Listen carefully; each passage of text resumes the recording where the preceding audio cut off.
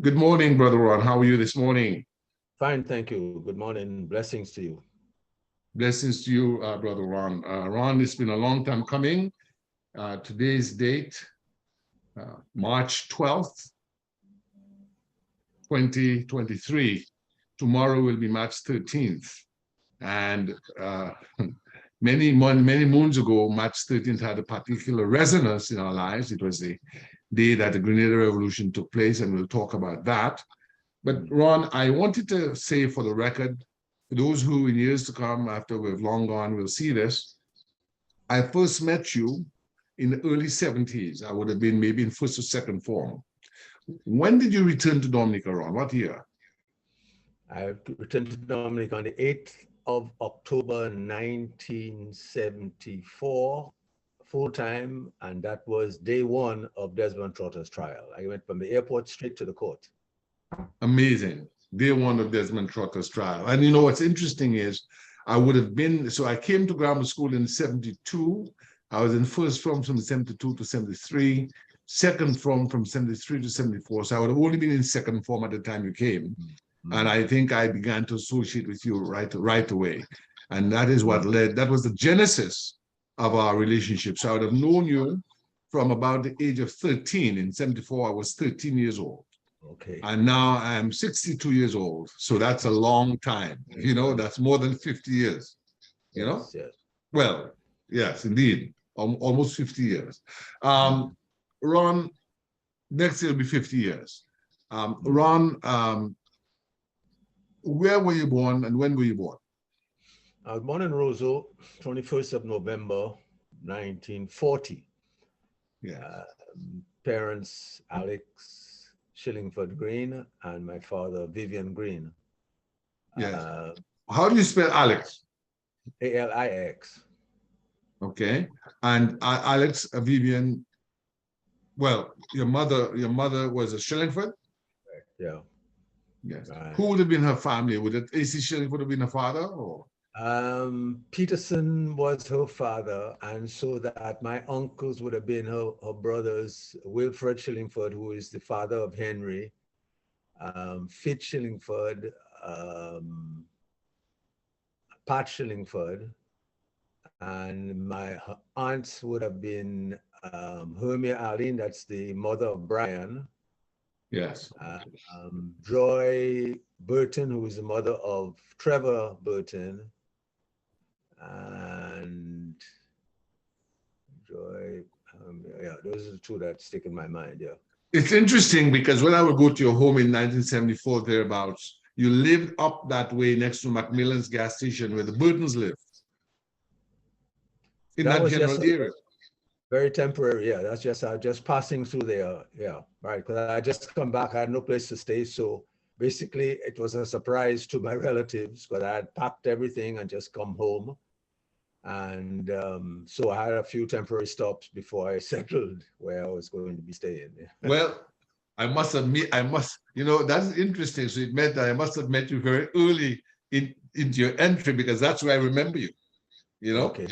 So that means I must have met you almost immediately. And there's a reason for that, because I believe by the 1971-72 period, my older brother, deceased Dr. Joseph Christian, who was a classmate of Desmond Trotter, they had taken part in a walkout when Brother Estrada had supposedly kicked a student over Afro hairstyle, which was not allowed, and they had walked out.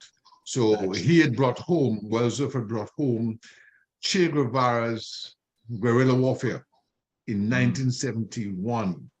And he had also brought home, well, I think my other brother Lawson had brought home W.B. Du Bois, The Souls of Black Folk. So those are the so the MND whole Black Power thing was already in ferment. So I think as soon as you came home, I was in your circle. And then, of course, you allowed me to come into your home. So the Shillingfords, so those persons who will listen to this, are descended from 3 white brothers from Yorkshire, England, who came in the late 1700s to Dominica. And Irving Andre has had occasion to write the history of the Shillingford family, focus on A.C. Shillingford, but dealing with the entire Shillingford family. And I actually did the review on that very important work of persons who came. I'm sorry? I've seen it, but I haven't had a chance to read it. But the book. Yes, yes. Well, if you don't have a copy, I'll try to get your copy and send it to you because it's a very interesting work. But it speaks to the sort of plantation economy society that was formed of French men and women and English men and women, or what you call people from what is now the United Kingdom, Scotland, Ireland, England, coming to Dominica, Wales, as part of the apparatus of what was a slave state. So you're descended from those persons and Africans. And I guess the Greens, your paternal line, similarly had some antecedents or roots in the United Kingdom. Is that right? I would be very keen to know more about Edward Richard, who's buried, in fact, just less than 60 yards from my home right here in La Plaine. He was Edward Richard Green. I could get the dates of his birth, but he's buried right here, just 60 yards away. He was my great-grandfather. And he was Edward Richard Green. Yes, yeah. He was a Do you have any photographs of him? He was a black man. I don't have any handy, but I've seen pictures. You know, I could probably get. Yeah. Yeah. So Edward Richard Green, your great-grandfather, was a black man. Correct. Okay. And a magistrate. Very odd. Context of interesting. So, well, he was a man of substance then, because he to be a magistrate more than 100 years ago, and to be a black person certainly meant he was a person of substance. Was he a landowner? Yeah, it appeared that he was the first owner of the land here in La Plaine, or he purchased an estate in La Plaine at some point in time, because both he, my grandfather, spent the last 15, 20 years of their lives in La Plaine. And that's why I ended up in La Plaine, in a sense. Yes. Ron, before we go any further, I want to acknowledge, for those who will see this, just a brief moment of silence for our brother Alwyn Bully, who was the designer of the Dominican flag, but also someone who was part of that uprising of consciousness and nationhood in the 1970s on Dominica. A moment of silence for brother Alwyn Bully, who passed away, I believe, on what would have been the 8th or 9th of March, 2023. The news is still coming out. Is it the 8th or the 9th? I'm not sure. It was 2-3 days ago, yeah. 2-3 days ago. One of those days. So a moment of silence for Alwyn Bully. Of blessed memory.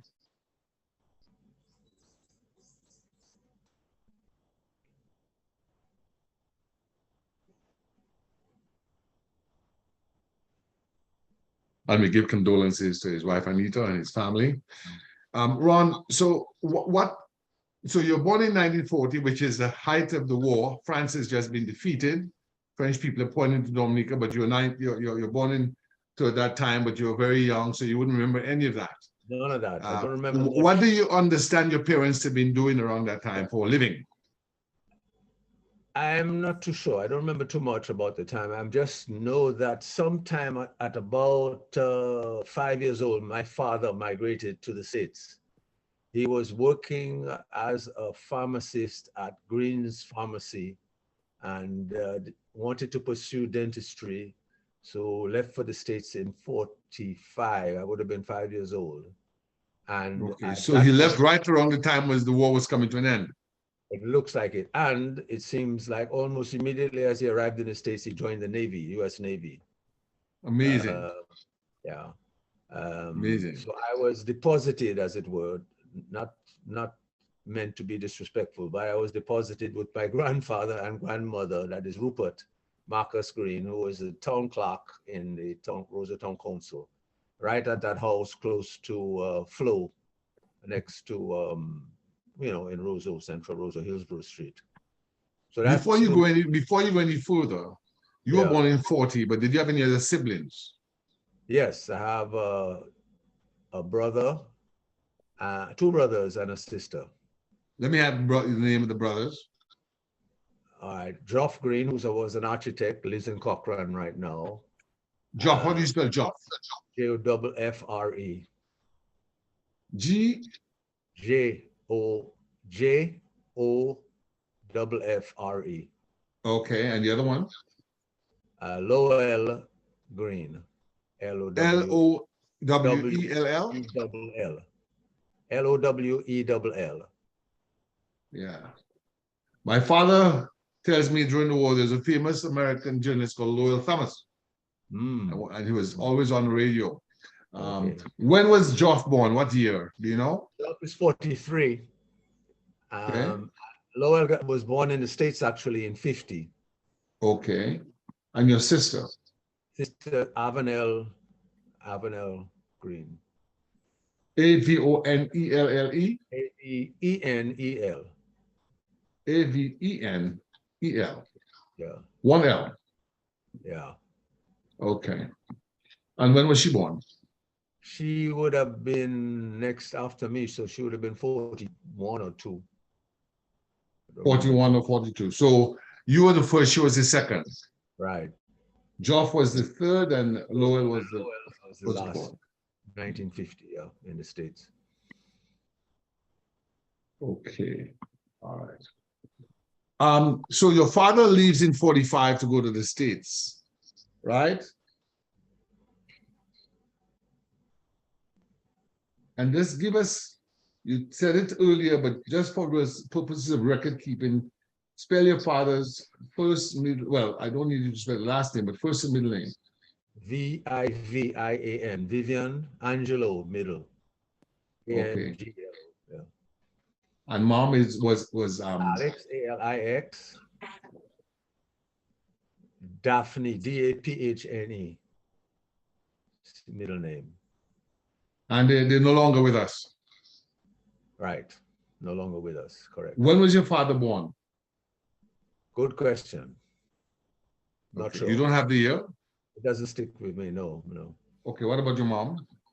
Not sure either, but it would have been January.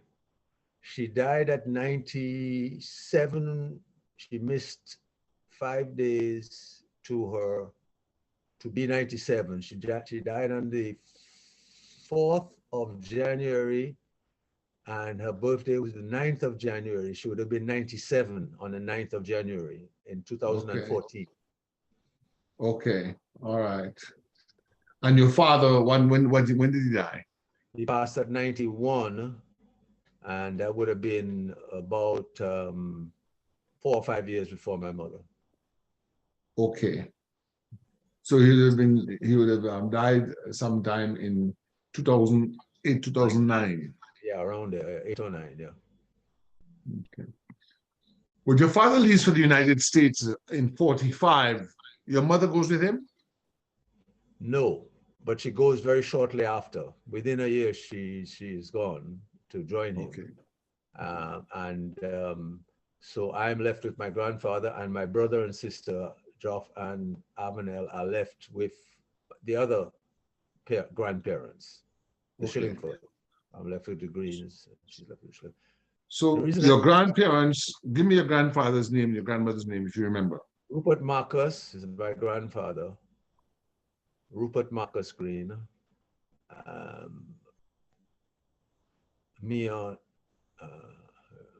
forget my grandmother's full name, but she was a Tavernier. Her last name, her maiden name would have been Tavernier. Yes. And on the other side, Peterson Shillingford and Herminia. And she would have been Veka's name, which doesn't stick with me at the moment, but it's one of the common Veka's names. Yes, and they were people of color. Correct. Yeah. Yes.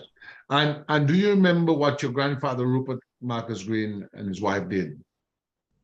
He was the town clerk at the time before retirement. I remember the early days, town clerk of Roseau Town Council. Okay. All right. And I guess what about your grandmother? She was a housewife, basically, yeah. Housewife, which was quite customary in those days, unless you're a teacher or nurse. Right. Those are the two sort of areas of outside the home employment, or secretary, if we had that, you know.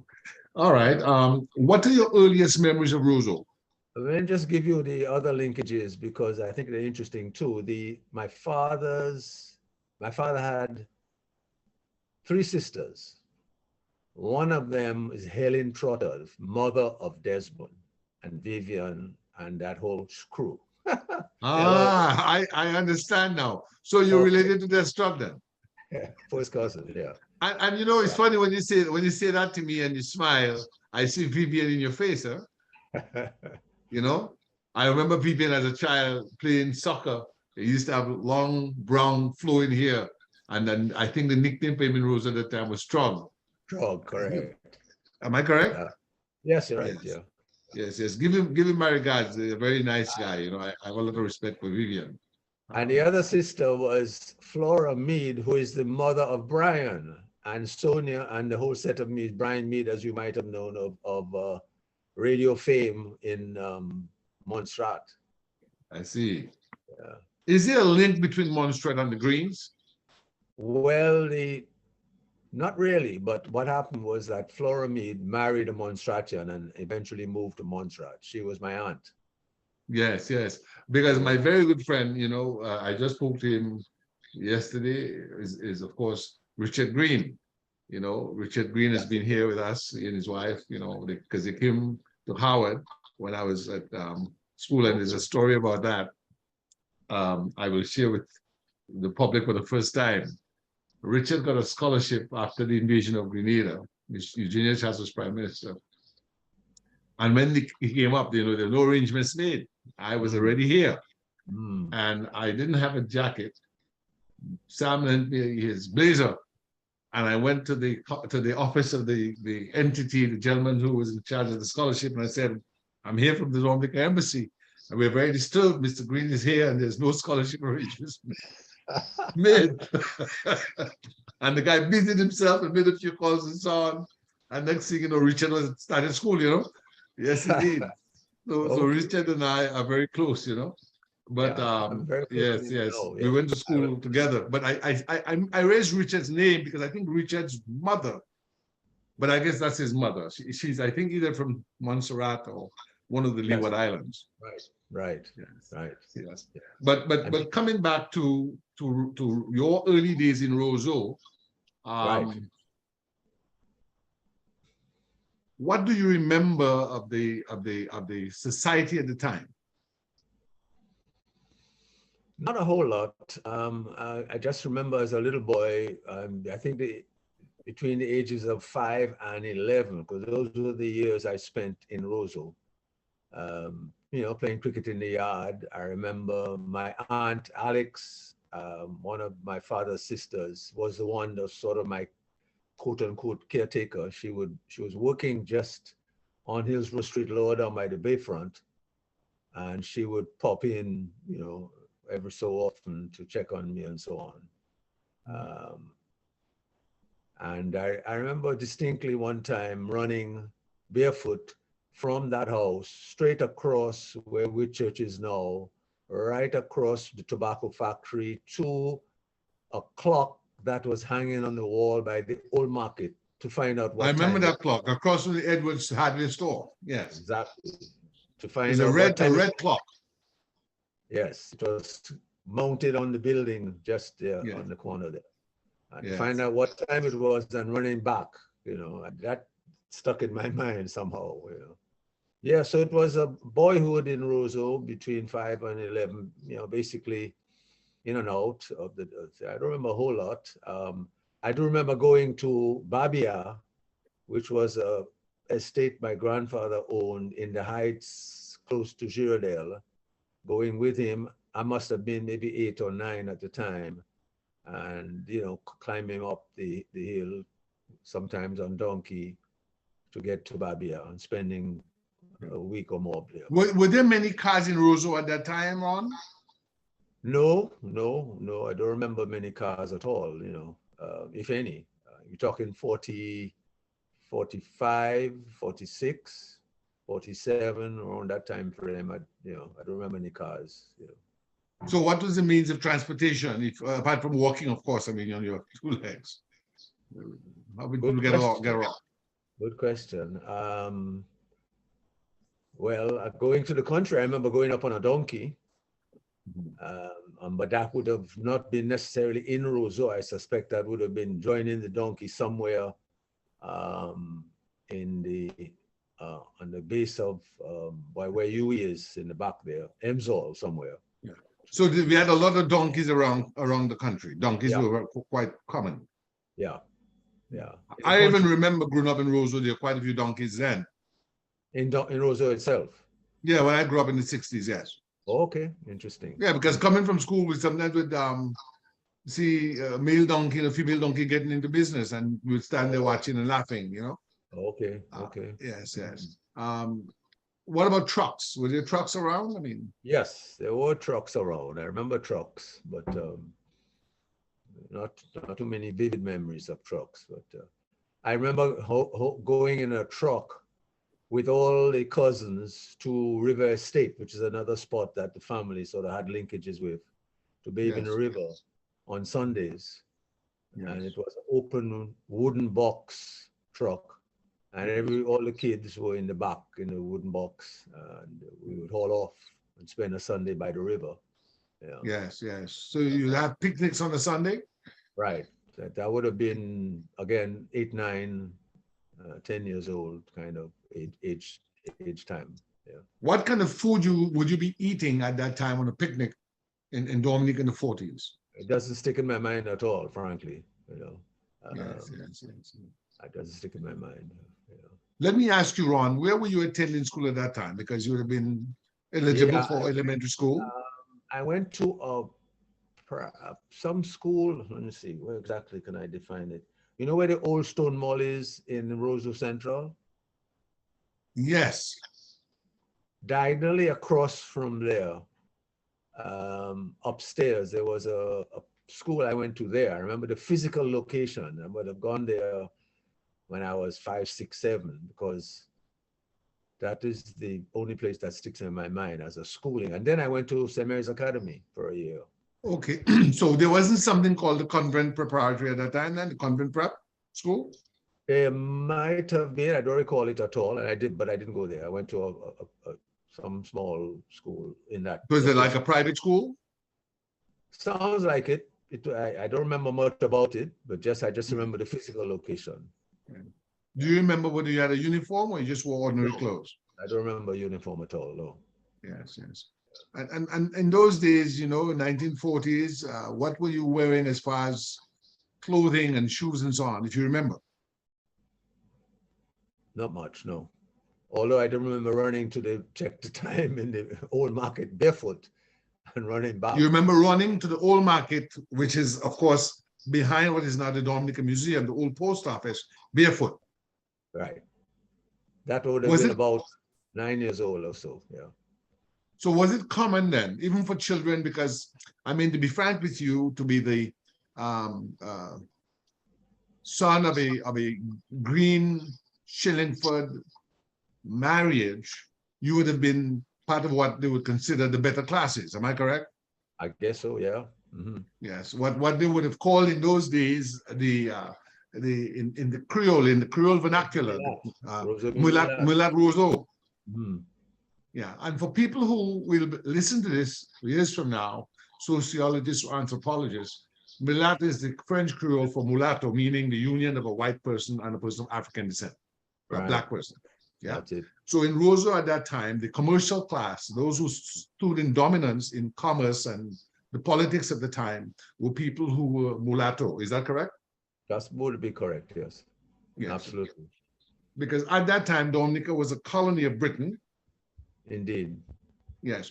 And those who were mulatto were the descendants of relationships between the white or French European planters and the indigenous Kalinago people, or the enslaved Africans who had been brought in to work on the plantations from Africa, primarily West Africa. Is that correct? Indeed. Correct. That's correct.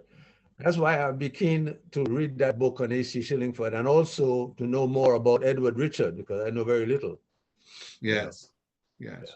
And that's why this kind of engagement is important, because there's so little being done in heritage preservation. I thought it important for those of us who know better to do better and to try to develop a catchment of a reservoir rather of heritage and knowledge for mining later on by those to come, but at least let's get the raw material, the original source material out.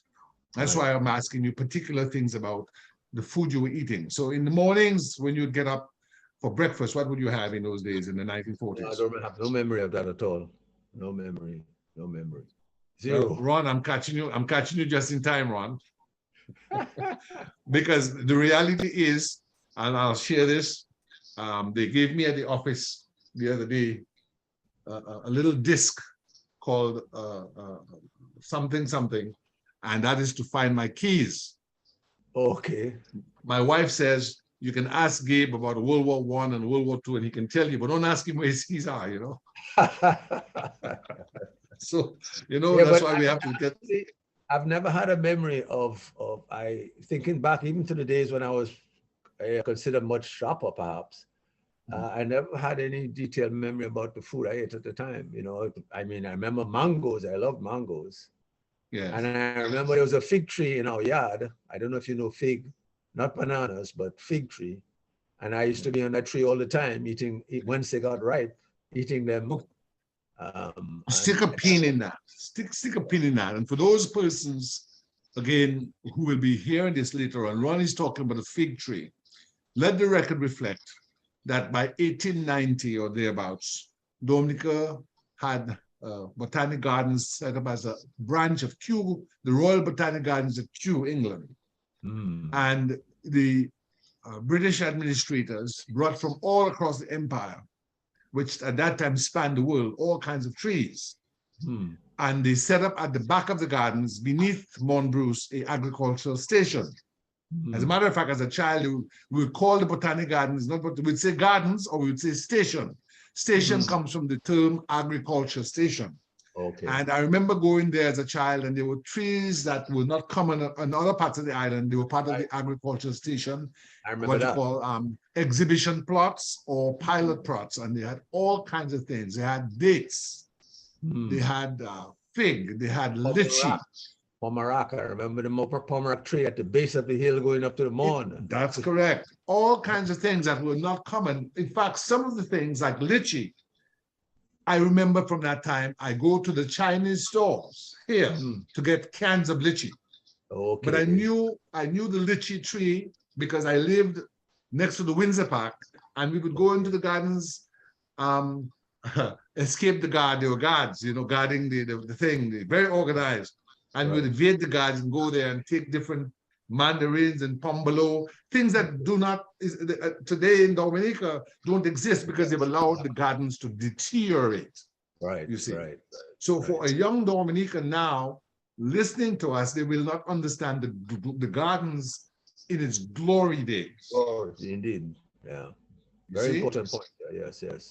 On a Sunday, in the 60s, we would dress up in our Sunday best and just stroll through the gardens. Just stroll through the gardens and admire the different trees, the well-kept lawns. Yeah. It was almost like an Eden. I have great memories of the garden too myself. Yeah. Tell us about that, Ron. Well, just running through there, the grass, the well-cut grass, and the pomerac tree in the back at the bottom, climbing to go to top of Mont Bruce and coming back down. Those are the ones that stick in my mind. Yeah. Yes, indeed. What about sports, Ron? I mean, I know you as a young man playing basketball. In fact, you're one of the famous, I think it had to do with your American education and upbringing in the United States. But before you went to the United States as a child, tell us about what sports, if any, you played on Dominica. No, I just basically a little bit of cricket, sidewalk cricket, backyard cricket. Not much at the age of 8, 9, 10. I left Dominica at just about 11 years old to come to the States. I was, sent to meet my parents and my brothers and sisters. So there's not much of a rich history of sports engagement at that stage. I remember cricket, as I said, playing on the sidewalk and in the backyard, running. But no, not much, frankly. All of my sporting thing really got triggered in the States. In the States. Ron, let me ask this question. did you, your parents left first, or your father left and your mother? Were you the first to leave, or did your younger siblings No, I was go the on? last to leave. The other two younger ones went first in about 48 or 9, and I went in 51. I see. Before you left Dominica in 51, Ron, do you have any memory of the French refugees, the sailors and soldiers who had been forced to flee to Dominica after France was captured by Germany in 40? No, no memory of that. Any slight memory I have of quote unquote French was I had to go with my aunt to Martinique to get whatever paper requirements that were necessary to travel to the States. And yes, because Martinique had a U.S. consulate. Apparently, yeah. I remember that I was only 10, 11 year old, and she accompanied me. She set me up. She put me on the plane with a tag. My name is Ronald Green. I'm going to such and such an address in the Bronx, New York. And I went on the plane. Hold one second, Ron. You're saying to me, they had you almost like a suitcase, man. with a tag written, of course, a cardboard, piece of cardboard or something? Something, a tag, yeah. My name is what did it say? What did it say on it? I am going to 2645 3rd Avenue, Bronx, New York. My parents are Alex and Vivian Green, whatever. And you wore that tag around your neck or on your shirt with the string? That's interesting. Yeah, I was on the plane alone. Hold 1 second. So you went to Martinique to get the paperwork for, I guess, immigration purposes, right? Right. Did you come back to Dominica, or did you leave for the States from Martinique? I think I was put on a plane in Martinique, if I recall correctly. Yeah. I see. And that would have been a propeller-driven plane, of course, in those days. I don't remember, honestly. Do you remember how many people on the plane with you? It was a big plane, and a lot of people, fair amount of people. I had my comic book to keep me company. I remember that. Somehow that stuck in my mind. So stick a pin in that, Ron. Of all things, a Tarzan comic book. And that's a Tarzan comic book. So let me ask you this, Ron. When you're in Dominica, that's a very good point to segue to back before we go back to this, we go on to the States. When you're in Dominica, what role did reading play in your life? Good question. I don't remember a lot about reading, but I do remember the St. Mary's Academy. I do remember Father Albert, and he impressed me quite a bit as a very nice priest who was one of our teachers at St. Mary's Academy. And just so for those who who will be listening to this, at that time, the two boys' schools in Roseau for secondary school education, that was the Dominca Grammar School, which was the first, started in 1893, and the St. Mary's Academy, which I think was started in the 30s by the Roman Catholic Church. Is that correct? Yeah. Where was the St. Mary's Academy located at that time? On Constitution Hill, just as you get to the top of Constitution Hill on the right, just in front of the presbytery. Yeah. So it was right next to the presbytery then. Yeah. So it was part of that complex that included presbytery, the Bishop's Palace, the cathedral. Yeah.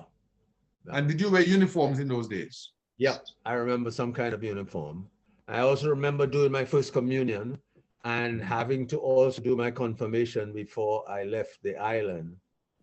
And I also remember, now these things are flowing back as you're asking the question. I remember being selected as the lead boy in the first communion to do the speech. And there was a lead boy and a lead girl, each who had to make a speech. I rather die 1,000 times than commit one mortal sin was one line in that speech. I remember it stuck in my mind. Amazing. I rather die 1,000 times than commit one mortal sin. So, Ron, what is a mortal sin? Can you define a mortal sin for me? Oh, ask me that question.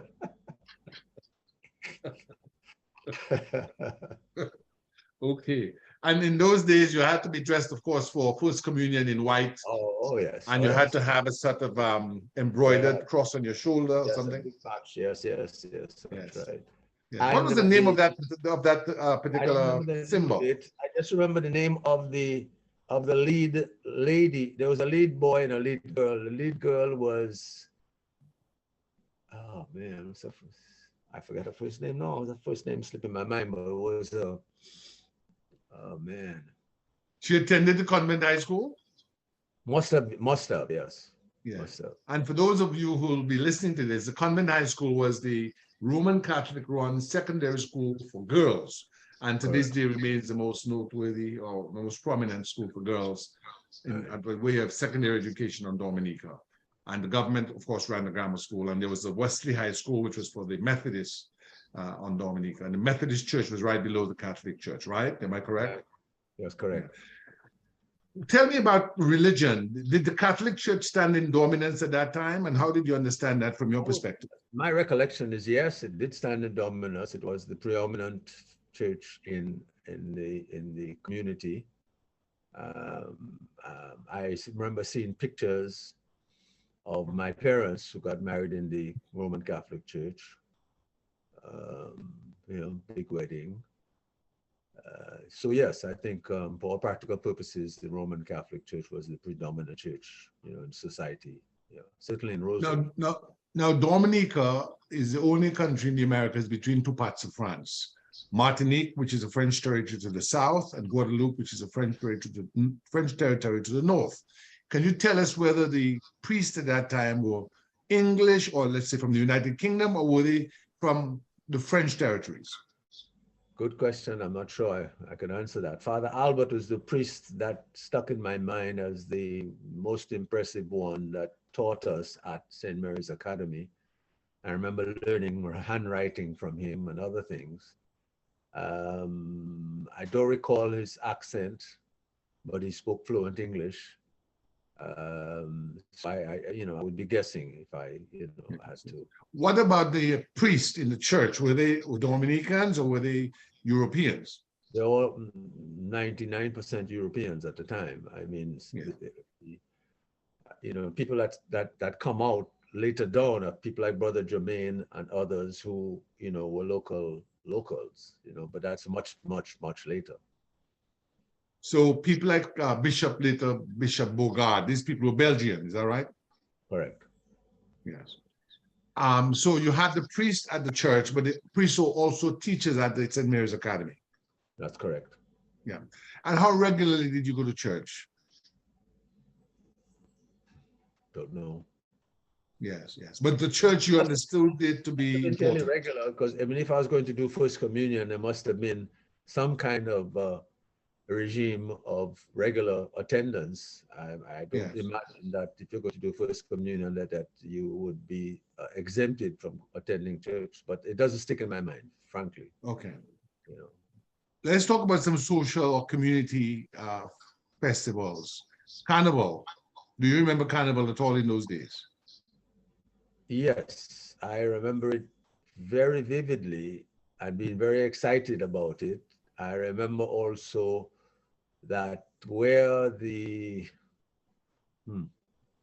across the street from the trade union hall, the main public political meeting place of most of the political meetings for decades and decades, across the street from that was Peter Shillingford's home, the home of my grandfather, where my brother and sister lived before they departed to the States.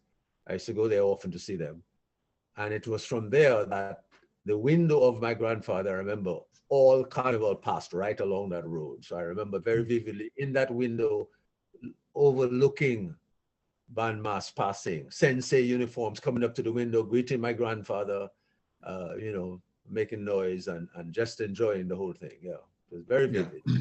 What kind of instruments were they playing in the bands in those days? Lapo Cabuit, I remember the, Lapo Cabuit, I remember the horns, the cow horns, other shells, blowing shells, conch shells, and so on. Did they have, let's say, brass, meaning trumpets and those things?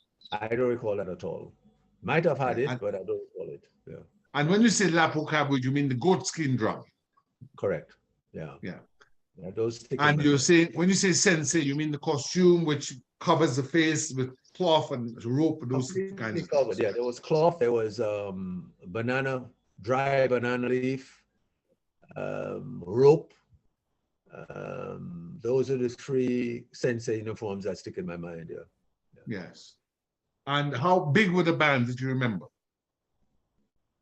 Well, the whole street was consumed with people. The bands, I mean, I'm talking to young boys, we're talking 48, 49, 50 around there. Yeah, I mean, from the window where I wasn't part, at that age, I wouldn't be part of that crowd. I would be inside the house looking out the window. It was just consumed with people, fully loaded. Yeah. So it's not like today where you have kiddies carnival with little children with dainty costumes. You didn't have that as such. I don't recall that at all, no. It was more for grown-ups with the sensei costumes and so. Yeah, that's what, to me, that was what impressed me, what excited me the most, the sensei uniforms and the local, Lapo Cabuita, those are in my mind. Yes. There might have been the other thing too. I don't know what stage that emerged in Carnival, but it was the local uniforms that and the sensei that caught my attention. Yeah. In those days, did they have floats on trucks or anything like that? Do you remember that at all? I don't remember that at all. Certainly didn't have hi-fi music on trucks or anything like that. I don't recall that at all, no. What about Calypso, the whole idea of a Calypso contest in the Windsor Park? Do you remember that at all? Did they have that? Not at that stage, no. I mean, I'm an avid Calypso fan, and I remember going to almost every single Calypso semi-final and final from when I came back to Dominica. Yes. When I happened to be in Dominica during Carnival time, because I would have visited 3 or 4 times, when I was in college and so on. But in the 49 period we're talking about now, I don't recall any Calypso at that time. It would have been nice. Yeah. Did they have, if you remember, Carnival Queen or Carnival King? Not at that stage, but I remember some of my cousins that were Carnival queens and some friends that were queens, but that would be in a later stage. Yes. So in the book Death by Fire, or the Carnival Fire of '63, Urban Andrew and I, of course, have photographs of Carnival, but the earliest photographs we have go back to the 30s and 40s, and they're primarily sensei costumes. And the first queen photograph we have is following the war, with Twist Bertrand being the Carnival King and another lady, I think she was a Peltier, being the Carnival Queen. We're about 46 or 47? Yes, that's after the war. Because Twist Bertrand had been in the war with my father and in the British Army with my father and people like Ati Martin's father and so on. So when he came back, he had a bit of pomp and circumstance, and was a very handsome man, and they were all dressed up in regal attire. But that's after the war, which would have been, the 40s, coming up to the 50s. Tell me then about whether you, before leaving for the States, ever participated in Carnival. You just remembered being in the window looking? That's it, yeah. No, was it because it was considered dangerous for young people of your age to be in the band? Perhaps. I don't recall exactly if I was impeded from going out or if I just chose to stay at the window. I don't remember being part of it at all. No. But you don't remember being in the band, jumping up yourself? There is a picture of me at about 6 or 7, dressed in some costume or the other. So that, but it doesn't. I mean, other than seeing the picture, I would not have recalled that in any way. Yes, I have. Yeah. In our research, we have seen 1 or 2 pictures of children who have come from what I guess they would consider the better classes, dressed up. One girl was dressed up as a fairy, and the other one as some sort of, like Tinkerbell, something like that. So there was that for people who were living along that King George V Street corridor. But again, the sensei, as my mother and father said to me, was what was most prominent, and it could be violent. And that's the reason I asked the question, because they would carry cricket bats and tennis rackets and sticks. Yes. That's right. I remember that. Yeah. Okay. All right. Yeah. Let me ask you about the role of the Roseau Public Library. Did you visit the Roseau Public Library at all? Do you remember that on Victoria Street? No, not at 10, 11, not at 9, 10, 11, no. Mhm. So the comic that you talked about, the Tarzan comic book, where would you have gotten that from? Good question. Probably a bookstore, or I'm not sure, but that stick in my mind as a comic book I had with me when I traveled on the plane. I remember. So did we have bookstores in Dominica that you recall? There was one on Cork Street, and the Casimir, I think it was. Okay. But right. CB's bookstore. CB, right. That's the one that Yes. I remember. But that's I remember CB's, yes. And that is Mr. Hesketh Kazemi, for those who would be listening to this. He was later one of the founders of the Music Lovers Band, which was the main marching band for almost, well, it still continues, actually. It's almost 80 years now, because it goes from around, right after the war it was started, but before the war he was part of the Kazemi Brothers. They had an orchestra. Okay. And my father's side had an orchestra, a little orchestra too, the Christian Brothers, and they played music. But I remember going to the bookstore, which was his main source of income, on Cork Street. Is that right? That's right. Yeah. Let me ask you, Ron. You talk about the bookstore. Did you remember going to the supermarket or shops? I mean, did you ever go shopping for groceries, or remember going into any stores? No. Okay. No recollection of that. What about Christmas time, which is another major feast in our culture? What do you remember of Christmas in those days before you left for the States?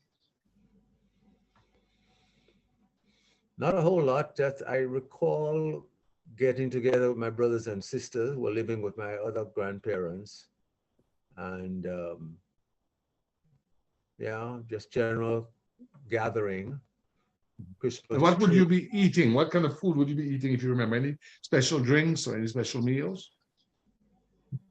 Eggnog sticks in my mind a little bit, but no, not much. You know, it's a bit fuzzy, that whole period. Yeah. But with things like sorrel and eggnog and ginger beer common. Right.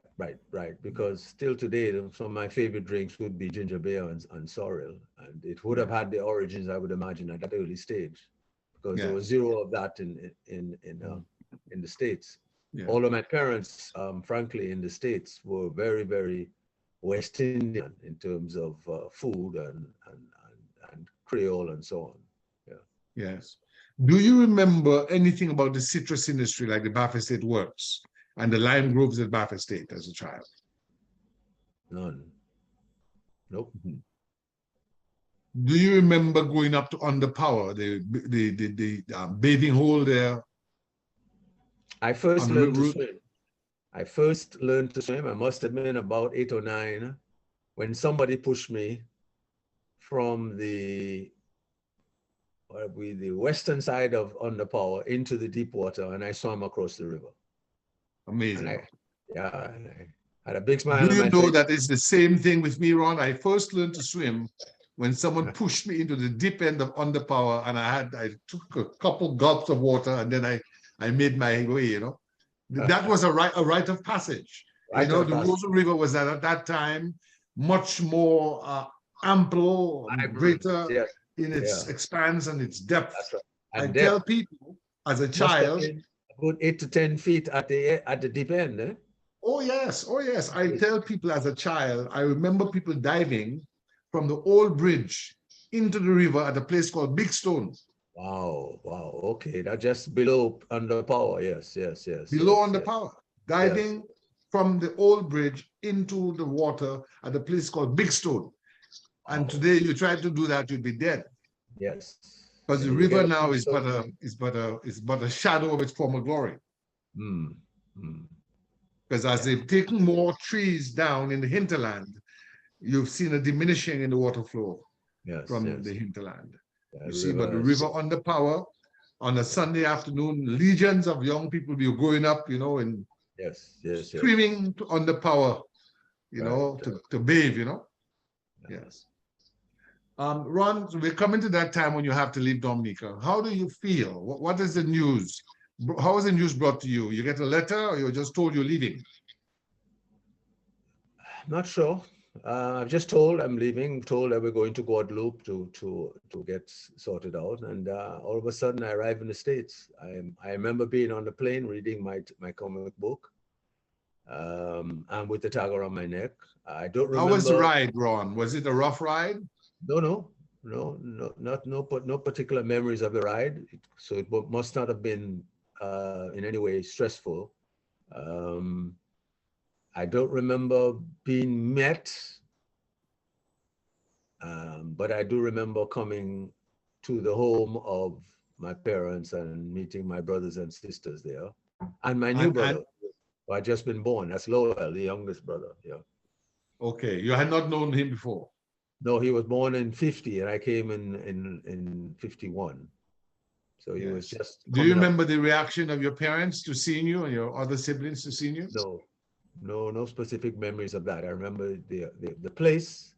I still remember the place very vividly where we lived. It was just outside of Harlem. But my parents, when they moved to the States, they lived in Harlem for a number of years. And then apparently what triggered the children being brought up was getting an apartment in Lower Bronx, just across the Harlem River, 142nd Street and 3rd Avenue. So that triggered them now being able to bring up my brother and sister, and then eventually myself. What was your father and mother doing at that time? What were their occupations? My mother had just got a job, I think, at Macy's as a clerk in a department store. She worked there for almost 40 to 45 years. My father at that time would have been just probably just out of the Navy. We're talking 50, 51. Probably working somewhere. Maybe I think he was a mailman. He had started delivering mail or something, working in the U.S. Post system. Yeah. Ron, you know, this is an amazing comment you've made about your mother. So in this room, I interviewed Eugenia Charles. And Eugenia Charles says to me, she was here for the entire day, from morning till about 9:30, 10 o'clock. And we took a break for breakfast, lunch, and dinner. That when she was at the University of Toronto, she would go to Harlem to her father or her mother's sister, her aunt. She had an aunt in Harlem. And they got her a job at Macy's. Really? Yes, Okay. She worked at Macy's and they put her, she was highly educated, you know, was a stenographer, was at law school, and they put her to wash dishes. But one day, the lady who was a secretary for the manager fell sick. And she said she could do the job. And she did such an outstanding job. The manager said, well, why don't you just stay here with us? You don't have to go back to school. She says to them, well, when I came here, you all didn't allow me to show what I could do. You put me to wash dishes. But I have to go back to school. And she left, you know, that's your loss. Okay. You know, she went back to school. But what she said to me was that there was a Dominica Benevolent Society in New York that went back to the late 19th century, early 20th century. And there was a network of Dominicans in New York City, an old network that got Dominicans coming up, jobs. Tell me what you know about that network. Well, I don't know too much about it, except my father was very much linked into it, it seems. He was a musician. He played a guitar, and he linked with two other Dominicans. Big City was the nickname of one of them. I forget his real name. And there were two other Dominicans. They had a trio, and they would do gigs from time to time in Harlem and other places. So he was the one that would have been linked to that network of Dominicans in the Harlem area. Yeah. Stick a pin in that. Big City. Big City. You know, there's a legend, or there's a word of a guy called Big City, who was an extra in the movie Cotton Comes to Harlem. And that when the movie came out, he actually bought a ticket to go back to Dominica to see the movie at the Carib Cinema. So you could sit at the front of the theater and say, that's me right now, look at me. Do you remember that story? No, first time I'm hearing that, but I met Big, and he was a good friend of my father, and he was a very flamboyant and very friendly and very jovial fellow. I remember And that. that's why they call him Big City. Yeah. Can you describe him for us? Because he would be dead now, I guess. Yeah, I would suspect he was round, a biggish fella, a dark-skinned black fella. A good size. He wasn't as big as my father. Was 6'2", so he wasn't as big as my father, but he was big. Maybe about 6 feet or 5'11", but Yes. heavily roundish. Yeah, and he played the guitar, you said. Hmm? He played the guitar. My father played the guitar. Big probably played another instrument, if I recall. Maybe the drums. I'm not sure what instrument, but each of them had a different instrument. My father was the guitarist, and the other two had different instruments. Okay, so you come to the United States now. You are 9 years old. 10, 11, going on 11. Going on 11. Just about 11, yeah. So when you left the St. Mary's Academy to come to the States, you were in what form? About second form?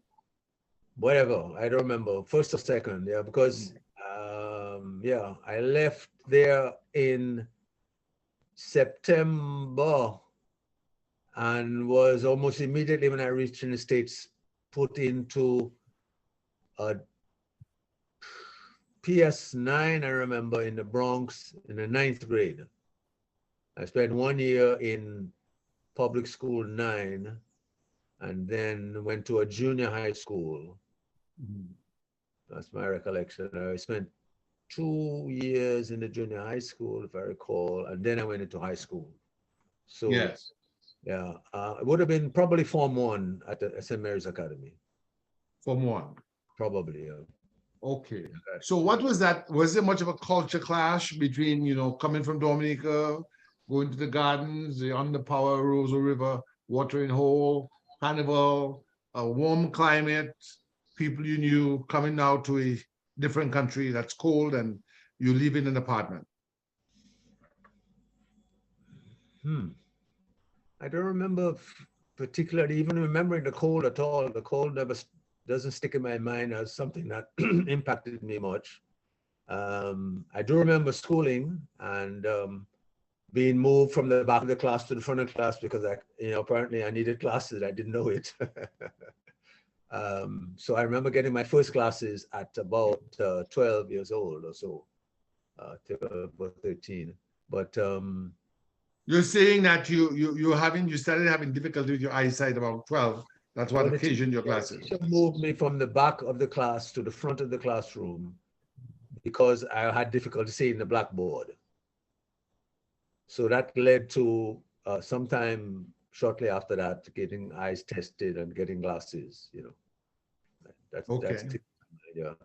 And I also remember at that stage, there was the Police Athletic League, PL, used to conduct sporting events for young boys. And I got involved. So I don't know how I got involved, but I got involved and it was track and field. So my track and field experience started at about that age, 12 years old or so, with the schooling I was going to at the time. As a matter of fact, the coach, I remember my first race at the school and that race qualifying me for the team. And I remember subsequent competitions, regular competitions for at least 2-3 years, almost every weekend at the Armory in Manhattan, competing and taking part and enjoying every bit of it. I remember the coach, a very, very impressive, calm, use the word kind earlier, kind man, who was my first coach and created quite an impression. Do you remember his name? Yeah, Jeff Cousins. Jeff Cousins. Yeah. stuck in my Was he memory. white or black? A white coach. He was a coach of the junior high school I went to. What is the name of the junior high school? Clark Junior High School. It was located in just about 4 or 5 blocks from where we lived. So I walked to school. Did And you I have a remember, school uniform, Ron, or did you just wear ordinary clothes? I don't remember.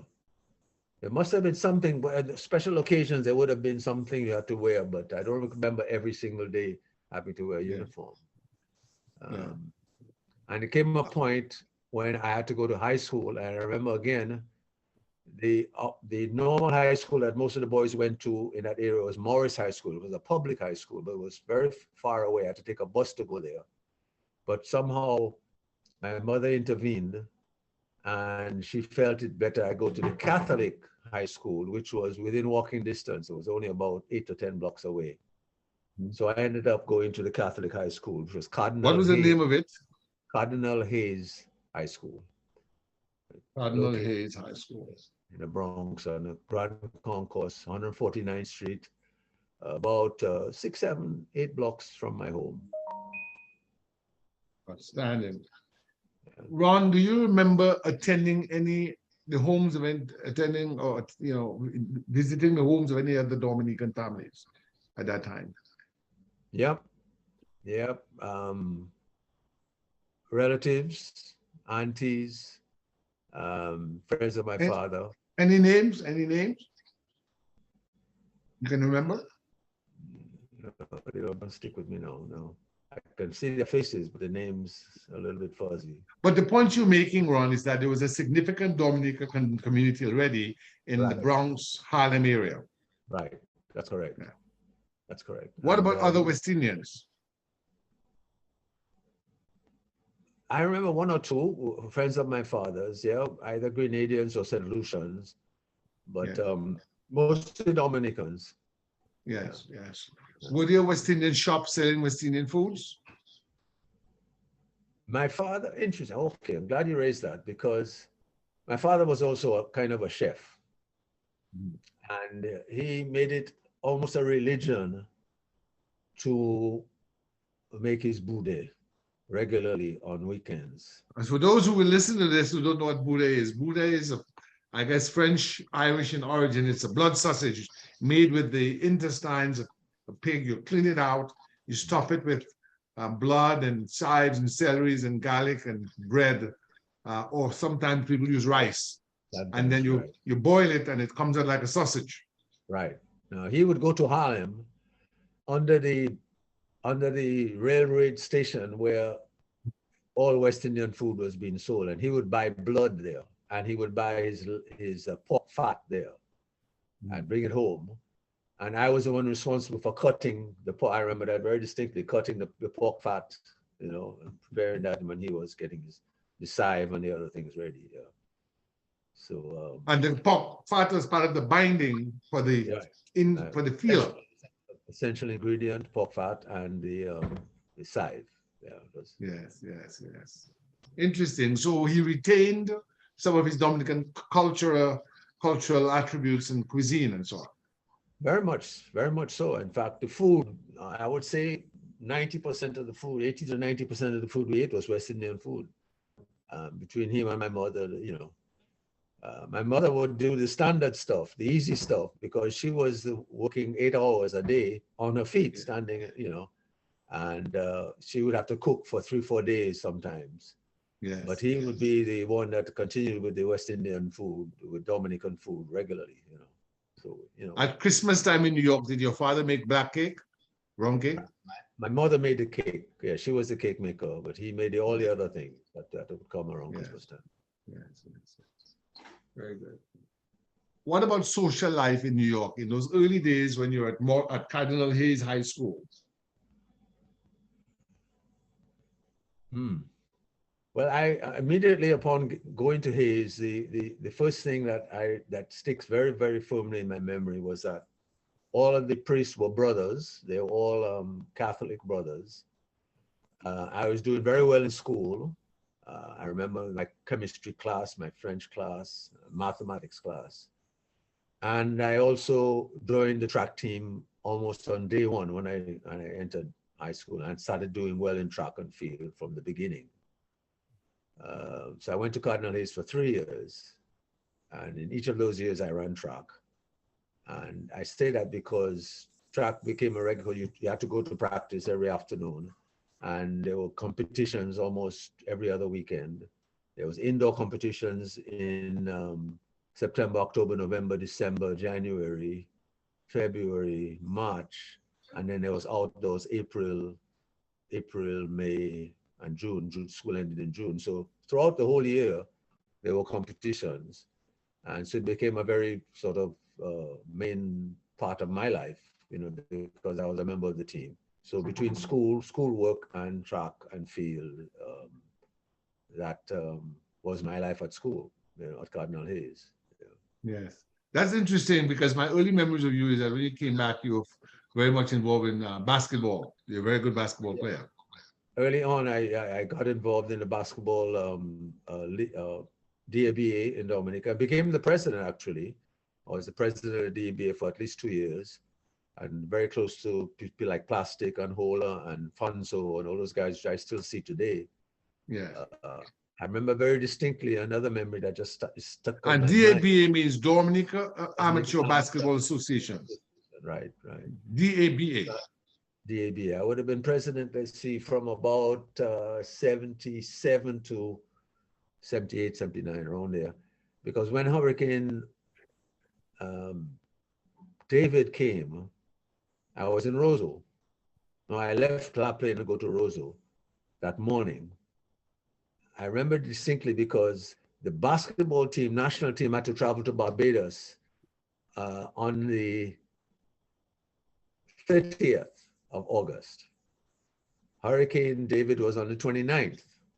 Yes. All right. So when I woke up on the 30th, the thing on my mind was assemble the basketball players. Let's get ready to go to the airport to go to Barbados. Little did I know of the full impact of Hurricane David.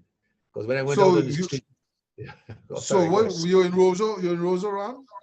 I left La Plaine that morning with wind blowing, 9 a.m. And I reached around 10 with everything going around me. And then I, get into so I was there. I was in Roseau, yes, for Hurricane David. I mean, I tell you, Ron, Roseau was devastated. I thought when I ran, I was in Goodwood, I ran to Roseau. When I came back home, my father asked me, how is it? I said, we finished. I was moving around to try to pick up those basketballers to go to the airport. Little I realized you no way to get to the airport. Everywhere was galvanized and poles down and everything. Anyway, we'll get to that. So we'll get to that. Let's get back. Let me tell you something about Ron Green. So it's the 1970s. You just come back from the States. And I guess because we're friendly, I would go to see you play. I'm at grammar school. And at one point in time, so let me share something with you about my intellectual maturation. You, Ron Green, is the reason I know about contact lenses. Did you come down to Dominica with some contact lenses? No, I've never worn contact. I had glasses. You've never worn contact lenses? No, never. We see how the memories work. The memory works. But it must have been, were you playing with your glasses then? Yeah. I wore glasses from the age of 12, 13, right to today, every day. Because the issue of contact lenses came up because I think at some point in time I saw you scrambling, looking, maybe your glasses had been knocked off or something, and you're scrambling, looking, and someone says, well, Ron is looking for his eyes or something, and somebody says, maybe you should get contact lenses. Oh, maybe I didn't know contact. I remember a similar event in La Plaine when I was playing soccer as a goalkeeper, and my glasses going one way and the ball going the next way. And yes, because you're looking, But let's get back to Cardinal Hayes. At Cardinal Hayes, were you in student government, Ron? No, I wasn't. But I was a leader I was a captain of the track team. Yes. And a leading runner of the team. And As a matter of fact, it's the experience at Cardinal Hayes that led me, afforded me the opportunity to go to university. I would not have been able, given the fact that both my parents were basically, just making it, just barely making it. I would not have been able to go to university if it wasn't for my track experience. And it was through Cardinal Hayes. And just, I know we're going to get there, but what university did you first go to? Was it Manhattan College? Manhattan College in the Upper Bronx.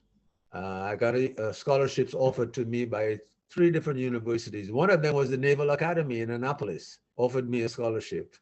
Amazing. Man, your life would have been fun because your father had been in the Navy. Yeah, somehow I didn't, Manhattan was one of the leading track teams in the area, and it was in the Bronx. About a 45-minute bus ride from home. So I chose Manhattan, and I went to Manhattan. Why did you not go to the Naval Academy? Was it too far? Yeah, it was in Annapolis, Maryland. I was a creature of the Bronx. I knew nothing else. So I suppose one of the factors would have been its distance. The other factor would have been its reputation as a track, as a track college. It didn't have much of a track team, quote unquote. Manhattan had a good reputation, Okay. and a coach that was well respected. So I ended up going there. Yeah. So when you went to Manhattan College, what year would that have been? 58. Graduated. 58. I started school September 58. September 58. And what did you study at Manhattan College? I went into the science program. I was in as a chemistry major initially, and I spent a year doing that, but then I changed after year 1 into education. And part of the reason, actually, and interesting, because I was doing well in school in almost all of my subjects except German. I had to study German, and it was just beating me. And in order to continue second year in the science German? Why German, Ron? Was it because a lot of the scientific texts were in German? It could have been, yeah. I suspect because of the science and the fact that that was a route to pre-med, or it was a route to science career. German was an essential prerequisite. And because I ended up getting a D in German, and it threatened I was on scholarship, and I had to keep my grades all above C. I got a D in German, and because of that, I felt endangered in terms of losing the scholarship. So I switched to education. I see. Yeah. And when did you graduate? 62, June 62. And you graduated with a Bachelor's of Science or Bachelor's of Arts? Bachelor of Science in Education, yeah. Did you hold any office in student government during your time at Manhattan College? No. Again, I was on track scholarship. I was one of the leaders on the track team. I traveled quite a bit, competing all over. We competed in this as far south as Quantico, as far west as California. In New York, we competed at Madison Square Garden at the time. Did you ever go to the famous pen relays in Philadelphia? Yeah, pen relays was a regular every April. In fact, it was the pen relays at high school for Cardinal Hayes that I made some of my best, did some of my best running. So you were going to pen relays in Philadelphia on Grain from your days at Cardinal Hayes in the 1950s? Correct. That's since 58, since I started Cardinal Hayes. I ended Cardinal Hayes in 58, so I would have been going to pen relays in 56, 57, and 58.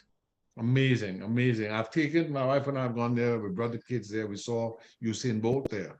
And the daughter of Emmanuel Greenaway, Lavati, who just died last year, the welder. She's married to a Jamaican guy called Chris Chaplin, who helps the Jamaican track team. In fact, Our law firm, pro bono, represented a young Jamaican girl who broke her hip last year, and we got her treated by the University of Pennsylvania, no charge. Okay. So we are familiar with the pen relays because the Jamaicans are very strong. Yes, you know? yes, and they always excel, especially in the 4x1 and the 4x4. Yes. Now, I would have gone to pen relays for 3 and 4, 7 consecutive years. Amazing. Yeah. So we had a Dominican running in the pen relays in the 1950s, and we didn't know it. Indeed, indeed. Congratulations, Ron, because that's, in fact, many people don't understand that Jamaica has been coming to the pen relay since 1910. Oh, really? Okay. Yes, since 1910. So when you see Jamaica's prowess in athletics, a lot of it has to do with pen relays, because what happens is the kids in the high schools are spotted by coaches and other recruiters from US universities and are given scholarship, full ride, to come up. And then they go back to Jamaica and Jamaica rises. Right, exactly. And they excelled in pen relays, and that experience of competing at that level, a highly organized event, a big stadium, people all around watching, a massive crowd. Yeah, it's always very impressive. I remember I was just like blown away by the environment, you know. Yes, yes. This is amazing and very, very enriching, because you know, that aspect of your life is not well known by other Dominicans, that you're such a superb athlete. I remember your basketball days, but what races were you running at the pen relays and at high school? I was running the 4x1 relay. I was a 400-meter runner and a long jumper during high school. Okay. 200-meter and 400-meter, yeah, during high school. And then when I got into university, I ran 400 meters and 800 meters in college. Yeah. Interesting. Amazing. Also, a little anecdote. I always liked the hurdles, and I used to just fiddle with them a little bit, warming up in training. I used to stretch over the hurdles, do a few jumps over the hurdles. And I was never encouraged whilst at college to take part in the hurdles. But I graduated in June '62 from Manhattan College. And at the end of June was the New York State Track and Field Championships held upstate New York, Elmira or somewhere in upstate New York. I went to that as a competitor for the New York Pioneers, which was the only Black athletic club in New York. There was a New York Athletics Club, NYAC, which was the white club, and there was the New York Pioneers, which was the Black track club. So I joined. I just graduated. I joined the Black track club, and I went as a member of the New York Pioneers to the New York State Track and Field Championship, and I entered the 400-meter hurdles for the first time in my life, and I became the champion, New York State champion, 1962 in the 400-meter hurdles. Amazing, Ron. Come on, Ron. That's man, listen, Ron, this is a treat. I mean, you became the New York State 400-meter hurdle champion in 1962. June. Amazing. 1962. Right. It's in the record book. And that would have been New York State at the time. New York City was what, a 10 million population? New York State, maybe 40 million or more population. Yes. To come from the small island of Dominica and to become the New York State hurdles champion. Ron, that's an amazing piece of, I mean, I would have never, had I not done this interview today, I would have never have known of your prowess in athletics. One thing I remember about you, you had very strong, because I would see you on the court, strong thighs. You know, I could see that you were very well built, but I didn't know that you had gone through this sort of coaching from your actually elementary through high school through college days. That's amazing. Yeah. Congratulations. Thanks. Well, I can give you another little anecdote because it's interesting too. I was also the Nigerian 400-meter champion of 1964. Amazing. So you come from Dominica, become New York State 400-meter hurdles champion in 62. Then you go to Nigeria. I guess you are going ahead now. That's when you're a Peace Corps volunteer in Nigeria. And you become, in those days, Nigeria must have had at least 20 million people. And you become the Nigerian champion. In 400 Ron Green of Dominica becomes Nigerian champion in what? Hurdles? 400 meters flat. 400 meters flat. Was that a championship in Lagos? It was in Ibadan. Ibadan, yeah. Ibadan, Yeah, yes. that's where the university was located, yeah. Yes. That was before the Civil War started in 67. Right. I left Nigeria in 65 it was. Let me see, 63, 64. Yeah, 65, early 65. The war came after I left, yeah. The Igbo attempt to Yes, Ron Green, I tell you, this has been a treat to know that you were the New York State hurdles champion in 62.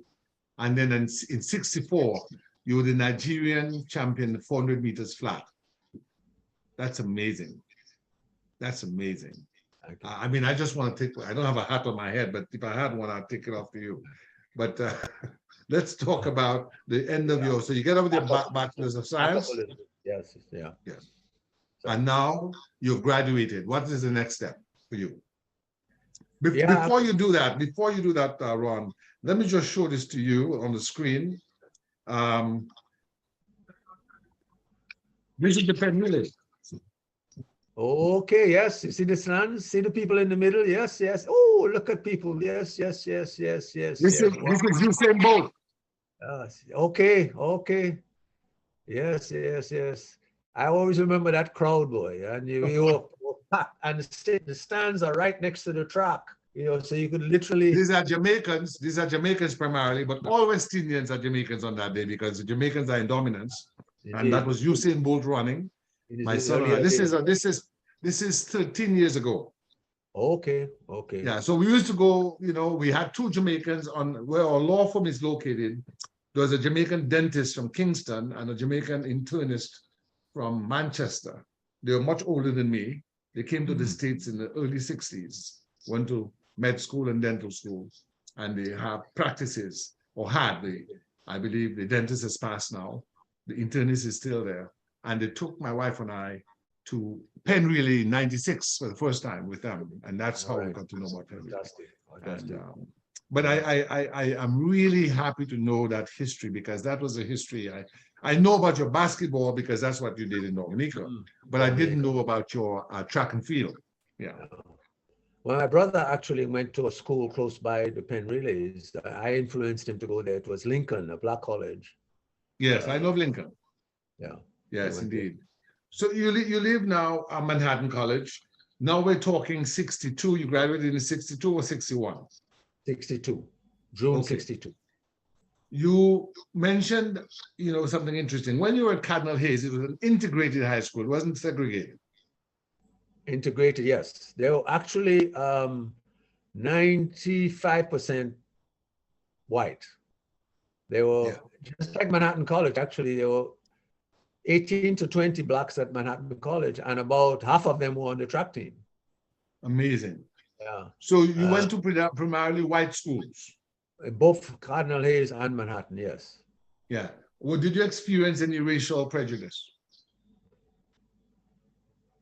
Well, frankly, I didn't really notice it if it was. I mean, I went about my merry way and did what I had to do. And, I don't recall much of that, frankly, at that stage. That's an important comment you made, because we know that racism is a reality that exists.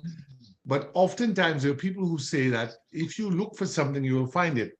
That because of your perspective coming out of a society, a small society, where your family was in dominance, you had a certain degree of pride and pride of place in the society, that your mental orientation towards success and towards your sense of worth and dignity may have created blinders that didn't allow for you to even bother about that. Is that the case?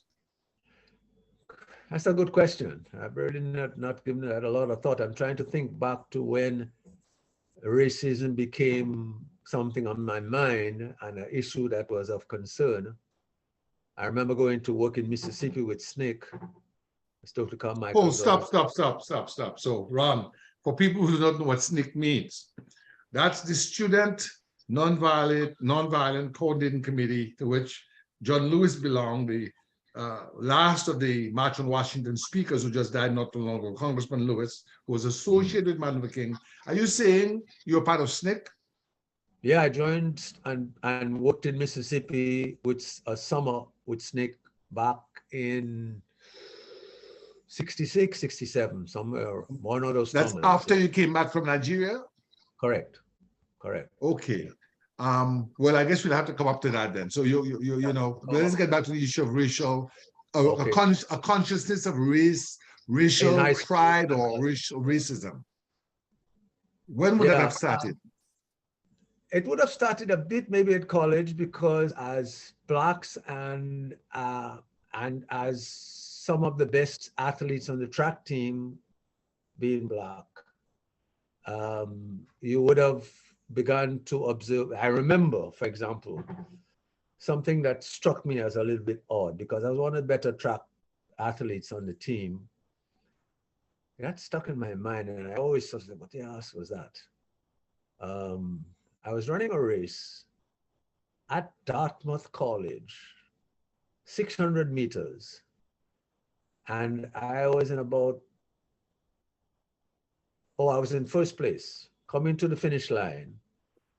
And I felt a bit of a shadow trying to pass me in the last 20 or 30 meters of the race. And seeking to protect that lead that I had, I edged a little bit. I opened up, as you know, you have lanes, first lane, second lane, third lane. I opened up a little bit, edging the person who was trying to pass me.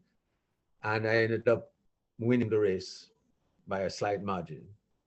But I remember when the race ended, the coach coming up to me angry and vexed about why I veered to the right and prevented the runner from passing, only to discover that the runner that I prevented from passing me was a white athlete, a younger athlete than me, but one of the up-and-coming stars on the Manhattan College team. And the coach was upset that I didn't let him win. Also, the ass out of me, I just couldn't figure out, what is that all about? Anyway, Interesting.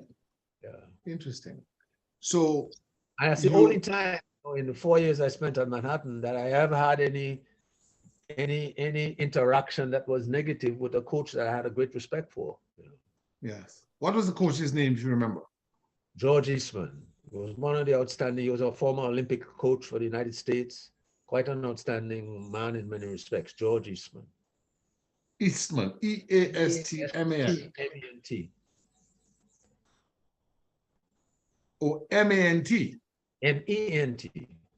Or Eastman. Yeah. E-A-S-M-E-N-T. Right. He was a track coach at Manhattan College. Right. Okay.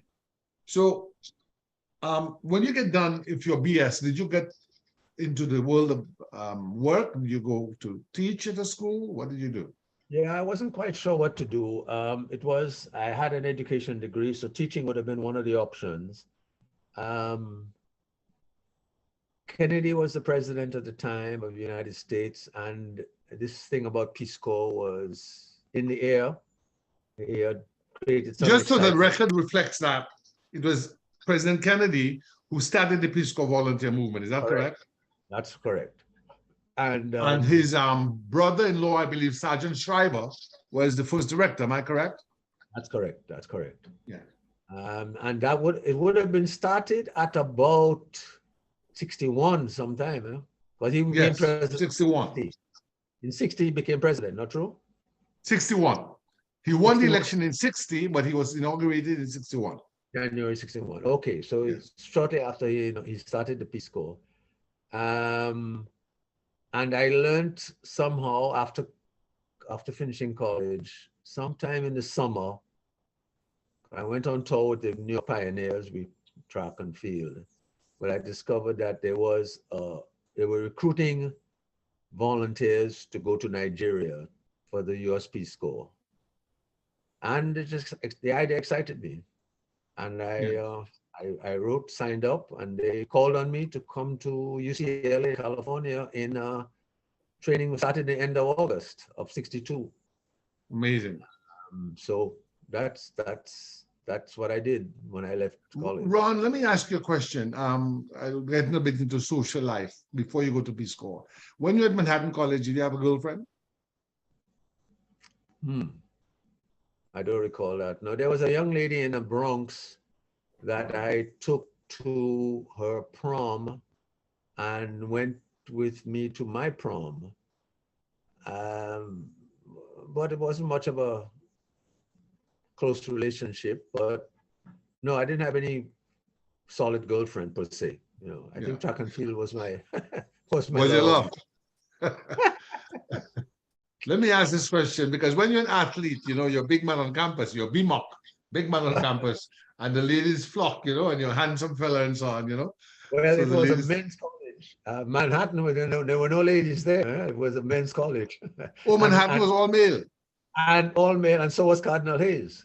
Okay, I see. I didn't know that. Well, co-ed was just coming in. That's okay. Interesting. I didn't realize that Manhattan was all male. So let me ask this question then, Ron. Were you at that time through college living at college or living at home and commuting? I lived at home. That was one of the things I thought maybe that the scholarship I had would have allowed me to live on campus, but no, it was what I call a partial scholarship. And it just paid for my tuition and other fees. So I lived at home. So every day I commuted, went up by bus and came home by bus every day. Before you left for Nigeria, did you own a car? No. Okay. So did Kennedy's election, you would have been able to vote in 61, would you? No? I would have been able to, but it was my mother who took the decision just when I was graduating from high school. That would have been 58, just to go in when I was becoming 18 years old, to enlist me as an American citizen. I see. Which I subsequently gave up when I was in the parliament in Dominica. But so I think she did that, I think, in the interest of ensuring that I got to college and I got whatever benefits that I would have been able to get. So at college, I was, you know, by that time. So why did I mention that? Well, I asked you that because you mentioned that election. You mentioned that citizenship because I asked you if you voted. So you would not have voted. No, I didn't vote. I didn't vote. I was probably eligible to vote, but voting was never occurred to me in any American election. I never voted. Were your parents politically active in the Democratic Party or the Republican Party? No. Did they talk about civil rights and anything like that? Would it in discussion? Dominicans living in a strange country, basically, yeah? All their life. That it was always that, yeah. Were they, for instance, talking about Dominica's participation in the West Indian Federation and those kinds of things? I don't recall that, but I know that it was the dream of both my father and my mother to come back home. That they always talked about that. My father always, you know, and probably it didn't shock them that I took a decision, but I did take it in 74, just to abandon everything and just head home. Did your parents ever get to make it home? Yeah. In when they retired, my father came back and did the last about 8 to 10 years of his life in Dominica. My mother too. She lived the last 8 to 10 years of her life. 15 years. And they lived at La Plaine or Roseau? No, well, the house was in Roseau, just across the street from Cable and Wireless, from Flo, and my father spent a lot of time in La Plaine. Very nice. But your family still had an estate at La Plaine or some land? Yeah, my grandfather, when he passed, he left 20 acres to my father, 20 to my 2 other aunts. So my father had access to 20 acres of land in La Plaine. On a small island, which is very topographically difficult, that's a lot of land, eh? That is a significant amount of land. It was far away from Roseau, and they included the main house, which was a wooden structure, kind of beat up, but nevertheless a wooden structure on the estate. Yeah. And your grandfather is buried on the estate? and great-grandfather and father, all three of them. Do they have tombs that are still visible? Yeah. Could you take your camera on your phone and take pictures of those tombs and send to No me? problem. I can do that, yeah.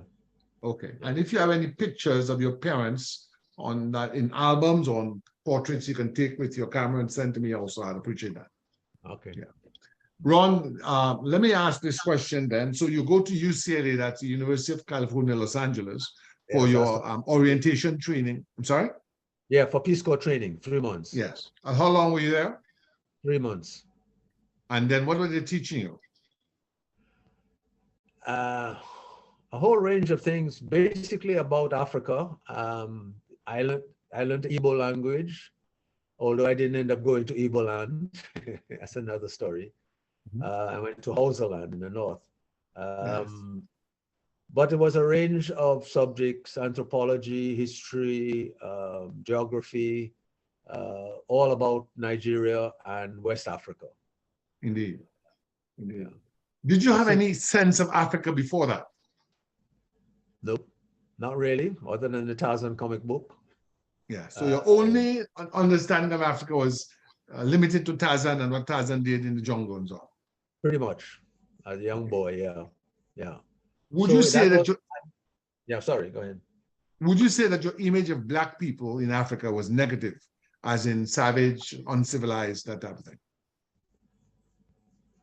It would have been that would have been created by the Tarzan comic book for sure, but I don't think that was my image necessarily. Because I remember being overjoyed in going to Africa and landing in Nigeria. I remember coming off the plane, literally almost kissing the ground. And I remember the linkages with the Peace Corps volunteers who were Black as my first and most important linkages in when I got into Nigeria. Do you remember any of the African-American Peace Corps volunteers by name? Well, one very, very close friend of mine who ended up being my roommate when I went to Columbia University later, Larry Jackson, who was a lawyer, in fact, from Florida, passed away some 10, 15 years ago. But that was his name, Larry Jackson. And he was a Peace Corps volunteer in Nigeria between the same time I was there. So he went to Columbia. So when you returned from Africa, you went to Columbia University. Correct. And he was there with you. He was there. We were roommates in 112th Street, just in Columbia University property. Yeah. Yeah. I know we'll get to Columbia, but can you just tell us what you studied at Columbia? I did a master's in education. Yeah. Educational administration. Yeah. Yes. And when did you graduate from Columbia? I actually got the master's in '68. So I studied there from '65, but I was a full-time teacher too. Interesting. I was the first Black coach hired and to teach and coach at Cardinal Hayes. When I got so you went back to your high school? Yeah. When I got back from the Peace Corps in '65, Cardinal Hayes hired me as a teacher coach. And so I did my studies I was living at Columbia and going to school part-time at night. I see. Amazing. Yeah. So Amazing. I got the master's in '68. Yeah. Amazing. Tell me about, so you were here during the days of the National Liberation Struggle, as you call it, that the CIA had infiltrated the Peace Corps, and Peace Corps volunteers were really CIA agents. Talk to me about that. Okay. Maybe that happened after. Or maybe there were one or two that I didn't know about the agents. Yeah. But did you feel that the Peace Corps volunteers were in any way sort of orientated to sort of push, aspects of US foreign policy? I didn't get that feeling. I was in a very isolated area. I studied Igbo, but I was sent to Hausa land in the far north, very Muslim area, close to Sokoto, in the northwestern part, northwestern part of Nigeria, in a small town called Gusau, in the Maru Teachers College. So I became a teacher. I was the only Peace Corps volunteer there. All the rest of the teachers were Africans from the South. most of them from Yorubaland. And it was a fantastic experience. I was the head coach of the basketball and track team and football team. And I taught English, I taught biology, I taught some other subjects. Outstanding. Yeah. Outstanding. Did you make any friends there that you maintain relationships with? Some of the principal actually became a very close friend, and he actually gave me an African name. He was an African from Yorubaland, from close to Ibadan. Okay. Ajayi was his name. He became a close friend. But the Nigerian friends. Do you remember his name? Ajayi, Mr. Ajayi, L-E-B Ajayi. I remember his initials and his last name, L-E-B Ajayi, A-J-A-Y-I. A-J-A-Y-I. Yeah. Yes.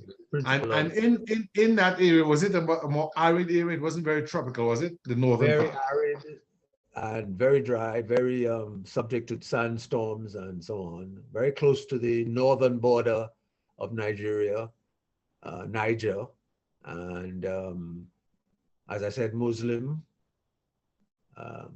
What was it village. like living in a Muslim culture? Well, the school was not in the community. It was in a plot of land or sort of by itself.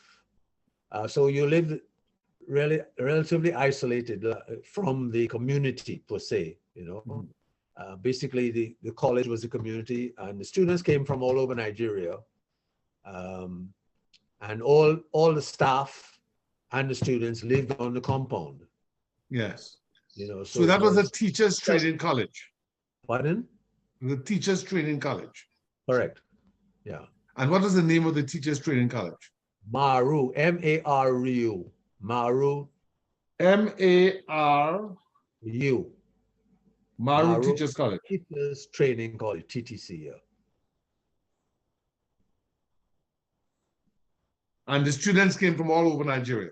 Right. And the closest village was about, closest village that you'd call a village was Gusau, which was about 20-something miles away. Okay. Now, there was a community of people in Maru, a very, very traditional African village, about a mile or two away from the college. But we hardly interacted at all with that. It was a strictly Muslim, Hausa, very, very traditional village. And as opposed to Gusau, where you had shops and a town in the sense of a town, you know. Okay. Did you have the occasion then to go to Lagos to visit? Go to? Lagos, the capital of Nigeria. Yeah. Yeah, I went to Lagos. I went to Ibadan. How would you travel? How would you travel? By train. A good 6 to 8 hour drive. I went to Enugu. That was the capital of Igbo land. I remember doing a coaching course down there with the track and field athletes in Enugu for during my summer months. So once the summer months or the holiday months came, I would take off. I would head to Ibadan or head to Enugu or head to Lagos. Yes. How would you describe the conditions in Enugu compared to the conditions in Hausaland? Well, Enugu and Ibadan and Lagos were cities, in the sense of cities that, I mean, you know. You had high-rise buildings and so on? Lagos did, for sure, not Enugu and Ibadan, but the university was also in Ibadan. The main Nigerian university was in Ibadan.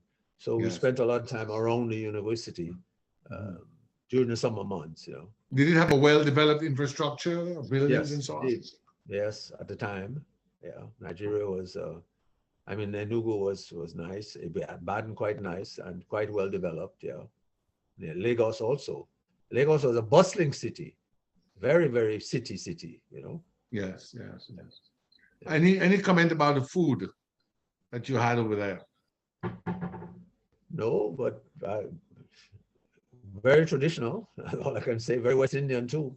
I mean, they had a lot of pounded food, for example. I remember pounded food is a very much part of traditional Dominican diet. Yes. And I revisited that when I was in Nigeria, because that was also part of the Nigerian diet. Yeah. What would you be eating? Fish or meat or? A mixture, mostly fish, although in the north where I was, it's not easy to get fish, but you could get it from time to time. At the college where I worked, I had a chef or somebody that cooked for me, you know, I was full-time at the college. What was your favorite? Any favorite meal you remember that he cooked for you? No, nothing particular. Nothing sticks in my mind as favorite meal. But I mean, you know, he was a Nigerian and he cooked Nigerian food. You know, and that was. Did you visit any other countries while you were in Nigeria? Yeah, I had a chance to go to Ghana and to the neighboring countries. Benin was one. Then I didn't reach as far as Liberia, but I went to Ghana, Sierra Leone, and Benin. I think those are the three countries that I was able to visit whilst I was in Nigeria. And how did they compare to Nigeria? I was just in and out. I maybe have been like a 2-week trip kind of thing. On land, it was we traveled by land, by vehicle, and mostly were in the big cities, the capital cities of Benin and Sierra Leone and Ghana. When you went to Ghana, when you went to Ghana, Kwame Nkrumah would have been still president. Good question. I remember having a great admiration for Kwame Nkrumah, but we're talking 64, 65. I don't remember when. Yeah, he was overthrown, I believe, in 65 or 66. Okay, all right. Yeah. I remember going yeah, go ahead. Sorry. At that time, are you getting a sense of Pan-African consciousness, and when did that develop?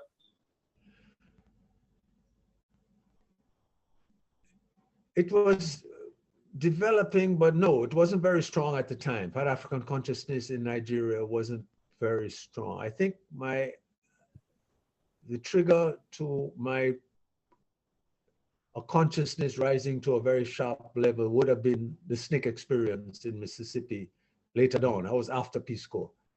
I see. But I was very closely linked to the the Black Peace Corps volunteers in Nigeria. We were close friends and we hung out together and did Nigerian things together, you know. I see. So would you guys go to clubs or dances?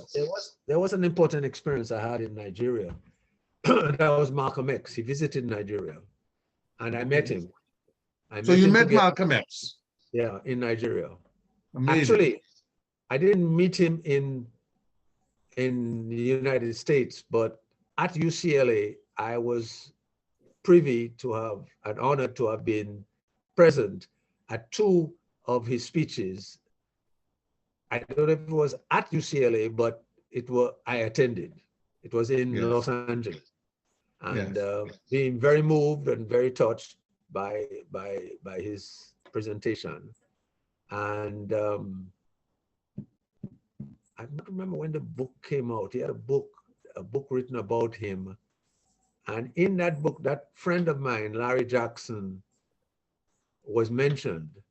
And so Larry and myself were at the University of Nigeria in Ibadan when Malcolm X visited, and we met him and talked with him. Yeah, amazing. So, how would you describe his personality and his presence? Well, very gripping, very gripping. It wasn't a long meeting. It was maybe 15, 20 minutes at most. And he talked about his experiences in Nigeria. He talked about the book. Larry, who was mentioned in his book because he had met Larry before, they were, you know, they exchanged. I was sort of just part of the meeting. Larry and him were doing most of the interaction. You know, so it was a very memorable experience. Yeah. Indeed, indeed. So you leave Nigeria. So while you're in Nigeria, John F. Kennedy was assassinated. I don't remember exactly when that happened. I was November there. 22nd, 1963. Okay, okay, yes. So it would have been whilst I was there. Yes, yes. You don't remember the reaction of the people? No, no. And you talk about assassination. Martin Luther King comes to mind. I remember that. I was on a bus in New York at the time. I Tell me remember about that. that. Oh, I remember the uproar on the bus. I remember the sadness and the feeling. How did the news come to you? Was it, did the bus driver announce it or somebody on the, Yeah, it came over radio, or it was, yes, and it was, everybody on the bus was overwhelmed. Um, what were people doing? Were they crying or? yeah, there was mourning and a sense of sadness. I remember that. Yeah, yeah. Was there any disturbances in New York where you lived? I don't remember any of those. No, I was on a bus at the time, and that's what stuck in my mind. The actual, you know, moment that it seemed to have happened, or shortly after it happened. Yeah. Yeah. It But was, yeah, I mean, I was at the Roseau Mixed Infant School and I remember it very well. We came in and they said that I would have known from home that he had died or had been killed. And then the principal was my Aunt Floss Christian. And they had a moment of silence at the Roseau Mixed Infant School. I was 7 years old. I remember it vividly, okay, okay. in the big hall, a moment of silence. And then, of course, Sparrow had a song, Martin Luther King for president before. And then after he was killed, he had another song. Um, Okay. now that our great leader is gone, segregation must be destroyed. It's on Okay. YouTube, it's a very powerful song. Let me Wow. ask a question, Brother Ron, about your time with SNCC, because you come back in 66 and you start teaching at Manhattan College, I mean, Cardinal Hayes. So when then do you get into SNCC? And why do you join SNCC? Good question. Good question. Let me see. Okay. I get involved with SNCC because I met a girlfriend of mine who had been very active in SNCC in New York. At the time, I was going teaching at Hayes and studying at night at Columbia. I'd gone to a party and I met this young lady, and her close colleagues, she was a model, and her close colleagues were photographers. And it was she who actually mentioned the possibility of going to Mississippi and calling Stokely and telling him I wanted to go to Mississippi. I was interested. And I remember speaking to Stokely on the phone, and he. So stop now, Ron. I mean, Ron, you're giving us a lot of gems here. So you met Malcolm X at UCLA and in Nigeria at the University of Nigeria, Ibadan. And then you're in New York now and you're speaking to Stokely Carmichael. How did you know Stokely Carmichael? She was, this young lady said to me that, okay, if I'm interested in going to Mississippi, I got to speak to Stokely.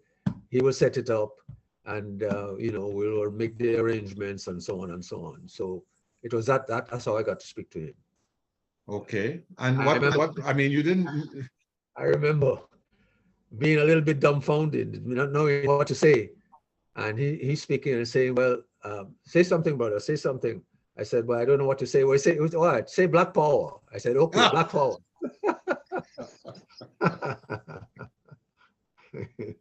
No, Stokely was I saw Stokely once. I didn't get to speak with him. I was at Georgetown University on Capitol Hill in my first year at law school, and he was in the chapel.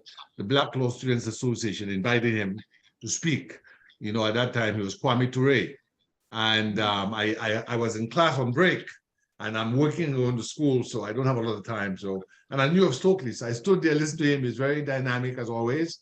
But then I had to go back to class, and I said, I'll see him later. And of course, I never got to see him again. But I did see Stokely in action just for a little bit at Georgetown University Law Center on Capitol Hill.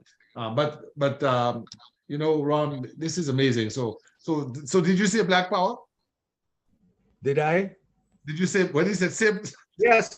I said Black Power. And, that was the last thing I said to Stokely. And he set it up, and I ended up taking a bus it was to get to Mississippi. I remember getting down there, and everything was set up. The fellas met me and took me to where they were working. Do you remember the city? Was it Jackson?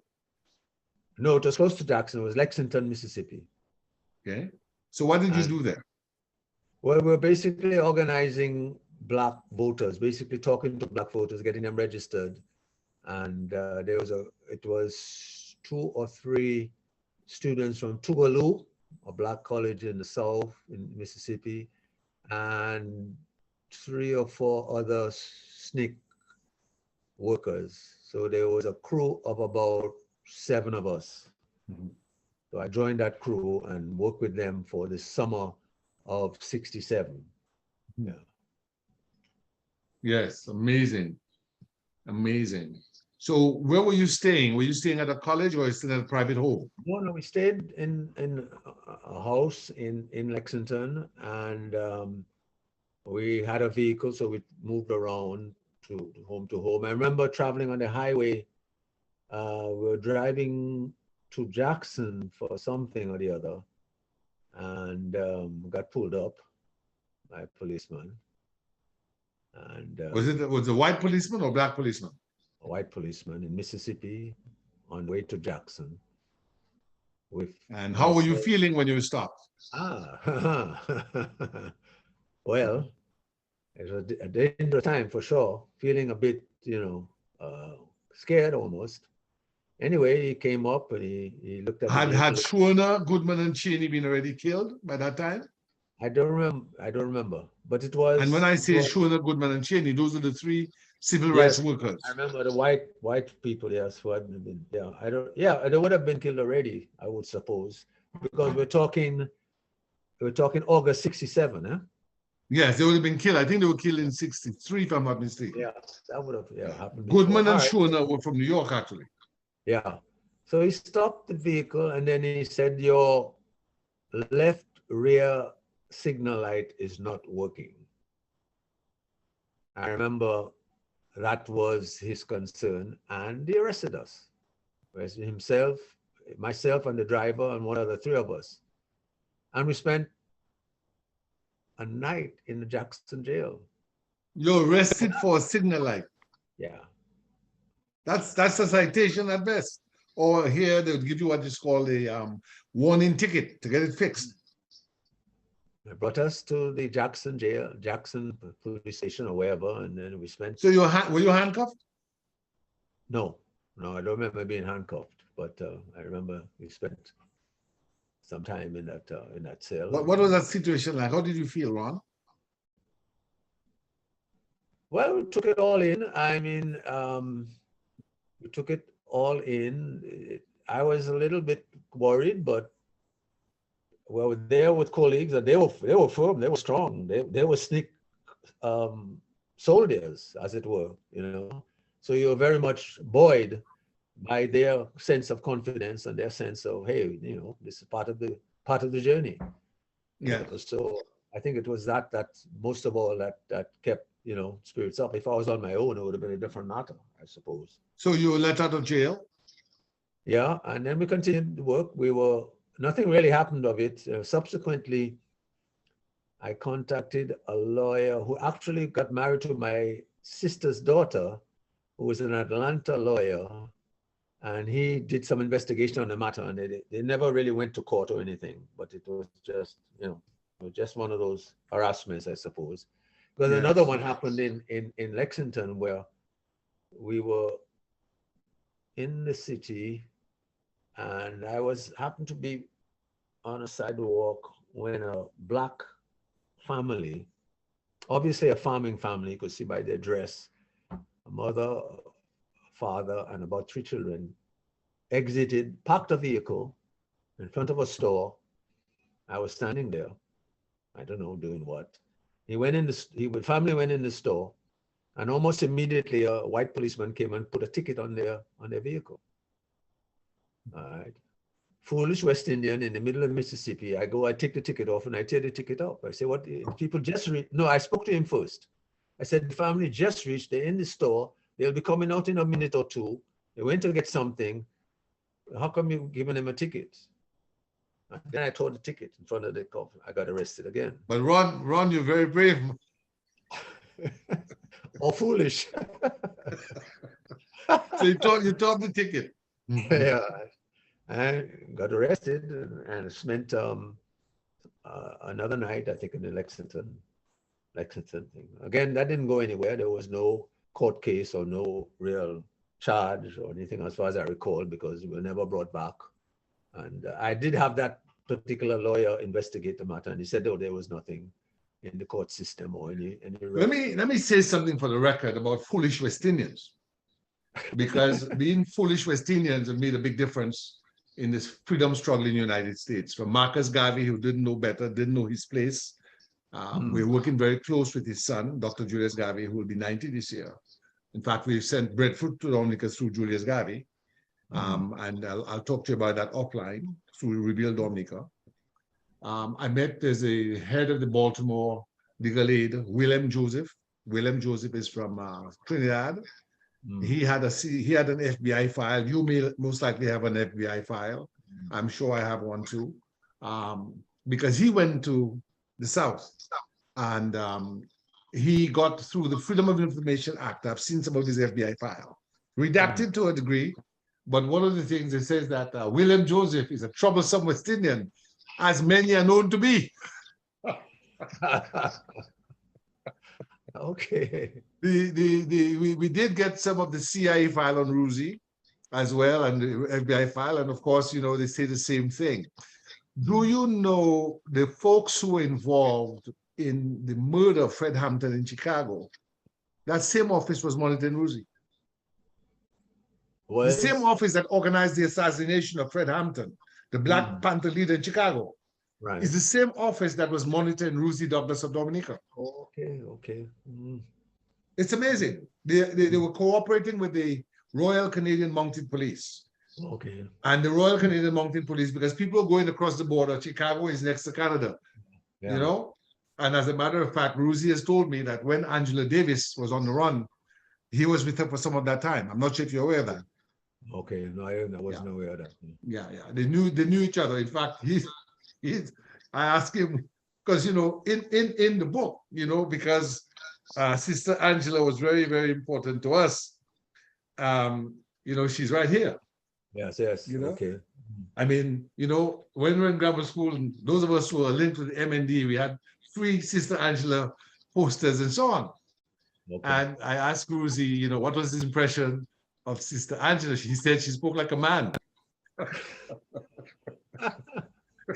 He said she was very manly. She was very, you know, and I remember Eugenia Charles, you know, that she was very, vigorous. So Dominicans, Ruzi Douglas, yourself, and others have been very much involved. And I mean, it goes on, you know, you talk about Harry Belafonte, very involved in the civil rights movement. The guy who just died from Bahamas, Sidney Poitier, Harry Belafonte. They raised funds, you know, for the civil rights movement, you know. They actually raised the funds to bring Obama's father to the United States. I'm not sure if you're aware of that. So foolish West Indians played a part in Barack Obama's ascension to the presidency of the United States, because they were the ones who raised the funds, because they were, in those days, they were wealthy, considered wealthy. They were coming up in the arts. So they had some surplus capital, and they could have bought a big house and a big car and say to hell with everybody, but they dedicated themselves, both Sidney Poitier and Harry Belafonte. To this day, I met Harry Belafonte as a young lawyer, you know, with a walking stick and still strong. And he came to speak to us about 20 miles from where I'm speaking to you now, to the lawyers in the 1990s, and still strong.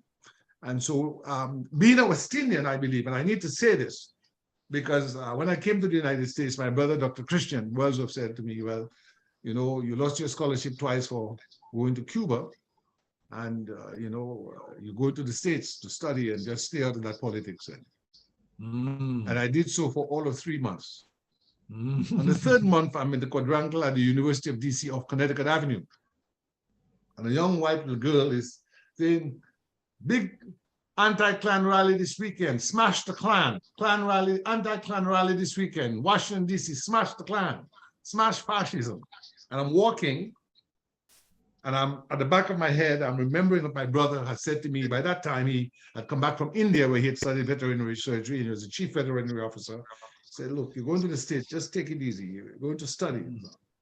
And I walked by the girl and she says to me, so you mean your brother, you're not going to come to smash the Klan on Saturday? It's big anti-Klan rally. I walked about maybe 5 more steps. Ron, James. You became a foolish West Indian. I shook my head, I said, boy, my cross is indeed very long. I turned around. I took the Militant magazine, the same magazine for Socialist Workers' Party that you used to have at your house back in 74. And she started talking to me and so on. And, she doesn't know who I am, She doesn't know who I am, And I said to her, I'll be there. And I was, and within a month, I was lecturing at the Socialist Workers' Party in Sitplez, in a place called Adams Morgan in DC. And a few months later, about 4 or 5 months later, there was a huge $250,000 25th anniversary of the March on Washington. That's where I heard Farrakhan for the first time, Stevie Wonder, Coretta Scott King, Jesse Jackson, John Lewis. I was working at a cinema. That was my first job. So I told the lady, I would like to attend the rally, and there's a Return of the Jedi, very busy. She said, no, you have no time for that, we need you. So on the day of the rally, I called in sick, which is so stupid because I'd already told her I wanted time. I almost got fired, but I was a good worker. I kept the job. And I actually have a photograph in my phone that I took of a picture. And I have a flag. And the flag says, no US war in Central America and the Caribbean. It's August 29th of 1983. The Grenada invasion took place in October of that year. But that's another story. But the lady, she was a Jew, Nancy Schwab. I made contact with her, and I became the chairperson of the DC Student Coalition against racism and apartheid at the University of DC. And the rest is history. I made it nonetheless, despite my brother's admonitions and warnings. The pool was just too strong, So I've never stopped being concerned about human rights and the dignity of the human being and of the need for justice. And I'm happy to say that I had a lot to do with you. So you are now with SNCC. You're now tearing up a ticket as a foolish West Indian will do. And you get arrested again, Ron? Yeah. Did he brutalize you, Ron? No brutalization. It was just a period of time in a cell and then released and nothing, no follow-up either. So and then this ends. So now we're talking 68, 69. You leave SNCC and you go to Columbia, or were you already at Columbia? I was already at Columbia, and 67 in the summer. So I return and I do 1 more year teaching at Cardinal Hayes. And that year becomes the year when I'm sort of beginning to look seriously at what do I do next. I'm trying to recollect, let me see. Yes, okay. So I'm at Columbia and I'm also at Cardinal Hayes. And I for some reason, I bump into, I'm doing a master's program, that's correct, right? And I see a notice about a teaching job in Uganda by the Ford Fellowship or some Rockefeller Fund or something, posted on the bulletin board on the education campus at Teachers College in Columbia University. I go in and inquire. So coming to 68, at the end of, it turns out that I'll be no longer going to stay at Cardinal Hayes. So I decided that, let me check that Uganda thing out. I ended up signing up for it. And here I am being whisked off in September 68 to Uganda, East Africa. Okay. And that's where I guess, I sometimes had the confusion. So when you went to Nigeria, you're a Peace Corps volunteer, but when you went to Uganda, were you a Peace Corps volunteer again? No. Or you were just a private citizen? Yeah, independently. I got an independent position teaching at Makerere University, which is the lead university in Uganda. Stick a pin in that, Ron. Stick a pin in that, Ron. Would you know, and I need the record to be reflected now, when I was in fifth form, getting ready for O-level GCE exams, Cambridge University O-level exams in biology, our biology textbook was by Makerere University, Kampala, Uganda, in Dominica. So I know about Makerere very well because that's the book that I did biology. I got a B. I got a B in biology. Very well done book. But then a certain person by the name of Idi Amin comes to that country, and he's like a wildfire through that university, and so many of the professors and others who were leaders in that university perished. That was in the latter stage of my 3-year stay there. I taught at Makerere and National Teachers College, Chiambogo, for 3 years. I was also the head coach of the track team and the basketball team. Amazing. So when were you in Uganda? From what? From 68 to? 68 to 71. Amazing. Amazing. And it was in the latter 6 months that, well, let me backtrack a little bit. Now, Obote was the president of Uganda at the time. What was he like? Did you ever meet him? He was beginning to move very much in a left, socialist direction at that time. And it was impressive. I wasn't engaged in any political activity, but I was a teacher at the college and observing what was going on. But the coup took place about 6 months before I left. I remember very distinctly, for the first... So let the record reflect that Ron Green of Dominica has had so many set of intersections between major world events. He is in Nigeria right before the Civil War. He's in the United States at the cusp of the Civil Rights Movement. He goes to the South with the Student Nonviolent Coordinating Committee. He interacts with Malcolm X at UCLA and at the University of Ibadan, Nigeria. He interacts with Stokely Carmichael, who says, brother, say something, and he says Black Power. And now he is in Uganda when that tyrant rises up called Idi Amin. Tell us about the night of the coup or the day of the coup. Well, I heard the shots. I had lived on campus for the first year and a half, and then I had moved to the National Teachers College just outside of town, Chiambogo, and I heard the pop, pop, pop, pop, pop, pop, the bullets flying in the air that night. When I wake up in the morning, I was told that there was a coup. That same day, I went to a supermarket and I observed it it stuck in my mind. It just glued right up here. I was going through the aisles, picking whatever I wanted to buy. And I noticed two rather burly 6'2", 3" soldiers talking to each other. I mean, in military uniform, talking to each other, congratulating each other, slapping each other, and so on. And I sort of tried to listen to what they were saying, and they were congratulating each other about, and I, put 1 and 2 together, and they were Israelis. Israelis. Congratulating each other the day after the coup. Can you imagine that? In a supermarket. Well, you know what's interesting, boy, so the Israelis trained, just so you know, I know a lot about Uganda, the Israelis trained Idi Amin as a paratrooper. And they actually had built Entebbe Airport.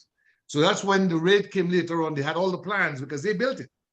Israel actually had trained the army in, and Israel, I guess with the assistance of certain other powers in NATO, believed that Obote was, and that was the time of the liberation struggle in Africa, was someone who should be removed because Uganda is in a very strategic position. You have Kenya on one side, and then you have Congo. You have Nyerere, which is a shining light.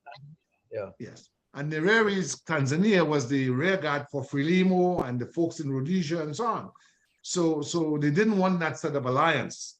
And, you know, it's interesting that the Israelis, I have no doubt the Israelis were behind the coup because, you know, frankly, Israel, unfortunately, is a country that on occasion has allowed itself to be used in a way that is anti-democratic. But right now in Israel, there's a huge uprising for democracy. And in fact, the news this morning is that several Air Force officers, 40, have refused to fly. Really? Because they believe that Israel is moving towards dictatorship. And I sent a note to Danny Lugay this morning saying that Dominicans should look to the Israelis. El Al, the pilots, refused to fly Netanyahu and his wife. Oh, interesting, very interesting. They refused to fly the prime minister and his wife, and they had to get another crew. Okay. And the Israeli intelligence, as of this morning, being reported on BBC News, has basically said that he should change tack because the state is facing a crisis that may lead to its collapse. So Israel is in a way now experiencing what dictatorship means in a way that is karmic, because unfortunately, while I have a lot of sympathy for Israel in many ways, I've been there, I have a lot of love for the good parts of Israel. You know, it was started by socialists. I mean, that's what it was. I mean, that's true for me. I missed to tell you a story about Israel, but go ahead. But the reality is, Israel has found itself oftentimes on the side of dictatorships, and I know they were supporting Idi Amin in the early days, and they were very upset because Idi Amin then began to turn towards Libya and the Arabs, and that's what led to the whole, you know, kidnapping of, well, the hijacking and all those things. But anyway, let's get back to the. So you're in the supermarket, and the Israeli soldiers are there congratulating each other. Yeah. Let me back up a little bit because probably I missed a little piece of something. As you mentioned, Israel. When I left Nigeria in '65, I don't know how I hooked it up, but I was able to hook up an experience in a kibbutz. And I spent about 6 to 8 weeks in a kibbutz in Israel, working Amazing. on a farm. Tell us about your Israeli experience, Ron. What an amazing man you are, Ron. I'm so happy we did this morning. You were in a kibbutz. Yeah. Do you know the whole idea, Ron, of the Dominica Academy of Arts and Sciences and the whole diaspora movement that we led came from that experience? Because what happened was, when I came to the United States, the strongest white people for civil rights were Jews. So I have a very, frankly, a close affinity for Jewish people because how they treated me. That girl being Exhibit A, who became my very dear friend, very dear friend, and more. Let's put it that way. I mean, this is an interview about you, not about me, but very close. Sam and I took Chief Williams to Israel to try to partner with Israeli agriculture and solar technology for the Carib territory in 2011. Okay. We went to the kibbutz. Yeah, we have pictures with Charles. That's how Charles and I became friends. I didn't know Charles, although his sister is here. I'm his niece's godfather. He has a sister here called Curly. But I didn't know Charles. I know him now, obviously. So the whole diaspora movement that we started with the Academy and Rosie Douglas was based on that Jewish experience because of my time in struggle in civil rights and anti-racist activism here in the States. So that we could do what the Jews did, which was to coagulate or congregate or come together in way of financing and microfinancing and education and so on to do sustainable development and so on, based on the kibbutzing system. But the government of Dominica is not interested in that. They're more interested in selling passports, you see, and pocketing the money. But I don't want to digress. But tell me about your kibbutz experience, because this is fascinating. It was exciting. It was interesting. It was my first time in that part of the world. You know, I enjoyed it. I got to meet one or two. I remember meeting a Palestinian in Jerusalem. And he, because I was ostensibly a Black American coming out of the Peace Corps experience, I was in the kibbutz. He asking me about Malcolm X. He asking me about the Black struggle in America. And, you know, as a Palestinian, he was keen to know and to find out. He became a friend for a short while. But yeah, it was a part of the life of my life that I enjoyed. I mean, it was a short time, 6 weeks, and I lived in a small room and did the work of the kibbutz, basically. Nothing exciting, nothing dramatic, you know. Got to know a little What bit was of it like? How did the Jewish people treat you? Very good, very good. You know, I felt welcomed. I felt at home. I became a member of the basketball team. Well, I couldn't play that well basketball, but I became active in the kibbutz activities. Yeah. So, And what were you doing? Were you growing crops, Ron? yeah, there was picking oranges. They had a massive chicken farm, collecting eggs. You know, various farm activities. How did you end up on the kibbutz, Ron? You just applied? Yeah, I heard of the experience and I knew I was leaving Nigeria, coming back to the States. So I planned a journey that would include some of West Africa. And I went to Egypt. I spent a week or so in Egypt. And from Egypt, I went to Israel. I spent 6 weeks there. And then from there, I went to Athens and Rome and ended up in Germany. I had a friend in Germany in the US military and ended up I spent almost like about 3, maybe 4 months on the road before I got back to the States. Spent a month in London with Brian Allen was at that time studying law in London. And Brian Allen is your first cousin? Yeah. Yes, So I yes. stayed with him. Ron, let me ask you this. Were you ever drafted in the military? Nope. Because you would have been eligible because you were a citizen by that point. But I guess because of the Peace Corps thing, I was in Peace Corps and never. Oh, yes. I was eligible to draft it, but you know, I went into the Peace Corps, so I suppose that. Do you know any Dominicans who were drafted around your time who were in New York? No. I'm sure there were, because one of the things that again, I'm going back and forth. I'm trying to get the time frames correct. Yeah, it was okay, Nigeria and then Uganda. Okay, yeah, it was a period after Uganda, yeah, that I really got into organizing Dominicans in New York. And it was a period after Uganda when Bill Revere became my roommate in New York at Columbia University, and Bernard was 2 blocks away.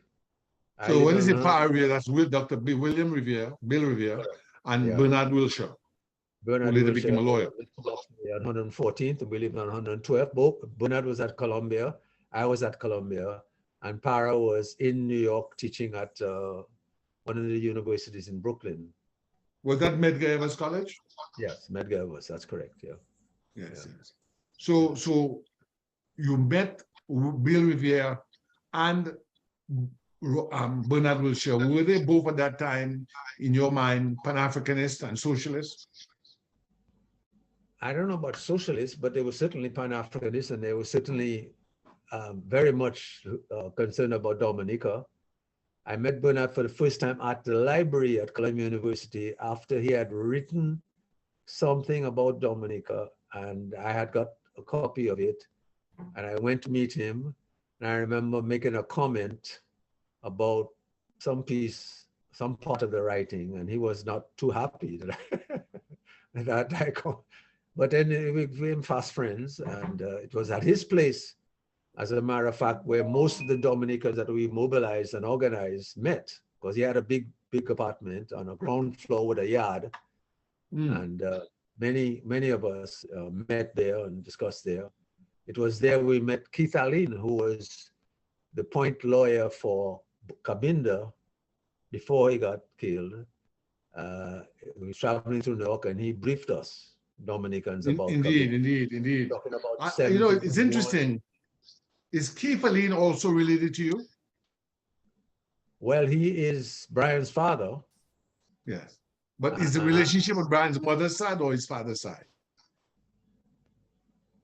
Brian's mother is my mother's sister, Hermia. Okay, so Brian is your first cousin. Right. Okay, so it's not his father, it's on the mother's side. Yeah. It's on the maternal line, so to speak. Yeah. Right. I did not know. I was working at George Gabriel as a bagger boy when Mr. QC, that's Keith Allen, was a Queen's Counsel, was one of the most famous, if not the most famous Dominican lawyer of his day. Right. As we have in way of title. You know, he was chopped in the neck by a Bruni guy, I believe. Was it Bruni? Somebody chopped him in the neck over some land issue. Oh yes, they had some fight. Oh no, well, he went to the north to do some issue, and he got his cutlass. He got killed. He got killed on the. Yeah. But I did not know he was Cabinda's lawyer. When you say Cabinda, let the record reflect. We're talking about Desmond Trotter, right, otherwise known as Ras Cabinda. He was the first lawyer to take up the case. And after he got killed, his son, Brian, continued. And of course, Maurice came on board. Yeah, Maurice came on board for Desmond Trotter or for Roy Mason? Well, jointly, they were dealt with jointly. Jointly, yes. I don't and know let the record reflect that when Ron Green is talking of Maurice Bishop, he's talking about the future leader, the man who would ultimately lead the Grenada Revolution of 1979, March 13th, 1979. And when he's talking about Brian Allen, he's talking about the future Minister of Government, the former human rights lawyer, Brian Allen, who later became a judge of the Eastern Caribbean Court of Appeals and became knighted, I think he was Sir Brian, he was knighted by the Queen or something? Something, yeah. Yes. So you're there in New York, and who are the Dominicans you're mobilizing, and what are you mobilizing them for? Oh boy, there's a long list. It's like I can't remember all of their names, but they're 30 to 35, 40. I mean, there was we call them Dominicans in Support of Progress, DSP. Okay. And there were regular meetings, and there was a crew in Boston that was Hilroy Thomas and Gregory Shillingford, and at that time the president of the State College in Dominica, and others, Joey Peltier, that was the Boston crew, and then there was the Toronto crew, Marlena Green, and a number of other Dominicans and others in Toronto. So there were 3 Dominicans in Support of Progress groups: Toronto, Boston, and New York. And so myself, Bernard, and Bill were the ones, sort of mobilizing the Dominican DSP group in New York. Yeah. 30 to 40 Dominicans, young men. Are you in touch with Hilroy Thomas? I know he later got a PhD from Harvard in education. Correct. Yeah, I'm in touch, not regularly, but I spoke to him not too long ago, a couple of months ago. You have his WhatsApp? Yeah, I think I can get it if I don't have it. Yeah. Yeah, if you can share it with me, I'll maybe do the same thing with him that I am doing with you. Okay, yeah, he's in Florida. Yes. So I didn't know of DSP, but I knew that in fact, I just met a gentleman from Barbados who said he knew Joey Peltier. I mean, in touch with Joey. I intend to maybe do an interview with him next week.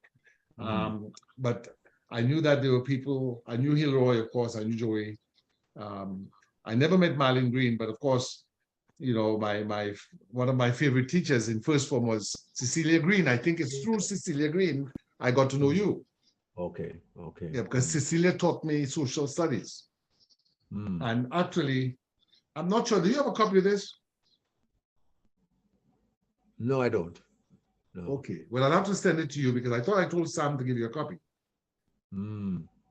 But I don't believe so. I could double check. I don't think so. But I'll send you a copy. But the introduction is done by Dr. Cecilia A. Green, Associate Professor, Sociology, the Maxwell School, Syracuse University. I think she just retired recently. Yes. Yeah, I heard that she just retired. You know, yes, we've been in contact.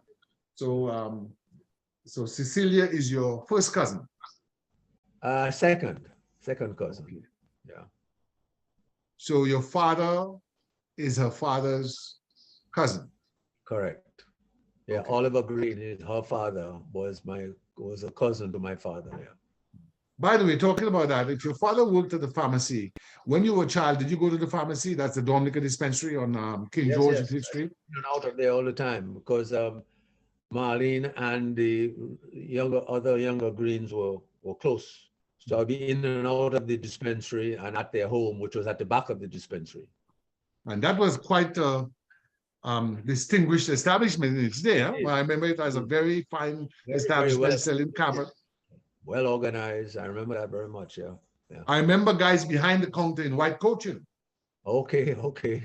And behind them were bottles of, I guess, you know, different Chemicals, drugs yeah, that they would mix. They would mix the different things. It was very fascinating. And there was a counter all around. And then they would sell different things as well, like cameras and. Did you ever go in the backyard? Did Sorry? you ever get a chance to go in the backyard of the dispensary? No. Oh, it's absolutely fascinating. The storerooms and the yard and so on. Really something else. Yeah, man. Amazing. I passed in and out there a number of times, yeah.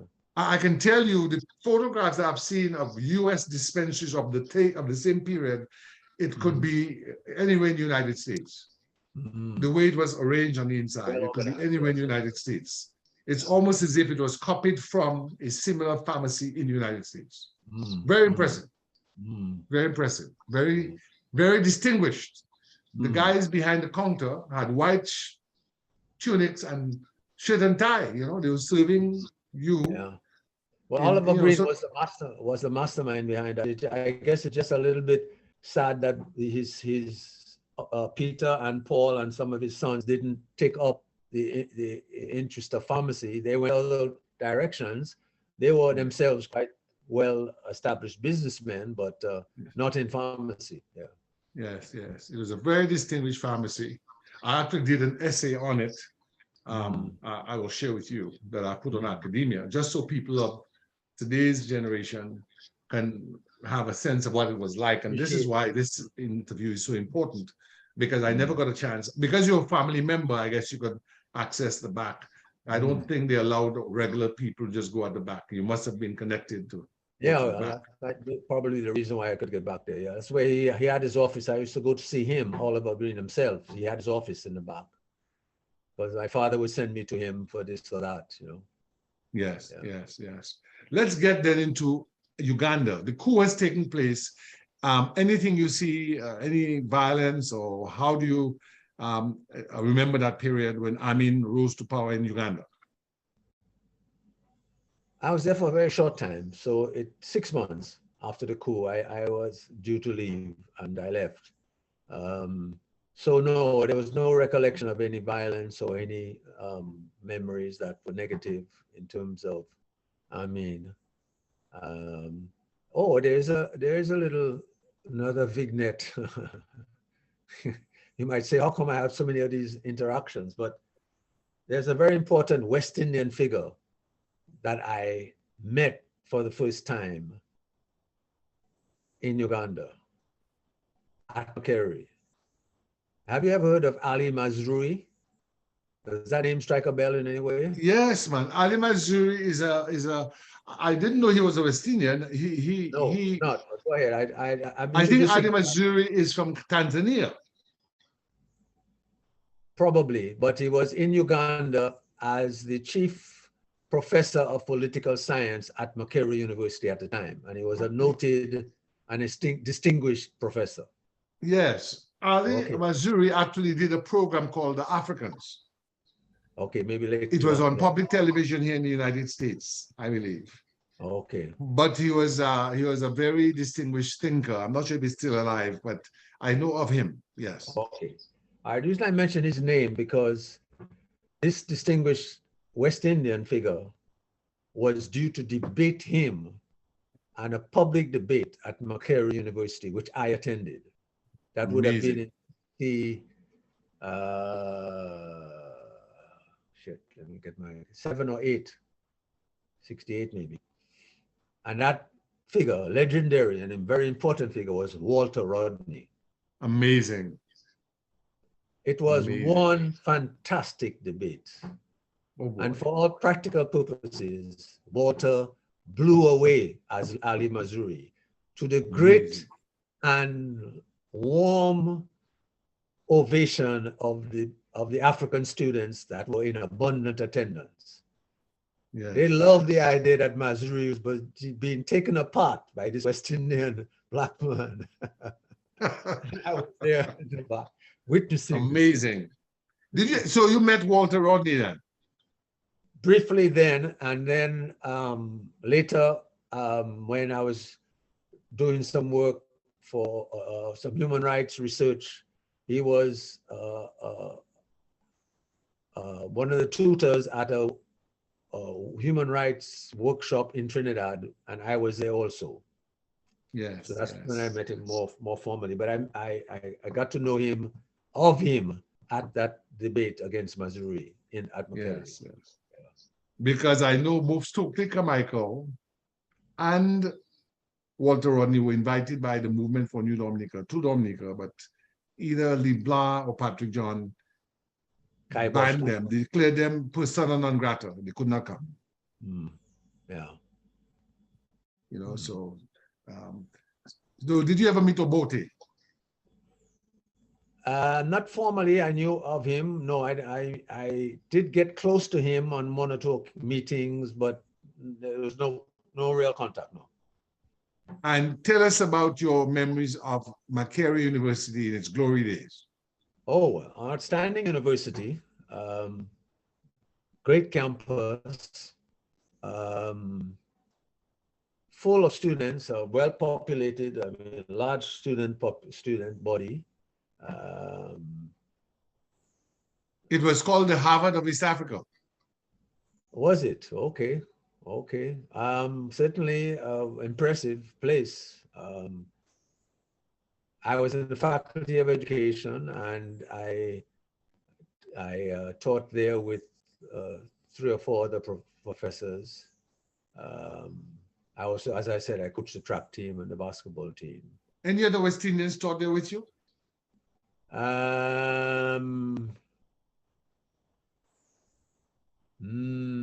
a minute. There was, oh gosh, what's his name? I can see his face. Oh man, it might come back to me. Was he from which island was he from? I don't remember, but it might come back to me. But he was also a professor in the political science department. So there are at least 2 West Indians that you know of, yourself and this guy. Right. And there were a couple of Black Americans. There was a Black American in the School of Art that I was close to. And there were a couple of Black American students, I remember, but all the rest were African, yeah. And how did the African students receive you? How receptive were they to you and so on? No problem. I was well received. I lived on campus, as I said, for the first year or so. And then I got moved to the National Teachers College, where I had an apartment. Well received. I worked well with them, both in the sports area. And you had all the modern conveniences of radio, television, all of that. Yeah, everything was on. Well, Kampala was a very developed city. Kampala, highly developed, and very much a reminder of Dominica, the hills and the lush greenery in the city itself. Yeah. But infrastructure was more advanced. Yes. More advanced than Dominica, for sure. Yes. Let me ask you this. By that time, what would you say your political orientation was by the end of your time in Uganda in 71? Well, I think I was, the experience at Columbia in 67 was a very eye-opening one, because students were in revolt at Columbia. I think that's when they took over. There was a time when students took over Columbia for a couple of days, Yes. And I was in and out of there. Were you part of the revolt at Columbia? Not 100%, but I knew the leaders. A guy called Bill Sales and I were close friends, and he was one of the leaders of the group. I was a night student at Teachers College as opposed to Columbia itself. How do you spell Sales, Ron? S-A-L-E-S? S-A-L-E-S, yes, yeah. And I was in and out of, I remember when they were blockaded in campus in a few rooms. I went in and out of where they were, talked to them, came out, and went in, came out, went in, came out.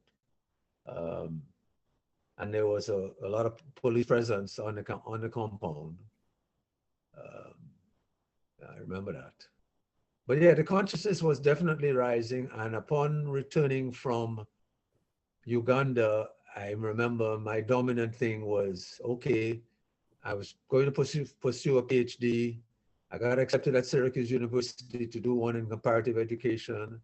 I also got accepted at Teachers College to do one in educational leadership. I chose Syracuse. I went there for a semester, started doing some work on colonial education versus education for liberation. I'd done some research. I spent one semester there, and I decided, boy, I best I go back to Colombia, since I had also a scholarship there. So I left Syracuse and went to Colombia in 71. And really on my mind all the time was Dominica. And that was the height of the mobilizing DSP. It was, I remember a very, very important meeting that was scheduled for Cornell University to discuss Rusey's book, Change or Chains. And is that where you met Alan Williams and so on? That's when I met Alan and Athi for the first time. In fact, I stayed by Athi's place. Athi and his wife offered me accommodation. I went up there, not just knowing there was a meeting, and that's where I stayed. That's where I met Joey Peltier for the first time. Hilroy there? I think Hilroy was there, yes. Shillingford fellow who got a PhD in agriculture was there. Dave Shillingford, I think it was. Davidson Shillingford, yes. Davidson, yeah. They were about... yeah, he went to Cornell. He got his PhD from Cornell, I think. Okay. There were about 10 to 12 Dominicans present at the discussions and the meetings. And that was a very, very important meeting in terms of realizing... But Rusey himself was not there. No. I think he was expected, but he didn't turn out. For me, the importance of that was meeting people like Joey and meeting Athi and meeting Hilroy and meeting others, and really cementing the fact that, hey, these are conscious, educated Dominicans that are all talking about going back home and all ready to go back. And I was, excited about that. And it began this whole business of getting ready to go home. Because that was 71, I think that meeting was in April of 71 at Cornell. And then I spent all of 72, 73 as a full-time student at Columbia School of Business and at the education faculty.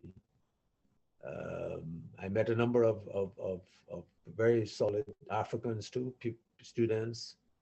I was involved in the organizing the African students together and so on, African American and African students. And so sometime in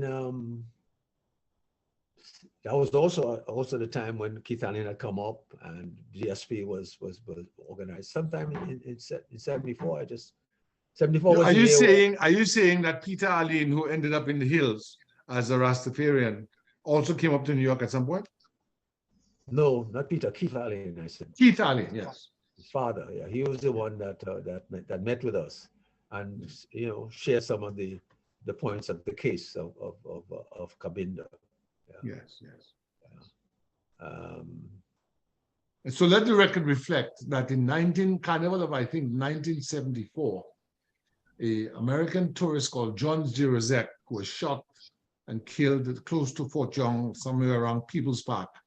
And two St. Mary's Academy students were arrested. They were both involved they had both been involved in the Black Power movement and the movement for New Dominica. But by that time, they were Rastafarians, or in those days, they said dreads, they were called dreads. And one was Desmond Trotter, who is related to Ron Green, and the other one was Roy Mason, Desmond, of course, came from what would be called one of the better families, the Trotters. I think his father used to be the manager of the power station, the Dynamo, up at Emsall. And Roy Mason's family, I think, was the family of Black civil servants. But to have gone to the St. Mary's Academy in that time, one of our brothers went there, just one brother, was a high distinction, a high honor. It was the, school for the Roseau male elite. Grammar school was an elite school, but by the time I went to school, grammar school was taking a lot of students from the countryside. When the Labour Party came to power, a lot of people came from the countryside areas like Margaret and Wesley, and they stayed at the hostel. The grammar school had a hostel with a cafeteria where students from the country lived on campus. And in particular, it needs to be said, they spoke differently from people in Roseau. People from Wesley and Margaret speak with a different accent. And so people in Roseau in those days considered them sort of foreigners, to be frank with you. And the people who were born in Roseau, they preferred their children to go to the St. Mary's Academy. That is just some sort of social history I need to give. But the grammar school, of course, had a long and distinguished history. I went to the grammar school and my other brothers, but that was a sort of dichotomy. So, you know, Dominica was a country at that time, and maybe still, of class and color, and those sort of stratifications. And what the Black Power movement that Ron was part of did was it brought Dominicans of different classes together and of different complexions together in a way that had never happened before. So you had people like Ron Green, Joey Pelletier, Atherton Marte, Desmond Trotter, who were born of European African admixture, being the champions. I'm sorry? Gregory Shillingford, Julian Johnson. Julian Johnson, being the champions of Pan-Africanism, of Black power, of Black consciousness, of Black pride. And today, I want Ron to know I went into my cupboard and I, in honor of those days, took my Afro shirt out. You know, I have my Afro shirt, my dashiki shirt on, because I want to recognize that essential contribution to my own sense of dignity as a Black person that period meant. We wanted to study Africa, its history, the study of our enslavement and our struggle against enslavement and how we were able to rise in stature as dignified human beings. And so it was not simply a passing phase or fad. It was really a serious introspection where we were trying to understand who we were. And the people who came, like Ron Green, came with a high degree of learning and were sophisticated scholars who had traveled the world, who had gone to places like Columbia and Harvard and Boston College, Howard University, people who were very sophisticated by any standard. And I think we were very fortunate to have had their leadership at that time. That is my, you know, sense of what your contribution meant to us of that generation, those of us who were just entering high school. Any comment? But it's fair to say that the MND really got started in about 69. I remember I was in and out of Dominica, and it had already formed at a meeting in Kulibistri, if my recollection is correct, by grounded people in Dominica, much prior to my arrival in 74 and my full-time engagement from 74. You know, when I arrived, I remember Julian Johnson, Gregory Shillingford, Father Coffey, Hilarion Dejan, and a number of others that were, you know, very active. Of course, Desmond, who was the editor of the Travail at the time. That's the newspaper of MND. So yeah, it had made its start in the grassroots movement, in the grassroots struggles in Dominica in 69. I remember in a visit, must have been in May, because I remember there was an African Liberation March and I was part of the march, and we're going around from bank to bank. And I remember Ozzie Revere and a number of other leaders at the time making short speeches at different venues as we marched around Roseau in commemorating the African liberation struggle, which is another little piece of my life in New York, which I haven't mentioned much about, but it now just coming back to memory. I was a member of the African Information Service led by brother Bob Van Leerup, who is the filmmaker of La Luta Continue, which is the film produced by this Black American about the Mozambican liberation struggle. Well, stick a pin in that. While we were interviewing, a young lady left the house. It's our first child. Do you know what her name is? Tell me. Samora Dominic Christian. Okay, yeah. My daughter is Josina. after right. the So woman struggler who died. she was the wife of Samora Machel, but she died. Yeah. And he later married Gracia Machel. But Mm. Samora Machel, I know because most likely of Ron Green, because I will tell you, I saw the movie, La Luta Continue. I saw it at the Goodwill Parish Hall. It was an event put on by MND. Okay. Because we collected money that evening after the film. And the understanding was the money we were collecting was going towards Frelimo for African liberation. And when Samora was a little baby girl, I would have her in my arms. And this is a song I made up I would sing to my daughter. Frelimo, Frelimo, Africa, Africa, Mozambique, Mozambique, Samora, Dominique, Samora, Dominique, Samora, Dominique, Frelimo, Frelimo, Africa, Africa, Mozambique, Mozambique, Samora, Dominique, Samora, Dominique. So, Ron, I may not, you can take the struggle from me, but you cannot take me from the struggle. That's our first child, And so we operating on the same frequency, my brother. I didn't know your daughter's name was Josina, but when your daughter, I'm not sure whether it was Josina was getting married, Samora did the makeup for Cheryl Allen, because Cheryl Allen from La Plaine is one of my students. She's now a lawyer in California, and she came here for the wedding of your daughter. Was that Josina? Yeah. Yeah. So Samora did the makeup.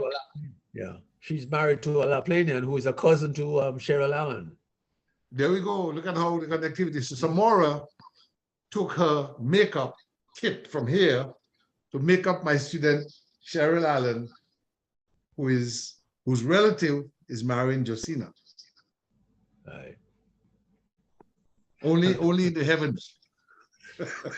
Only in the heavens. We may be on earth, but we've already ascended, So Ron, I used to ask myself that question. I said, there must have been a connection between the operational framework for African liberation in New York, because I know the film came somehow through a New York connection. So you were that connection. Tell me about the African Information Service. Well, it was a group of Black Americans led by Van Lierop, who was the film producer. How do you spell Van V-A-N? What's the last name?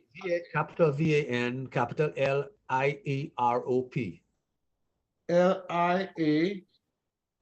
Van, V-A-N, and capital L-I-E-R-O-P. Lierop. Van Lierop, okay. Go on. Yeah. So yeah, there was a group of African Americans that formed the African Information Service, and basically, it was that group, for example. Oh yes, another memory. That group that invited or caused Cabral of Guinea-Bissau to come to a session to speak to a group of African Americans in Harlem. The office was in Harlem. And I was one of those blessed and fortunate to be attending that meeting when Cabral spoke about his struggles in Guinea-Bissau in Harlem. That would have been, again, in the 71, 72, 73 period. Before you came back to Dominica? Yes. So Ron, you actually heard Amilcar Cabral speak? I actually heard him, and I actually asked him a question. And I actually remember the answer. Tell me. The question was, what can we here or in the Caribbean do to support your struggle for liberation in Guinea-Bissau? His answer, organize yourself and struggle in your own country. Organize yourself and struggle in your own country. You know what to this day IP calls me? IP, Dr. Irwin Pascal, the ear, nose, and throat surgeon. Bissau.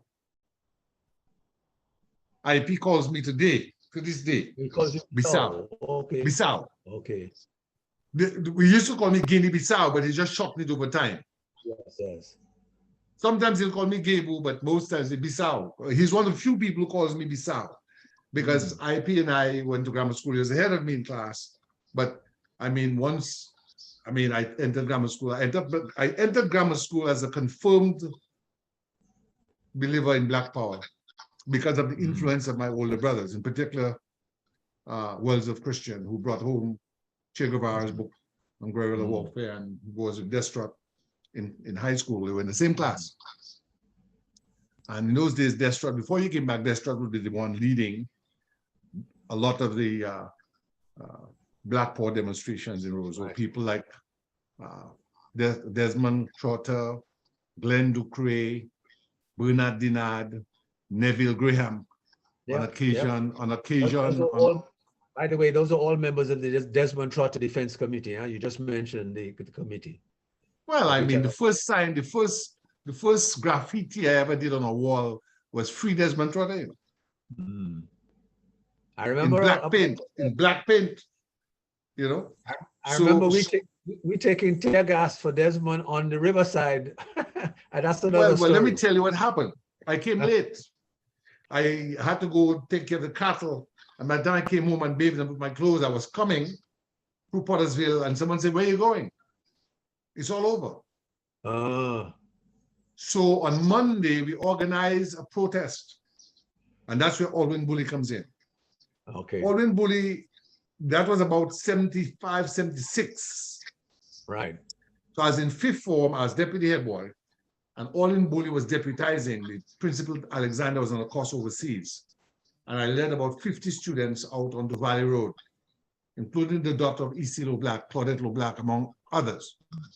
And Reginald Bruni, who just passed away not long ago, he was a teacher then, he later became an attorney, tried to get us back into the school, but we were waiting on the SMA to come. And then I saw through the gardens coming Paul Toulon, Anthony Richards, and from the Clifton Dubini Technical College, which we were hoping to join us, Gregory Lewis. His sister is Velma Lewis and his people. His father's close to Eugenia Charles. And I went up to them and said, "Gable, we have to cancel the thing. You know, Father Jermaine had been roughed up, and we were going to protest." Right after that. He had been arrested, and we wanted to protest that.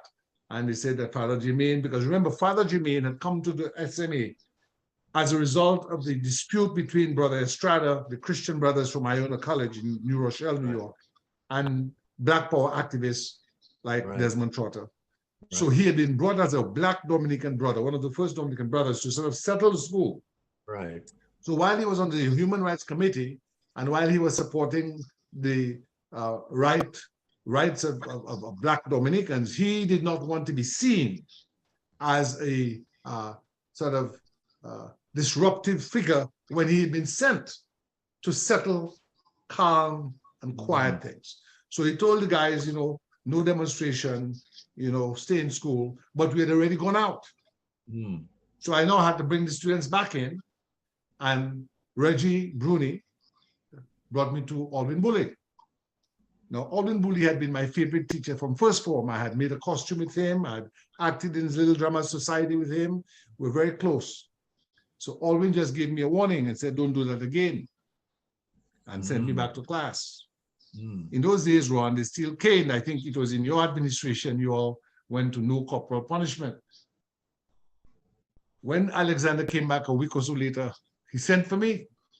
And it was the only time I was caned. I was a prefect. I mean, I was a prefect. I was a deputy head boy. I got 6 strokes for being involved in Black Power agitation. So I just want to let you know I've suffered for the cause, my brother.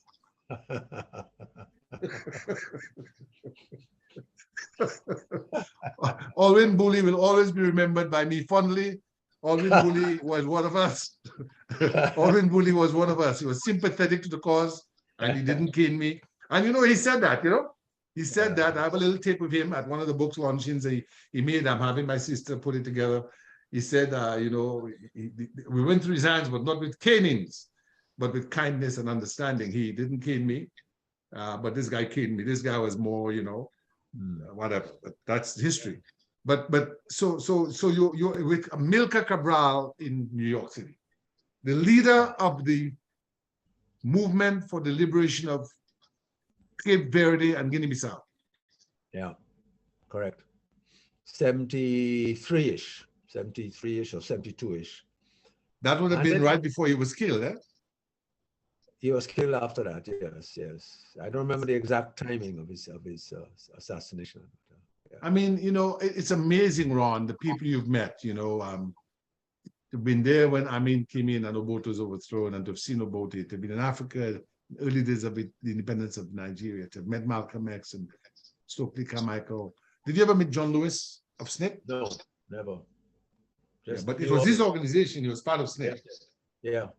But I actually never met Stokely either. I just talked to him on the phone. Yes. And people that I work with in Mississippi, they were high up members of SNCC, but I don't remember their names actually. But yes. So you're with the African Information Service led by Robert Van Leeuwen, right, who did that movie, and we saw that movie, and of course it influenced me to no end, because up to this day, you know, it is part of my life. Frelimo is part of my life, you know, because, but we'll talk about that later. Let's get to the Dominica phase. I mean, it looks like we're going to have to do a part 2, Ron, because we are now into our second. I think we've done about 30 minutes so far. Yeah. So what causes you then to make that step to come to Dominica?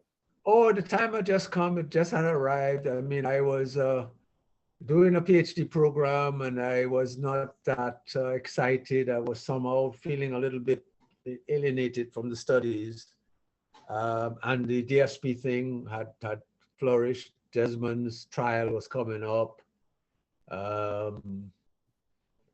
I just took the decision. I no longer was teaching. No, I was a full-time student at the time, that's right. So I took the decision and I packed. I remember the process of packing. I got a big box, packed it full of stuff. I had a chainsaw in it. I had seeds in it. Yeah, and I arrived on day 1, October 8th, at the airport, and I came straight to the court, day 1 of Desmond Trotter's trial. When you came to the airport, did the police harass you or anything like that? No, nothing. Came straight through. I had been involved in all the early work in getting to know what the lawyers and the preparation and so on, and I sat through all of the case. I was there each day, and that was day 1. What was your impression? What was your impression of the government prosecutor? Was that Eustace Francis? I don't remember exactly who it was. Yeah, might have been. I don't remember. I remember the foreman of the jury was Roll. He just died. He was killed a while ago, a year ago. What was his name? He ran Valley Engineering.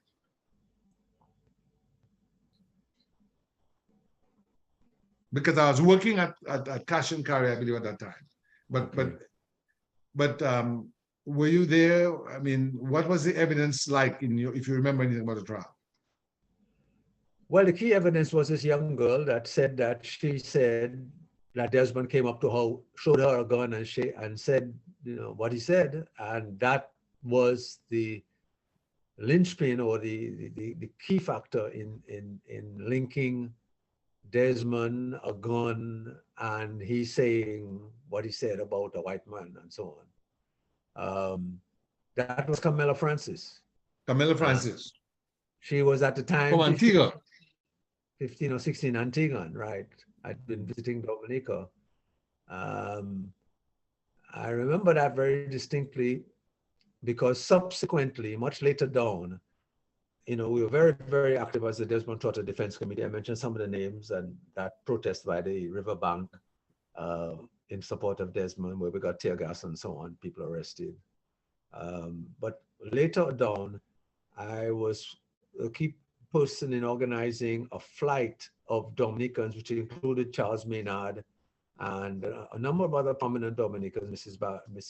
Bazi, who was a permanent secretary, I think, at the time, to Antigua.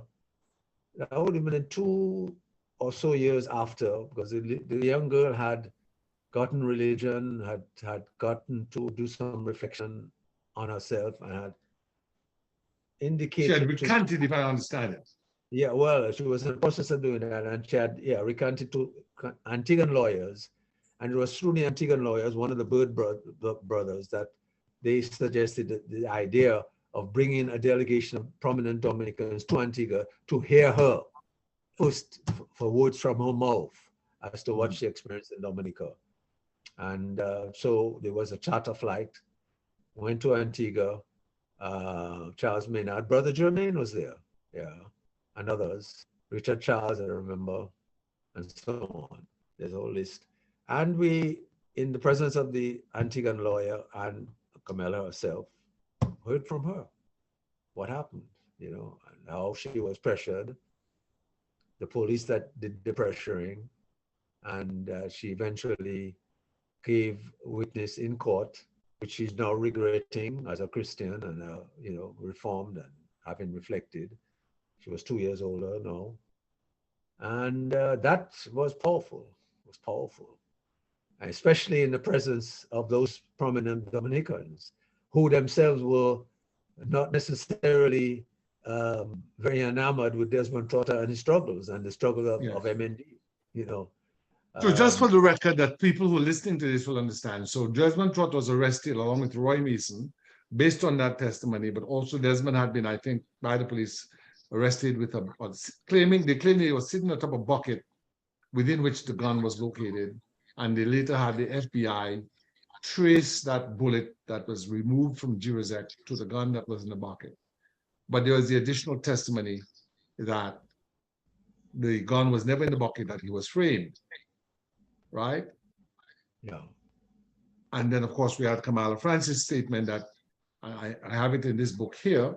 Yeah, that Desmond showed her the gun. Yeah. Okay. Desmond showed her the gun in our second edition, first edition of Eden, that she says, I just killed a white man, and that type of thing. So she later recanted. Desmond had been convicted of murder one. And he was I believe Mason had been acquitted. Am I right? Was he? Not initially, maybe. I don't remember the details, but Desmond definitely was in jail at the time, and we continued to mobilize. Yes, because he was sentenced to be hung. Desmond was sentenced to be hung. Okay. All right. And of course, there was appeal for clemency.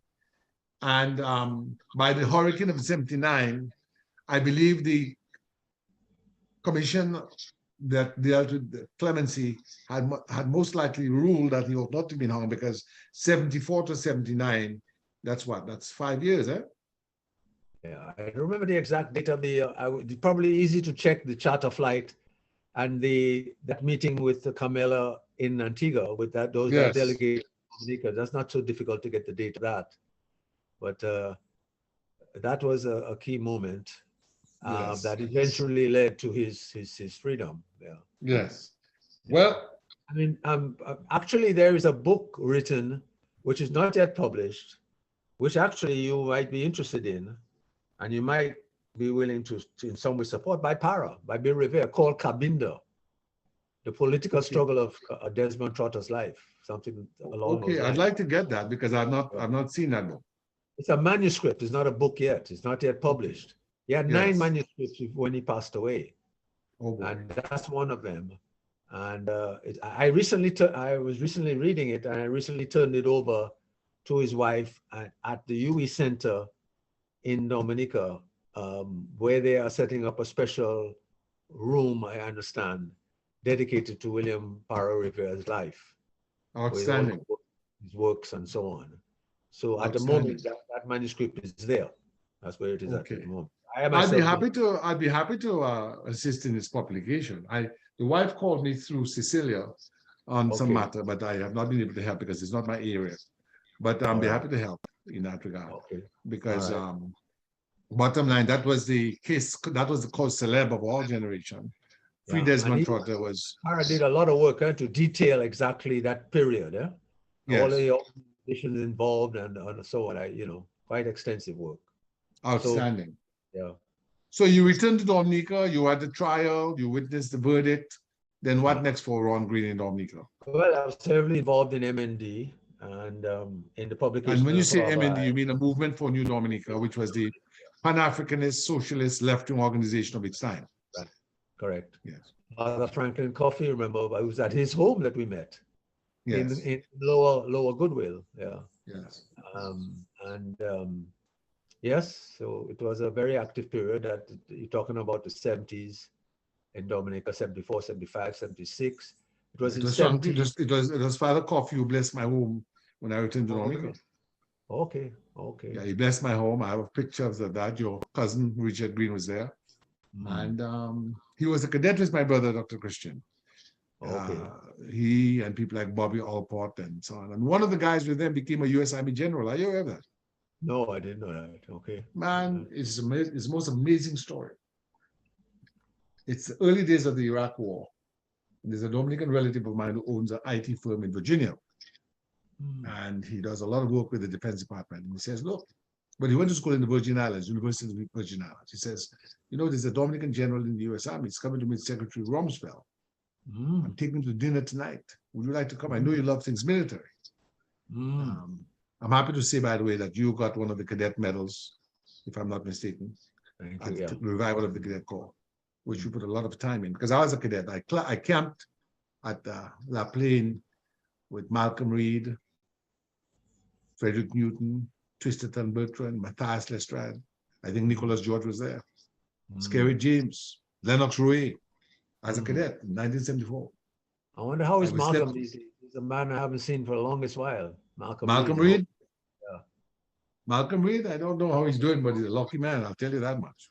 He's a very lucky man because I used to bump into him and say hi and have a short chat, but I haven't seen him in probably a year or so. Yes. I was a cadet. But bottom line is that when I got to the restaurant, I shook his hand. I said, my name's Gabriel Christian. He said, Gabriel Christian. That's interesting. When I was at the SME in the 1960s as a cadet, my best friend was a guy called Wells of Christian. What is he to you? Do you know him? I said, that's my oldest brother. Or was. He says, where is he? I'd like to meet him right now. I'd like to talk with him. I said, well, he passed away. Passed away in 1990. He's very sad. He said, when he was a cadet, he'd come to our home next to the police headquarters to go pick up the rifles for parade. And there used to be a little boy polishing his boots. Where's that little boy? I said, I'm he. And this guy and I become very close. I actually did an interview with him, which I'll send to you. I may have sent to you, like we're doing now, on his life, how he came to be, General in the U.S. Army. Wow. Okay. Yes, he came. He went to Virgin Islands, took the exam, and joined the army, and spent a lifetime in the army. He's in the U.S. Army. He's in the Paratroopers Hall of Fame. He's a paratrooper. So he's passed away, has he? No, man. He just had surgery. He's in the Virgin Islands. He was the Adjutant General of the Virgin Islands National Guard. He's actually brought some students, the ROTC down to Dominica, JROTC down to Dominica. And he's actually worked with the cadets myself to get uniform wear, surplus uniform wear. Okay. He was the godson of Eric Shillingford, who died in the fire as a result of the fire of 63 that killed Eddie Martin and his guys. He was in the band with two other people. Okay. He was in the band when the fire erupted with two other people. Who are those two other people? Emmanuel LeBlanc, Mano, and Wells of Christian. These were the three. Mano was my brother's very best friend, And of course, Mano is the only one left in Dominica of that three. He is in Virgin Islands, and Wells have left us, passed away. But Wells has one daughter, Trudy Christian, whose mother was a principal at the grammar school for a long time, Alicia Christian. She later got married, and so you should know Alicia. But coming back to your emergence now into the Dominica of the 1970s and Black Power, were you the object of any police surveillance, arrest. It was now Patrick John. Yeah, there were quite a few skirmishes. I remember one time in Goodwill being chased by, what is his, oh gosh, his name, the gentleman from, a police officer from the North Holyoke area. Oh, I can see his face, but his name doesn't strike me at the Is that moment. Evans John? Evans, exactly. You got it. I know him very well. Yeah. I remember being chased in Goodwill, Upper Goodwill, around the hospital side and running away and running back to where I was staying at the time. That's by Kathleen Trotter. I used to stay. Well, why is he chasing you, Ron? Well, because I was part of the MND at the time, and we were having meetings. We had opposed the Dread Act, and we had, was sort of relatively public. The newspaper was coming out every month, Travai and so on, and so people were not happy with those. The Travai, TWAVAY, was the organ of the Movement for New Dominica. It was a pamphlet or booklet and a newspaper, I say, and then, of course, the Dread Act was the Prohibited and Undesirable Societies Act of 1974, which made it illegal to have dreadlocks in Dominica. In fact, someone with dreadlocks could be shot on private or public property with no civil or criminal liability attaching thereto. Pretty draconian there. Draconian indeed. And Travai opposed it. Travai was meant to work in Creole. So yeah, I was active. I guess that sort of accounted for why I was being chased. I remember also an incident, memories are coming back, at the old dance hall where the hostel for the elderly is now located at the... Is that the grotto?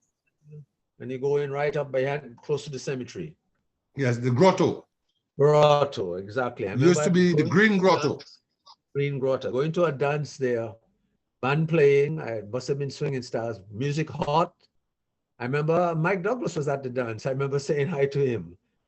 Anyway, a skirmish broke out at the entrance to the Green Grotto. I was inside. I came out. What's going on? It was Suki Winston that was being pushed around by the police. I don't know for what, but they were pushing him around. And with my foolish... And you say Suki Winston, you mean the shopkeeper? Suki Winston, the shopkeeper. Yes, right. I'm no longer a foolish West Indian in New York. I'm back home now. So I go and I intervene. I say, well, what you doing to Suki? And of course, they end up taking Suki and going further down the road towards the Botanic Gardens.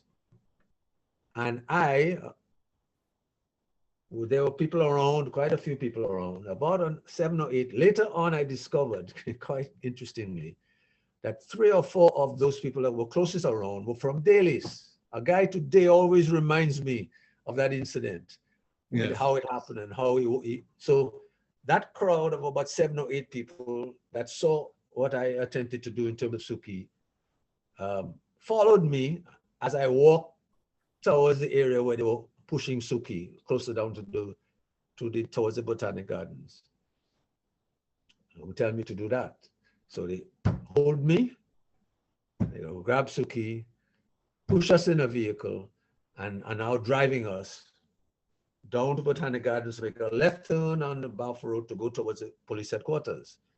I get slapped around a little bit by a couple of the officers. Fortunately, one of them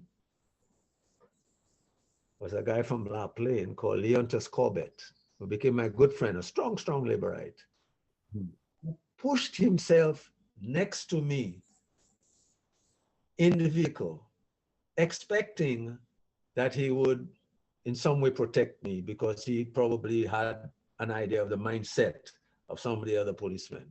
But I got clobbered on my head a couple of times from behind. Anyway, we were brought to the police station, and eventually nothing really happened. We spent a couple hours there, got released. I think Brian or whoever came to the headquarters released us and Suki. And Suki remembers the incident because he himself was getting pushed around and beat up at the time. Now, why did I mention that now? How did I get off on that tangent? I'd ask you that question about any. Yeah. So I'd ask you if you'd ever been a victim of police brutality and so on. That was an example of a little bit of a push around. Nothing major, but that was an example. And the Evans John run around in Goodwill was another Did he example. follow you to Kathleen Trotter's home? I think I got there. I was running pretty fast. I think I got there. Well, I mean, you're champion 400. I think I got there just in time. So he didn't follow you into the house? No. I think they stopped just at the entrance, and I left. And that's how I got to know it was Evans. That was, yes. Was he in uniform? I don't think so. No. Yeah. So Ron, were you ever jailed in Dominica during the time of Patrick John or afterwards? That time that they brought us from the Suki Winston thing is one. I think that was it, I think that was it. If it comes back, I'll let you know. Yes. So we're now in 74, 75. We're coming into independence. Rosie returns in 76. And I remember there is a split because I, would go to the Canal Lane. The two libraries I knew in Dominica, three actually, but the two libraries I frequented was the public library and of course the M&D library, which was very well equipped, very well appointed. I mean, a lot of the first time I saw a picture of Che Guevara in death was at the library. He looked like Jesus Christ. I'll never forget that. At least the Jesus Christ that we were made to believe was Jesus Christ. And when Rosie came back, I met him at Hilarion Deja's home, and I joined the PIC. By that time, I would say the movement for New Dominica was maybe at a low ebb. And then there was a bit of a division because Rosie was saying, let's give critical support to Patrick John. Yeah. I didn't like Patrick John per se because of the fact that he'd been behind the Dread Act. So that was a bit of a sticking point for us. But when he said to us, well, we have to get independence as a prerequisite, I thought that was a good idea. How did you look at it? And how did you look at Rosie's return?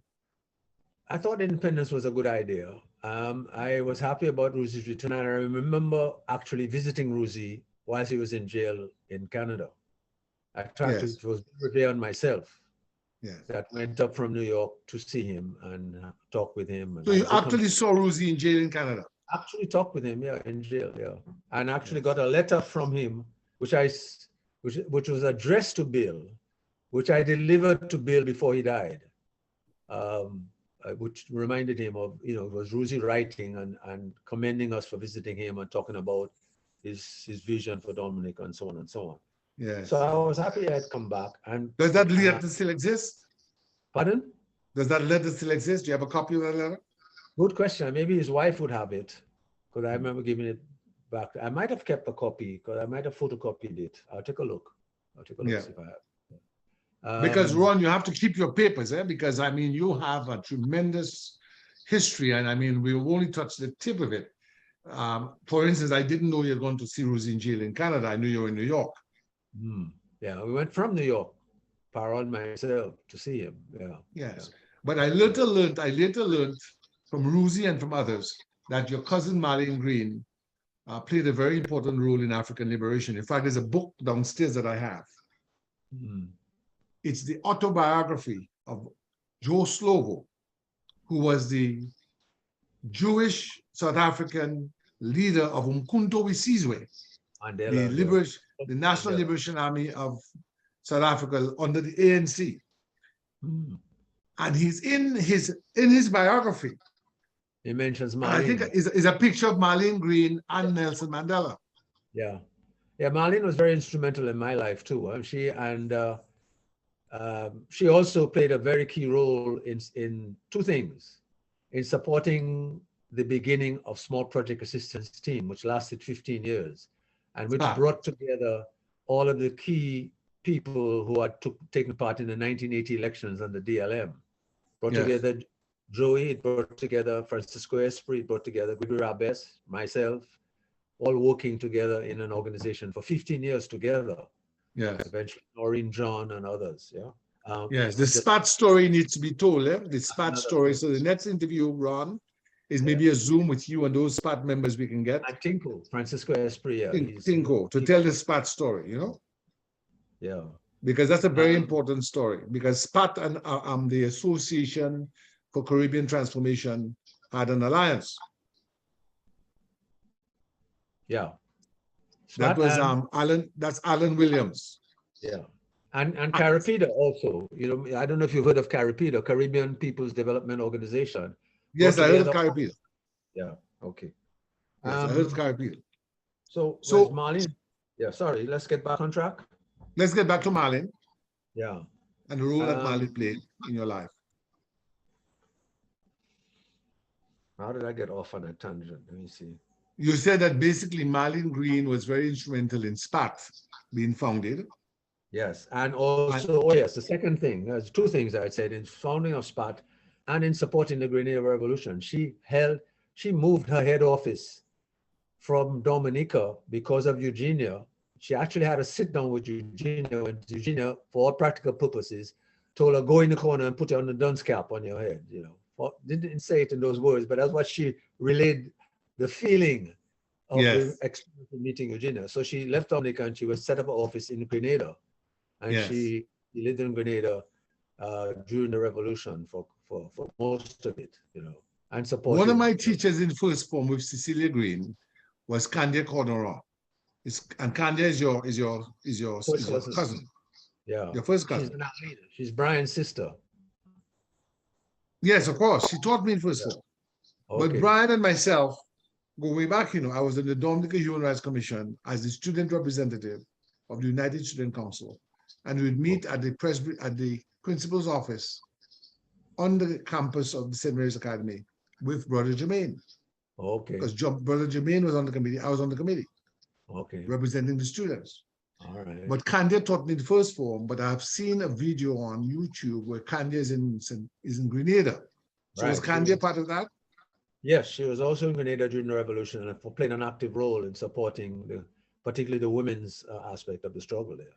Yeah. Is Candia lucid? Because I'd like to interview her at some point. Good question. I saw her the other day, last week, as a matter of fact. I visited her in town. She's in Roseau. She probably won't be there for long again. She might be gone to come back in the next couple of weeks. Is she lucid?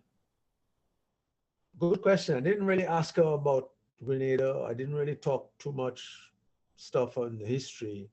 We just sort of chatted. I haven't seen her in a long while. She didn't sound like she was out of lucidity. So I'll try to find out. I'll try to find out. Yeah, if I can, because I'd like to speak with her about that. But so, you know, the independence takes place in 1978. Patrick John is prime minister.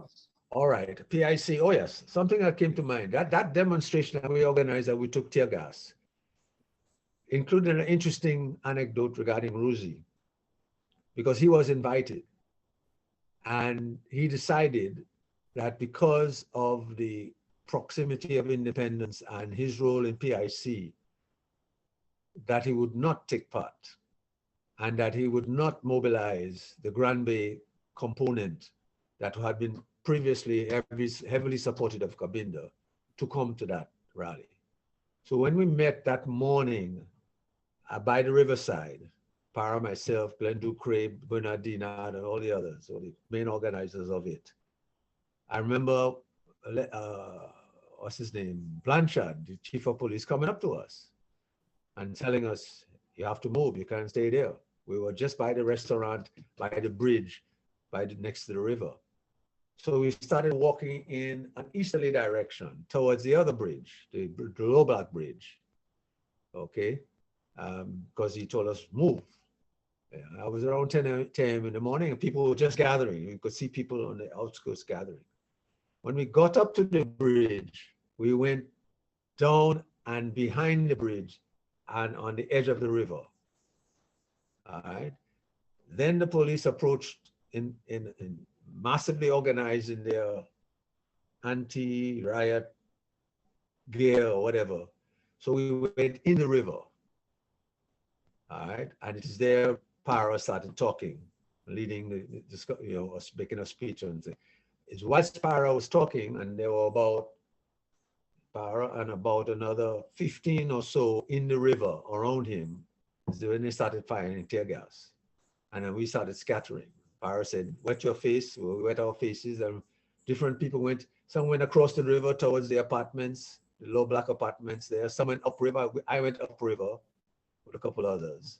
And we dispersed after the tear gas. And it was when we came out of the river higher up, closer to the stadium, that we got arrested. And Brother Jermaine was on the vehicle at the time, interestingly, you know. And Brother Jermaine, we understand, was roughed up, beaten up, and so on. Yeah, got pushed around, yeah. Not in my presence, but I understand that also, yeah. Who arrested you, Ron? I don't remember the police officer, but it was Did they handcuff you? No, they just brought us to the police station. Brother Jermaine, myself, and 2 others. And we were in the cell for maybe 3 to 4 hours, and they released us. But what were you arrested for? Gathering in the river, which is something people do all the time? Bathing in the river. Bathing in the river? Talking in the river. Talking in the river. So that is the kind of society we had. One where Patrick John was becoming increasingly tyrannical. Yeah. I mean, several people were killed. Albert Bellot, Panman, his brother, was killed during that time, Eustace. We never saw him again.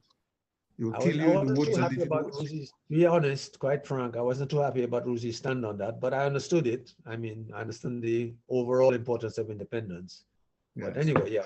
There was a schism. There was a schism in the political left, you know, because as I said, I mean, I supported Ruzi's position, but at the same time, my affinities preceded Ruzi coming back, so it was MND. And then, of course, you know, we had independence, and right after that, Patrick John showed his true nature with the Freeport deal, and then, of course, his attempt to pass the 2 bills into law on May 29th, 1979.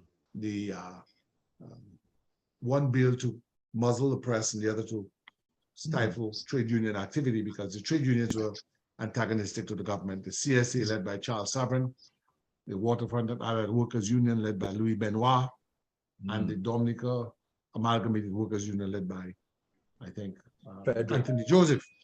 The National Workers Union, led by Gemot, was very small and very weak. Yeah. And the Dominica Trade Union, led by Bernard Nicholas, was also similarly very weak. Right. But the riot on the day itself, where were you? May 29th, 1979. I was right there. I was right in the audience. I remember, the riot itself, when I was on Kennedy Avenue, is it? Yes. Avenue, straight up to government headquarters. I don't know if you know where there's a little restaurant owned by Riviera Street people. It's where the Lapland bus stop is now. Right around there, about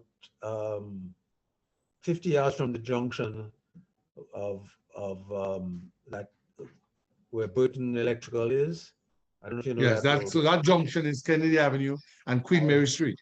I was right in the alley when the police came in force in vehicles and offloaded just by me there with their guns, going up to join. That was not the police, Amron. That was the defense force. Defense force, okay. Yes. When they were going up to the main crowd, which was next to government headquarters. That's where I was. And I was there for a while, and I saw gunshots and I saw tear gas being sent on the crowd. Yes, yes. And I was subsequently, when they had the major rally at the Pottersville Savannah, I was also right in the middle of that audience when the new government and alternative government was speaking. Yes, the interim government. But before that, on the night of the 30th, after the funeral of the martyred Philip Timothy, or my boyhood friend, the same place where that soon to be that future U.S. general would see me polishing shoes, was Boyd's Avenue, across from police headquarters. So Timothy and I lived there from 66 to 70. And Timothy lived across the street, and we'd go up the Rosa River by underpower on Sundays, go all the way up.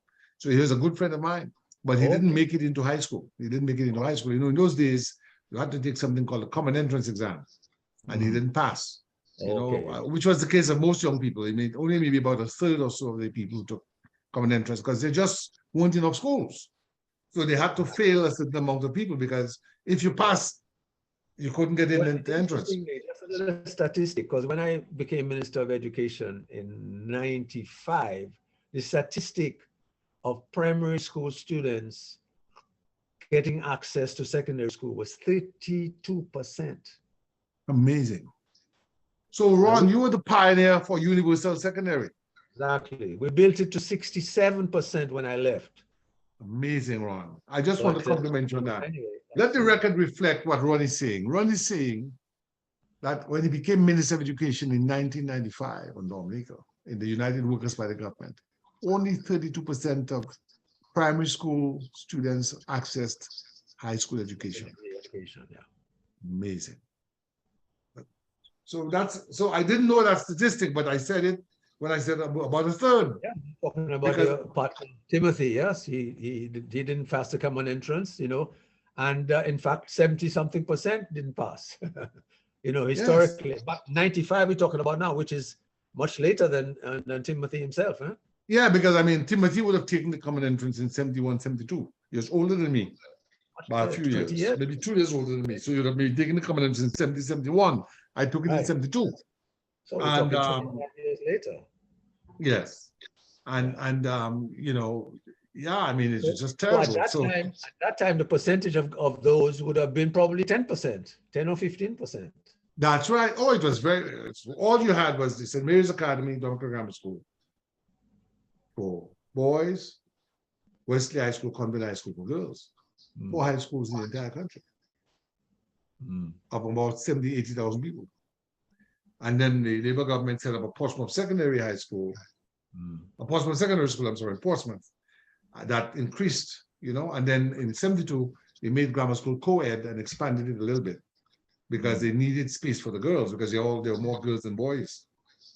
And so what you did was revolutionary. Tell me what really pushed you towards universal secondary. I know we're jumping a little bit, but I think it's important.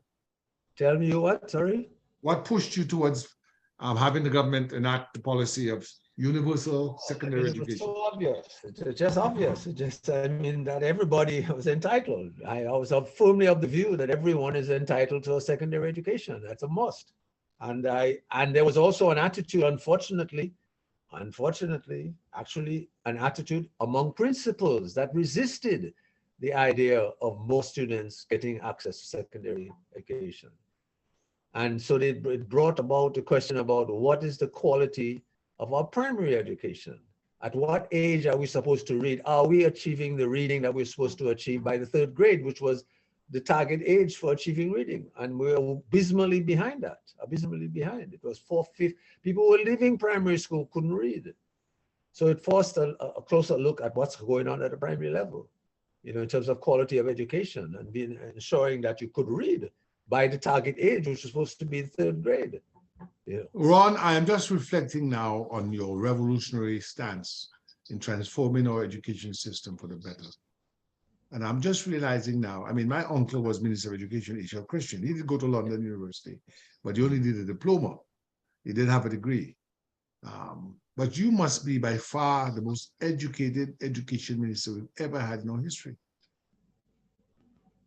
You could check the statistics and see if that's true. I don't know. Well, I mean, you have a first degree in education. Yeah. Then you had a master's degree, and then you're on your way to a PhD at Columbia. Yeah. I mean, you know, these are the facts. I'm not making that up. Yeah. And so I believe I don't know how well Rupert Sarendo was, but Rupert Sarendo was probably another one that was fairly highly educated. He was a minister of education. That's true. Rupert Sarendo, I think, went to Iona College. Oh, he did. Okay, so he would have had a bachelor's. I think he went to Iona College. Okay. But be that as it may, I don't think he was on the way to a PhD at Columbia. And Columbia is a school that's known, you understand?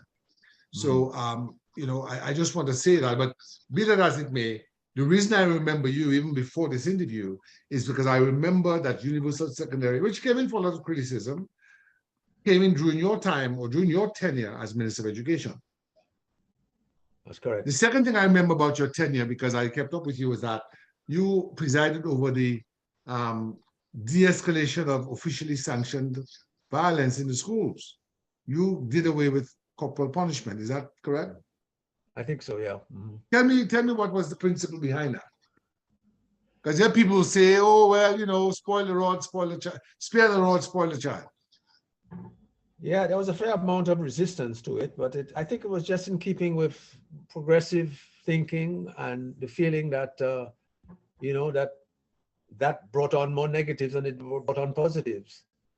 I don't remember much more debate or discussion on it, but my sense of why it was pushed through was just that, hey, I mean, we're moving on. This is, at this time, this kind of thing, much as it was very much part of our tradition. As you say, spoiler, what is it? Spare the rod. Spare the rod, spoil the child. Spare the rod, that's right. Spare the rod, spoil the child. That was very dominant, eh? Yes. Oh, I mean, I was the victim or the recipient, you may say, of some corporal punishment. Not a lot, but blessings. my father, I remember spanked me once. I was at the Windsor Park and I used to like to throw stones, and I hit a guy in the head in a tree, burst his head, and I ran. The guy started to court me, brought me to Fire Brigade headquarters, my father's station officer. And he took glory, which was a British glue, and stuck a exhibit on the stone on a piece of paper, exhibit A, and took me by the hand to the police guard room next door. The guy's father is there. He's got a bathrobe on his head. And my father went in and said, the guy was a Barbadian sergeant called Blackman. His nickname was Blackie. He said, Blackie, I brought in my son for malicious wounding. And Blackman said, well, Christian, your son is only 7, 8 years old. What can I do with him? Take care of him yourself. And my father gave me 6 strokes with his belt in the guard room. And that was the only time I remember he spanked me. He'd always... As we reflect on Spare the Child and Spoil the Rod, was that a blessing in your life when you think back on that those six strokes, or was it something else?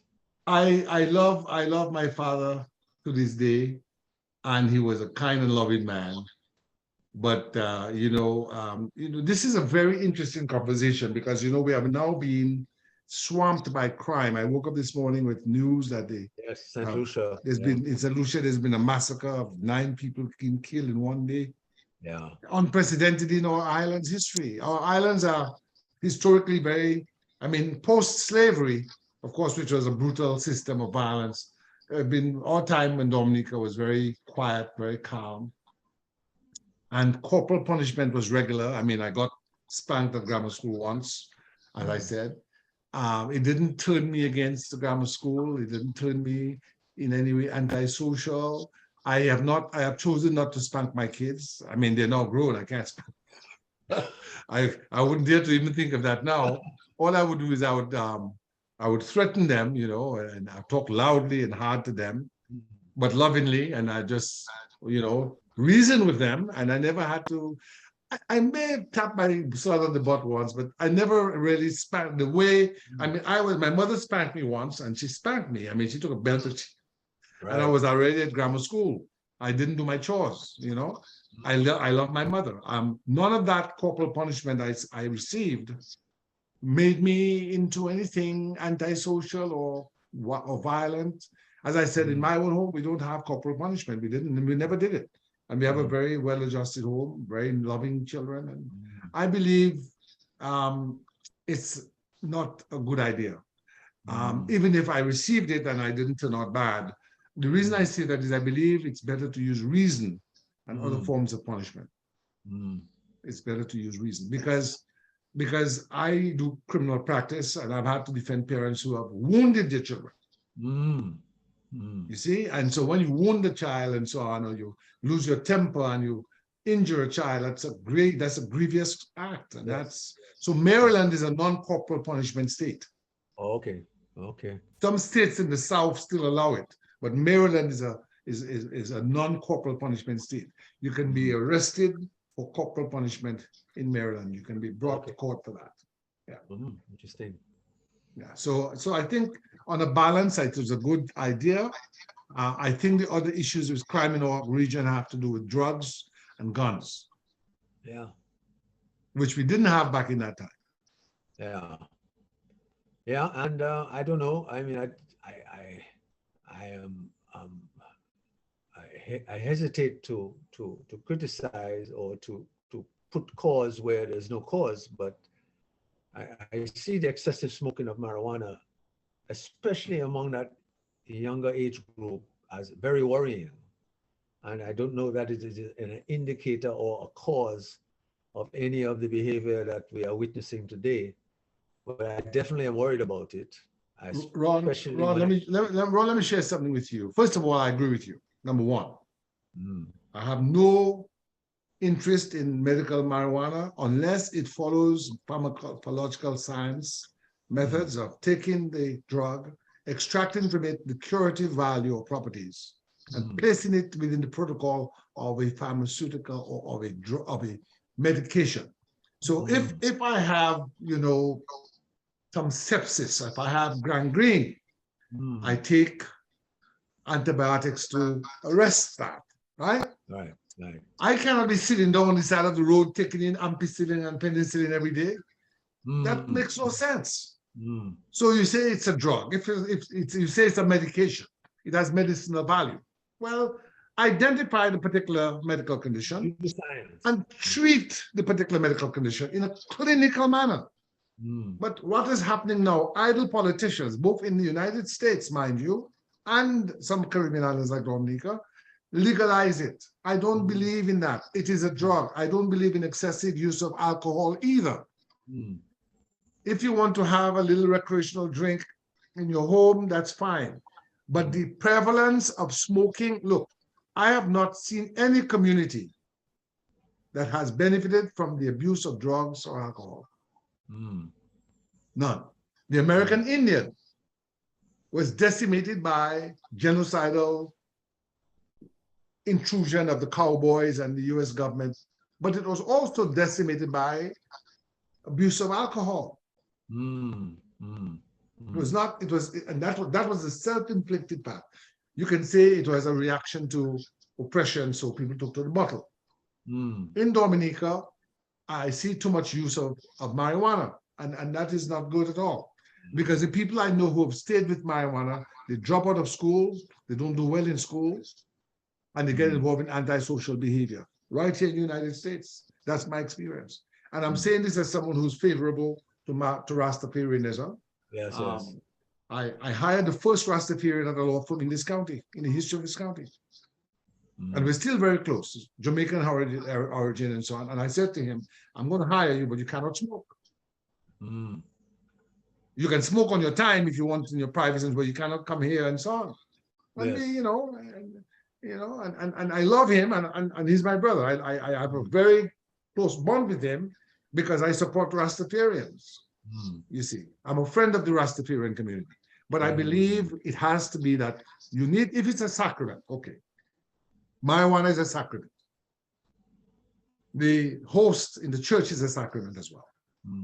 You can't see a priest on the side of the road just eating lusty and eating host and so on. I mean, you can't do that. You go on a Sunday, you go up and say your prayers and you take your sacrament, you go home. Once a week. Once a week, yeah. In a religious ceremony.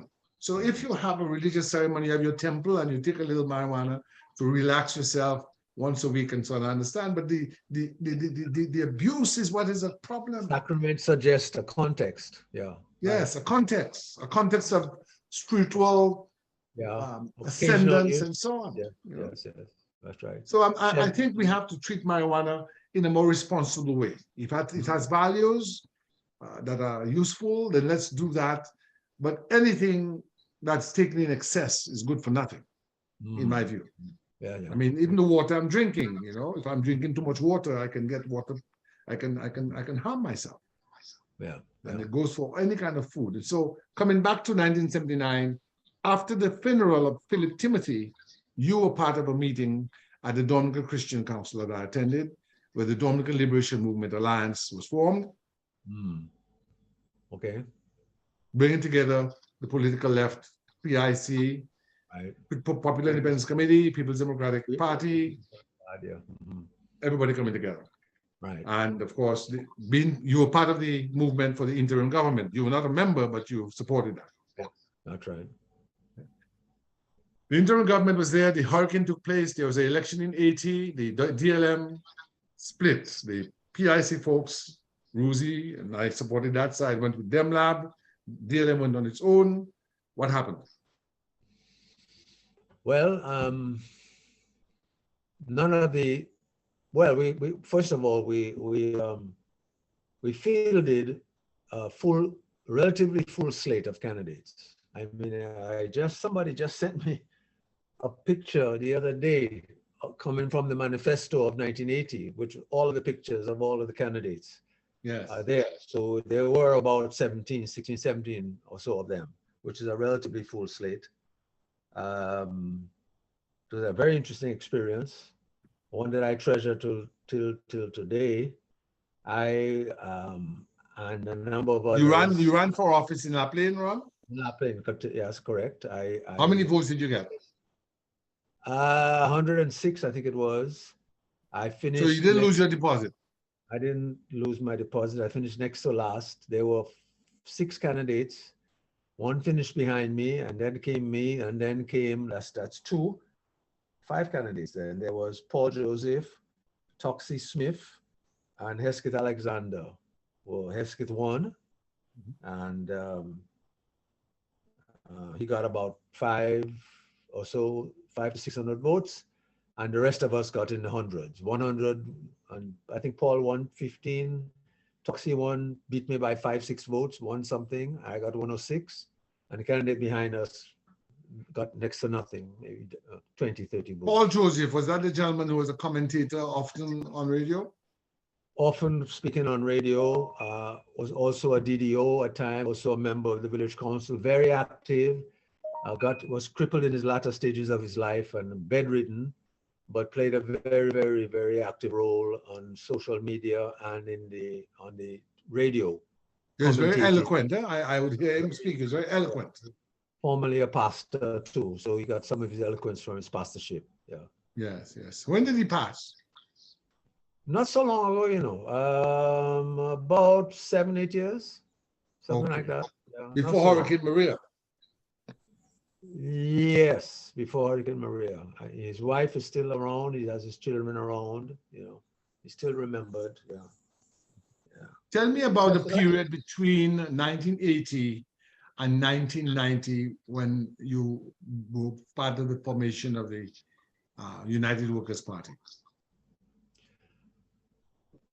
Yeah, well, from 1980, that time, it was then, shortly after the election of 1980, that small project assistance team was formed. And that meant that 5 or 6 of us who were part of the DLM candidacy were part of that working team that worked with small groups, cooperatives, women, youth, farmers, etc. around the country. That lasted, for me, for 15 years. It was in 95. After there was a 90 election, 85 election passed. I wasn't involved in any practical way or in any way. Did the DLM stand again in 85 or no? No, that was once. Remember, Grenada collapsed in 83. And yes. For practical purposes, shortly after that, DLM collapsed. Yes. So the DLM, what was the DLM's position, official position on the Grenada debacle? Oh, we're very supportive of the revolution, very close to Bishop. I was in and out of Grenada a number of times, so was a number of other people. I did some work for Maurice in terms of human rights research. So it was a saddest moment, very, very, very sad moment when Would you say that the Caribbean political left really never fully recovered from that? I would say that. I would say that. What is the lesson you drew from that? When I say, for purposes who do not know, Ron and I are talking about the 1983 collapse of the Grenada Revolution, which started around the 15th of October, when Bishop was arrested by those allied with Ronald, with Bernard Cord, and then of course the massacre at Fort Rupert, named after Rupert Bishop, the Bishop's father, on October 19th, and then later, of course, on October 25th, the US invasion with its allies in the Eastern Caribbean Security Services with the support of Eugenia Charles, who came up to Washington and met Ronald Reagan. When did you first know that there was a conflict brewing within Grenada, Ron? Not till they arrested Bishop. You had never heard anything? No. I was in and out. I spoke with Cord. I spoke with Selwyn Strone, who became a friend of mine. Selwyn Strone and myself traveled together prior to the revolution in Washington, raising funds for the New Joel movement. At that time, I was raising funds for Desmond Trotter. Yes. So there was a very fair closeness. So I didn't know until they arrested Maurice. Yes, yes. Very sad, very sad. And up to today, the internal details are still not crystal clear to me. I've gotten both of Morris's, both of course books, and I've gotten the book of Ewart Lane, by the way. It's an interesting story. So I come to this in 82. The brother of Ewart Lane, who sent the Ahmad Khas to the fort, was my very best friend who helped me in algebra. Because I went to business school and had to do a lot of mathematics. He was a very good mathematician. His name was Roy Lane and became a CPA, certified public accountant. And he has a copy of this book and so on. And the view that I take now that I know better, because I'm I have the invitation here, Ron, in this book. I have the invitation in this book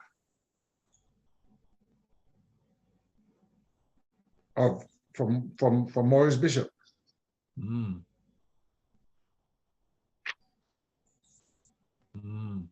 It says,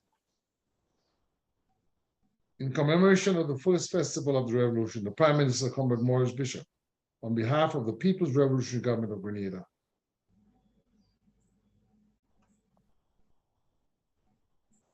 requests the honor of the company of Mr. Gabriel Christian. Reception at Butler House, Thursday, 13th March, 1980. I'm the last member of the Dominica delegation. Athi and Para were there, DLM, but I was there as the government delegation, and Ruzi, Senator Mike, Minister of Finance, and Hilarion Dejean. All three of them are dead. We stayed at the Holiday in Grand Anse Beach. That was before the election of 80. And the people who made the revolution, some of the key people were on that boat with me in 78. That's why they insisted that I come. Liam James did 27 years. Liam James and I stayed in the same Lenin Vocational School dormitory in 78. In fact, I translated Patois to English because a member of the Matnik Young Communist League thought a Grenadian had taken his deodorant from his bag, and they were in a conflict, and I mediated the conflict using my patois. But I saw something on the evening of March 13th at a rally, the market. The crowd surged. There was Daniel Ortega, Manley, Rafik Shah, the entire Caribbean pantheon. I was on the edge of the days. I was not a leader, I was a second tier. And when the crowd surged, a young guy from the People's Revolutionary Army turned his AK-47 on the crowd. And I've just been talking with him. We've just been having a little banter back and forth, camaraderie. And I said, no, my brother, no, comrade. You cannot turn your gun on the masses. I never forget that event, because that was the last thing that Maurice was heard to have said. When the commando attacked the fort, my God, they've turned their guns on the masses. It's, one of the, tragedies I remember is on the bus on Georgia Avenue North. I was going to school, and I got the newspaper. I'd already gotten word from home, but to see it in the Washington Post, Prime Minister and his associates massacred Grenada, I wept bitterly. I just, this really was just the end of a certain chapter in our lives. What happened. And I have come to take the view, Bishop was someone we loved, the importance of rule of law. You see, what Bishop did, and I, in our zeal, we're in a revolution, when you're in a revolution, you do revolutionary things. We didn't see it, but had Bishop held an election, submitted himself to Parliament, had Parliament remained open, had habeas corpus been respected, had rule of law prevailed. I mean, they arrested Bishop, they tied him on his bed of Jacqueline Craft, No lawyer to go get him bail. No habeas corpus. No parliament to debate why you're arresting Bishop. What has Bishop done? Under what law you're holding Bishop? It's interesting, under a colonial regime, you were detained twice. I'm waiting for you to say to me that you were held overnight, that you were held for weeks. In every instance when you were held under a colonial regime, Ron Green was released within hours. Am I right? Yeah. There were people who were arrested and kept all through the 3 years of the revolution, Ron, and they never saw inside of a courthouse. Really? To be able to have a lawyer to say, why is this man being held? Why is this case not being called? What is the charge that is codified in the law books that says he's committed that act, this act, this act? You're documenting then some of the major taints, one of the major taints of the revolution, that particular thing about people staying in jail for 3 years and no, So I addressed it there. It was very painful for me because I supported the revolution. Yeah. But I was 18, I was 17. When the revolution took place, I was 18 years old. When I went to Grenada, I was 19 years old. I had not gone to college, I had not studied law. You know, I was in the heat of the revolutionary zeal. And that's not enough to guarantee freedom. Well, so the question then is, what is it that impeded the movement towards establishing what I would call institutions of democracy? Our ideological orientation. I was talking to Sam, Dr. Samuel Christian, my brother, came here to Howard and joined the U.S. Army, became a combat surgeon in the U.S. Army. I said to him, the same Suki you're talking about was a shopkeeper. He had a shop in Pottersville. I had a cousin who was a mechanic, Johnson Christian. We used to call him Russian. His brother was Nicholas Christian, Nico, who worked in agriculture. Nico used to love the bottle, and he has passed on. Very good, smart guy, but again, the abuse of anything, is not good. So one day we walk into Suki's shop, and Suki says, to a patron of the shop, look, 2 common sense are coming into my shop. We call this 2 common sense. That's not what he meant. He meant 2 communists. And Johnson went up to him and said, Suki, you have to be careful what you say, If you don't get on board, you'll be crushed by the wheels of history. So there was that kind of arrogance, one of the inevitability of scientific socialism that clothed our thoughts and our actions, that we had found the Holy Grail, that found the key to a new utopia. And in that fashion, any excess could have been excused for the greater good that we thought we were embarking upon. Simple as that. Simple as that. We'll put them on a heavy quote-unquote manners, because we came from a system of colonial slavery, and we read of that, and we thought that what we were doing, we were not evil. We didn't intend evil. We wanted to free our people. And in that freedom struggle, we had to kind of sometimes excuse excesses. But as I have grown older and hopefully wiser, I understand that no process of social change that does not take due cognizance of kindness of human beings, one towards another, honesty among human beings, one towards another, institutions that allow for our rights of association, of speech, of organization, of religion to thrive. no philosophy that eviscerates that kindness, that due process of law, that institutional framework that guarantees all liberties is worthy of pursuit. See, but that comes after years of learning and the tragedy of Grenada. I just couldn't see it at the time. I mean, you know, we were winning. That's why the mindset of, say, strong Cord versus Maurice is very important in that discussion. Eh? And Yes. where were they, and how did they differ? You know, in terms of moving towards setting up the institutions that would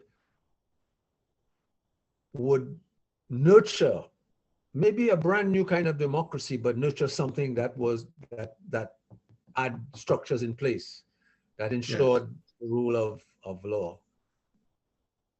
Ron, personality is important, yeah? So when I was in Grenada, we met Cord and had lunch with Cord. I'll never forget, he had a hamburger, you know, very modest meal. He was the guy organizing. Bishop was more distant and was the sort of revered figure. Cord was the organizer. All those things came back to my mind. I could see in his movement that he was the guy, you know, like the organizer, that Maurice was more the front. Yeah. But I also recognize that personality plays a big part. Maurice had a more democratic personality. A man around town, you know, good-looking guy, lawyer, and so on, you know. He was ideological, and he actually made a speech that was a requiem mass for the revolution. The Americans discovered, the US Army discovered that speech, and I have it quoted in my book. It's called The Line of March, where he talks about, you know, if the workers want to picket batter, they can picket batter, but batter cannot picket the workers. If they picket the workers, we arrest them. That what we have is the dictatorship of the proletariat, and that the other folks have no rights that we are bound to respect. Well, and so that's what Bishop was saying, because that was the dogma of the time. That was the dogma of the time. If I was there, I may have said the same thing, because that's how we were thinking. Because remember, you know, we're surrounded by mercenaries and by CIA agents, and there's this contest in the world, and we want to make sure we win, and so we have to suppress those who are inimical to our vision of life. Not understanding that in the free exchange, there's benefit. We couldn't see it that way.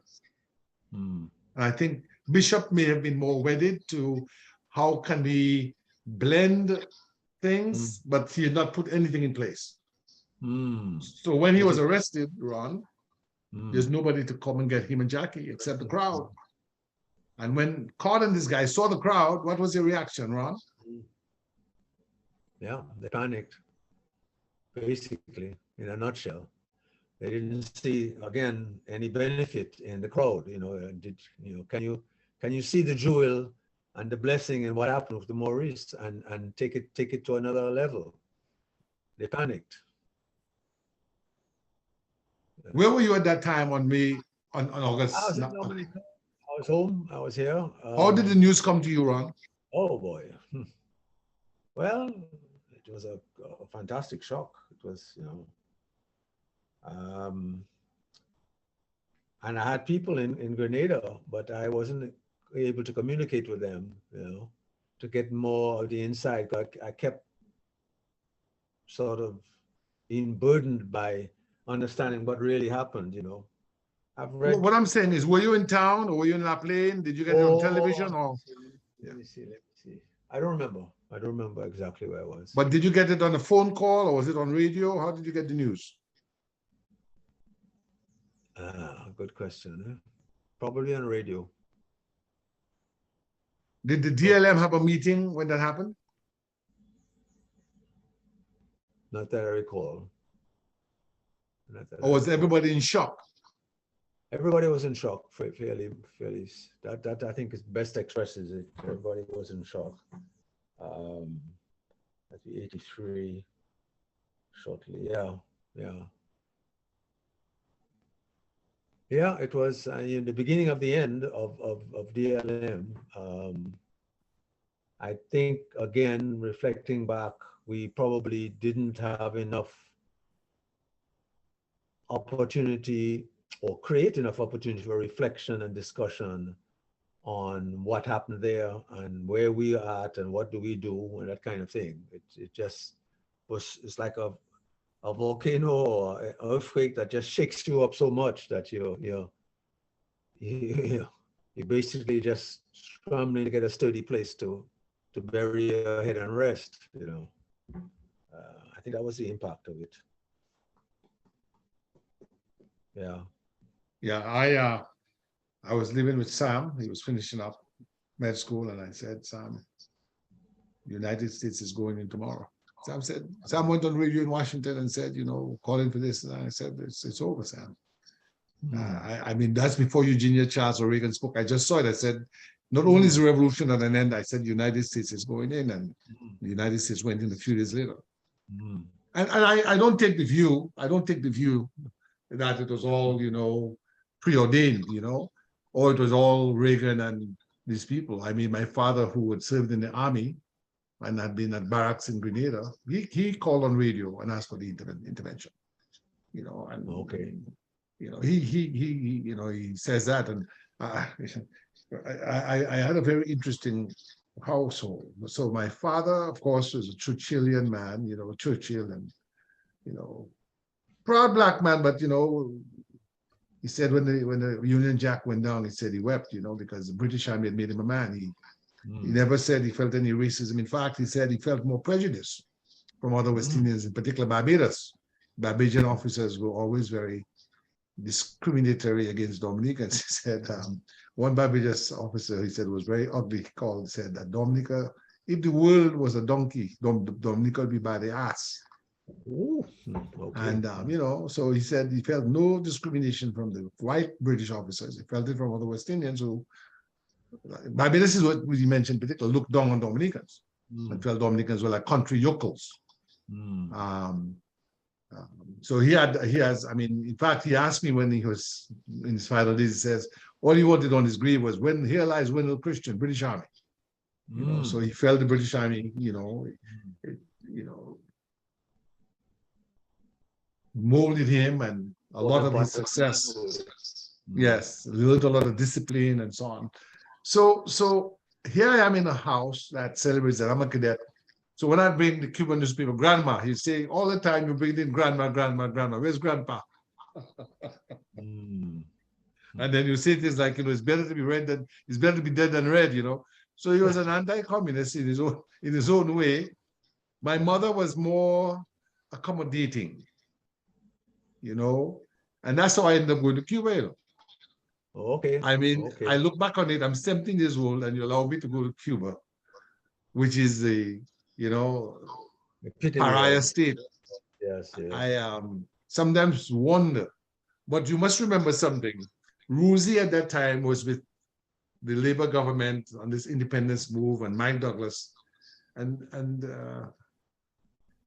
but it's still, I still cannot understand, because they had Patrick Jonah dismissed Mike Douglas and Ferdinand Parlour for being part of a communist plot by that time. So, when we came back from Cuba, Blanchard, the same Desmond Blanchard, came in with a group of policemen and secured the airport and corralled us. They didn't arrest us, but they took all our stuff except our clothing.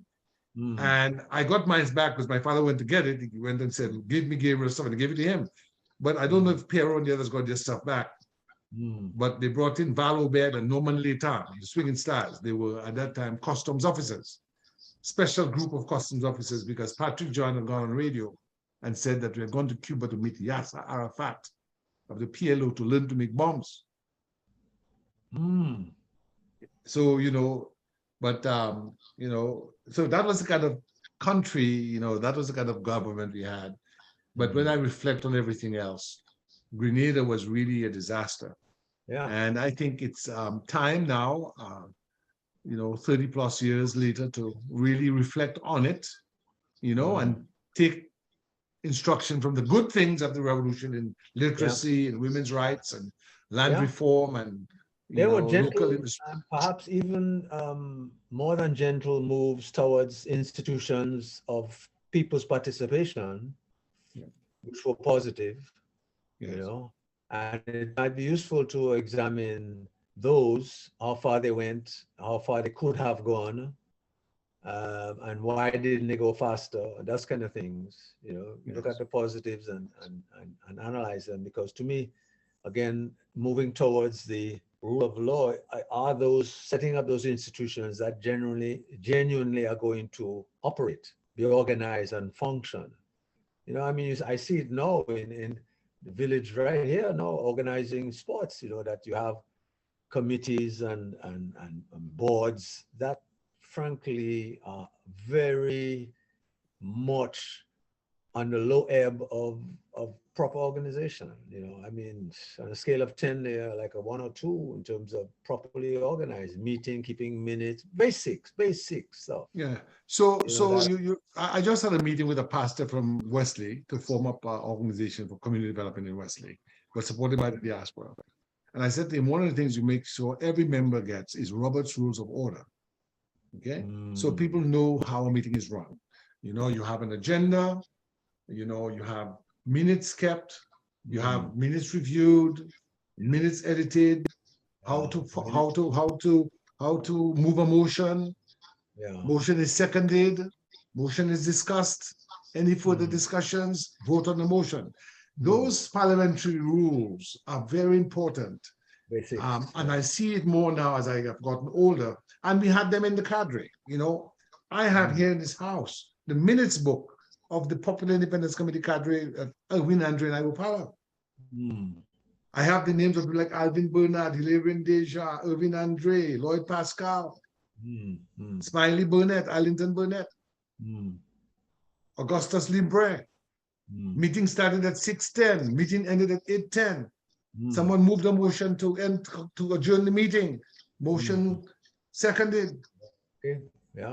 All of these elements of stepping towards an organized body.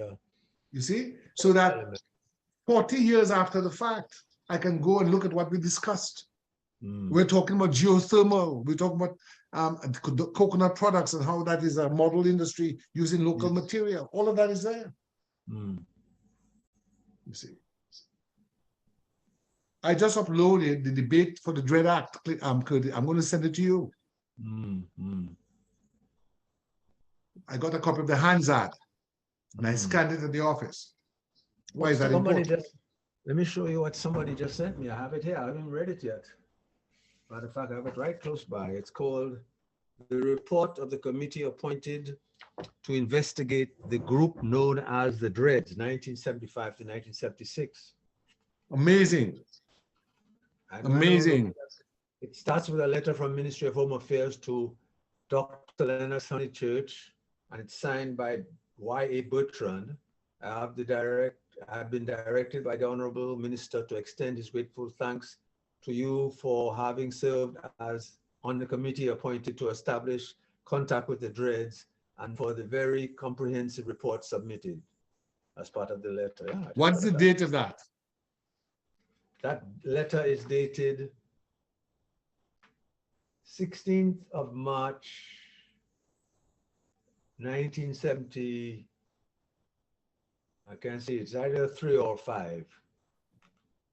Is there any way you can have that scanned, or if you don't have a scanner, do you have a scanner on?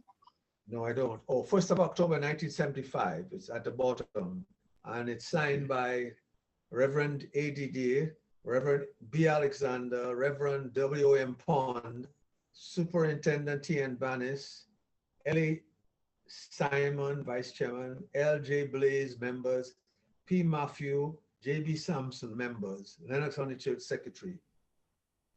Ron, these cameras are very good. If it's not too much to ask you, if you could just take pictures of each page and just send it to me as a WhatsApp, I'd be appreciative of it. Yeah, I could do that. When we're done. Yeah. When we're done. So Grenada's happened, the DLM has collapsed. When does the UWP get founded, and how do you become part of it? It was founded sometime before 1988, I think it is, before the 1990 election. I was not part in any way of the founding. I heard of it like everybody else on the air of formation of a new party. They contested in 1990, and the contestant in the Lapland constituency was Thomas Etienne for the United Workers' Party. I took no part in that whatsoever. I didn't campaign. I didn't, in any form or fashion, either in 85 or 90, take part in the election. And part of that was the work at SPAT, and part of that was being able to generate funding that was not associated with any political party and support the work that we were doing. Yes. I remember I went on tour as SPAT coordinator. And now SPAT was focused on agriculture? It was focused on agriculture, it was focused on small businesses, it was focused on all cooperative groups that came together to take part in any venture that they were interested in. And we focused on certain parts of the country. We did a lot of work in Petite Savane, some work on the East Coast, not too much in the North. But I remember going on tour to Europe, a number of agencies in France and Germany in 1992 or 3, where I met a number of agencies, and one of their concerns was the issue of political engagement, And we were very fortunate that every 3 years we had what we call a major evaluation with a prominent person. And so we had a detailed inward look at what we were doing and how we were doing it, what were the strengths and weaknesses. So it helped to strengthen us as we went along. All right, back to the politics. So 1985 and 90, I was just zero involved. I heard like anybody else about the forming of the United Workers' Party. It was coming around 94 or so, I began wondering about the coming election in 95. And some people came to me saying, what you doing, what you doing? Because I had since 79 been elected consecutively, six consecutive elections as a village councillor in our plain. And I served as chairman at least once, perhaps twice, different, so I was there all the time and elected in the top 2 or 3. So I was involved in sports. I was involved in a lot of things at the community level, plus the SPAT work, which was national. So people approached, and I began wondering, what do I do in 95? And it was then that I, talked to some of the people people that I knew from earlier on, and people that knew of my work about possibly going up. Apparently Etienne wanted to go up still, Thomas Etienne. And after talking to a number of people, I remember I went to Timothy's office. I say, well, look, I'm thinking about it. What do you think? What's your advice? And so on. He sent me to talk to Toxie Smith in Boetica. Oh, I knew already, but he said, get Toxie's advice and so on. So I spoke to a number of people, and they said, well, looks like might make sense. And so sometime in 95, actually, the election was coming up. It was when I took a decision to contest. I had met Edison briefly. I'd spoken again to Timothy. And the party group for the United Workers' Party in the constituency held a meeting. And Thomas Etienne and myself were the 2 people that they were considering. And they took a vote, and it was 30 to 33. 33 people were present. 30 voted for me and 3 for Thomas. Oh wow! So that was a landslide, man. Yeah. So and you won. You went up for your first election in 95. Correct. And you won. And I won. Was that the first time you'd been elected to office in Dominica, public office? I mean, apart from the village council level. Yeah, apart from that, yes. The only other time I went up nationally was DLM in 1980. Okay. That was the second time. Yeah. How many times have you been elected by the people of Lapley in the Eastern District to be? Well, in 95, 2000, 2005, 3 times consecutively. And then 2009, it was the Kokomaka election, which they announced that I won by 12 on Friday night. On Saturday morning, when I went for the final count, Mr. Greener, the DBS announcement was incorrect. He only won by 4. And after the election was over, they gave the vote to Peter by 2. There was a clip so-called by 2. Stand by So, Checo. yeah, so that was definitely some sort They of. took away votes from me and they gave votes to Peter. And he became the elected, so-called elected candidate in 2009.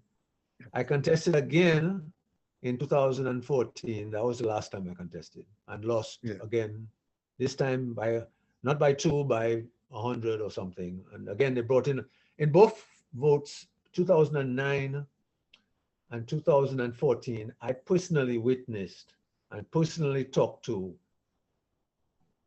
a number. I mean, the number was above 100 people that came in to the Lapland constituency with a ticket from overseas, 500 US in their pocket to vote against me.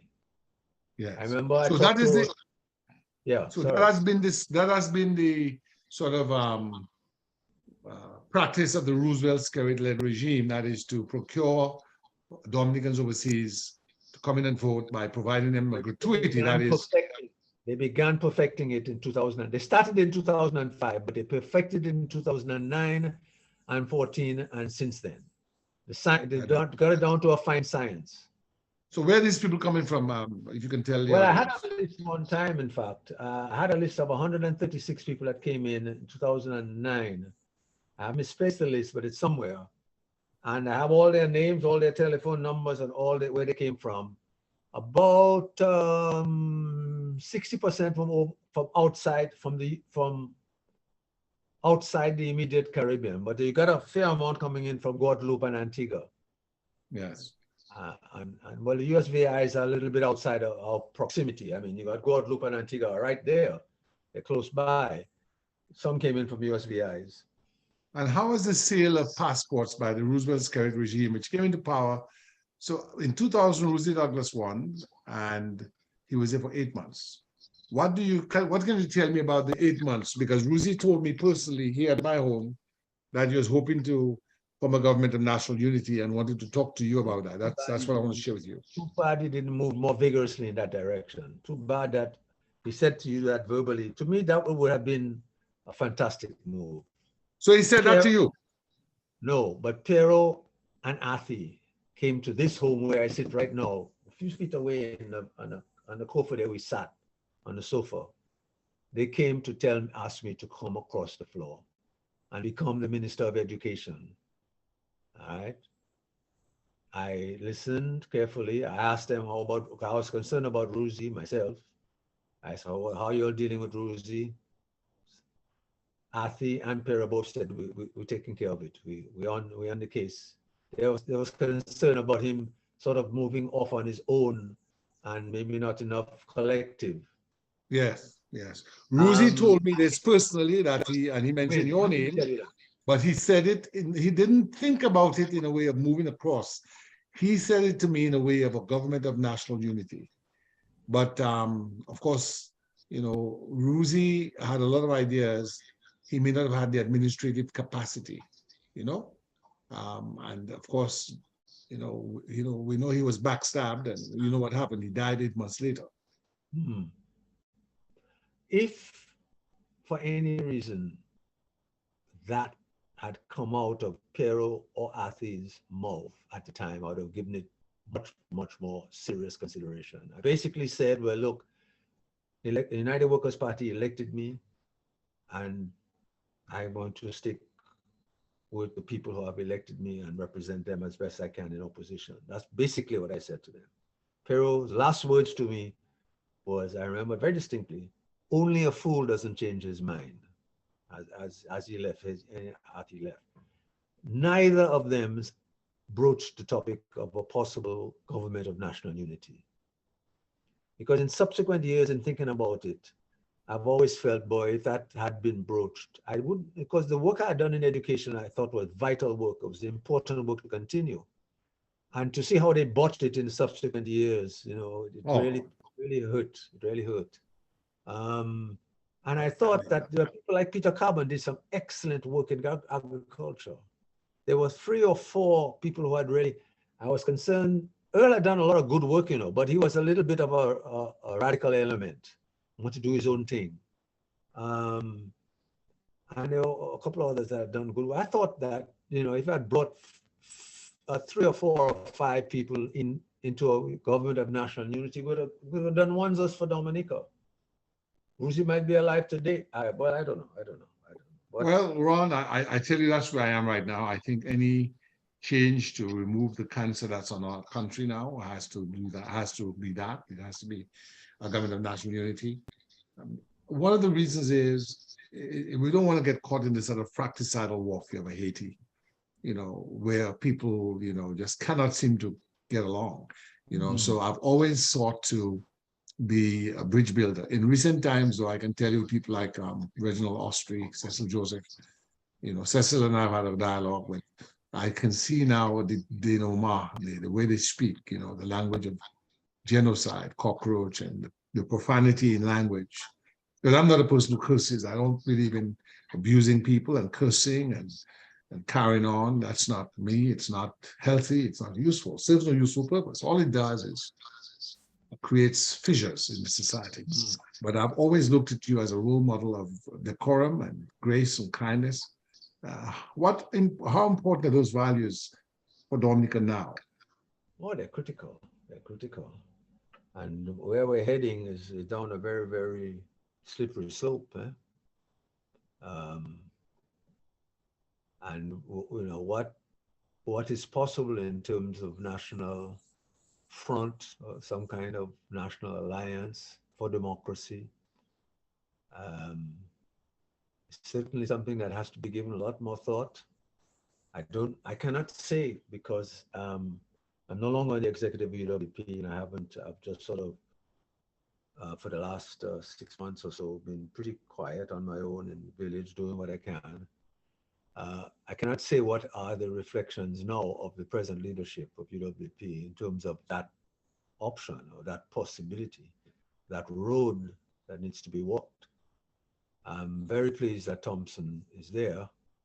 I have very good relations. In fact, one of the things that surprised me at the last delegate conference after the elections were over and Lennox spoke, he took opportunity to give me quite a bit of compliments, which I didn't expect. I was quite taken aback, So I have high regard for Lennox, and his potential. So yeah, I think we got to find a way to get that dialogue, to get that discussion, get that thinking as to how it gets done. What are the mechanisms? Because it gets down to the mechanisms. It gets down to who is going to contest where, practically. Yeah. Yes. Down to an election that quote unquote is relatively free and fair, following what appears to be a good line that the judge Byron is taking.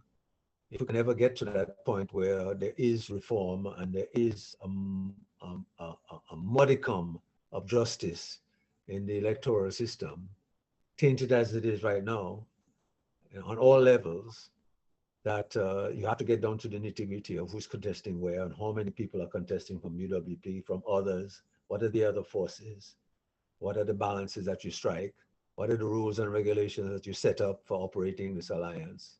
All of that is critical, as you say, rule of law. What is the rule of law for something like an alliance? What are the rules that you set up that you can, and what are the examples? What are the best practices elsewhere?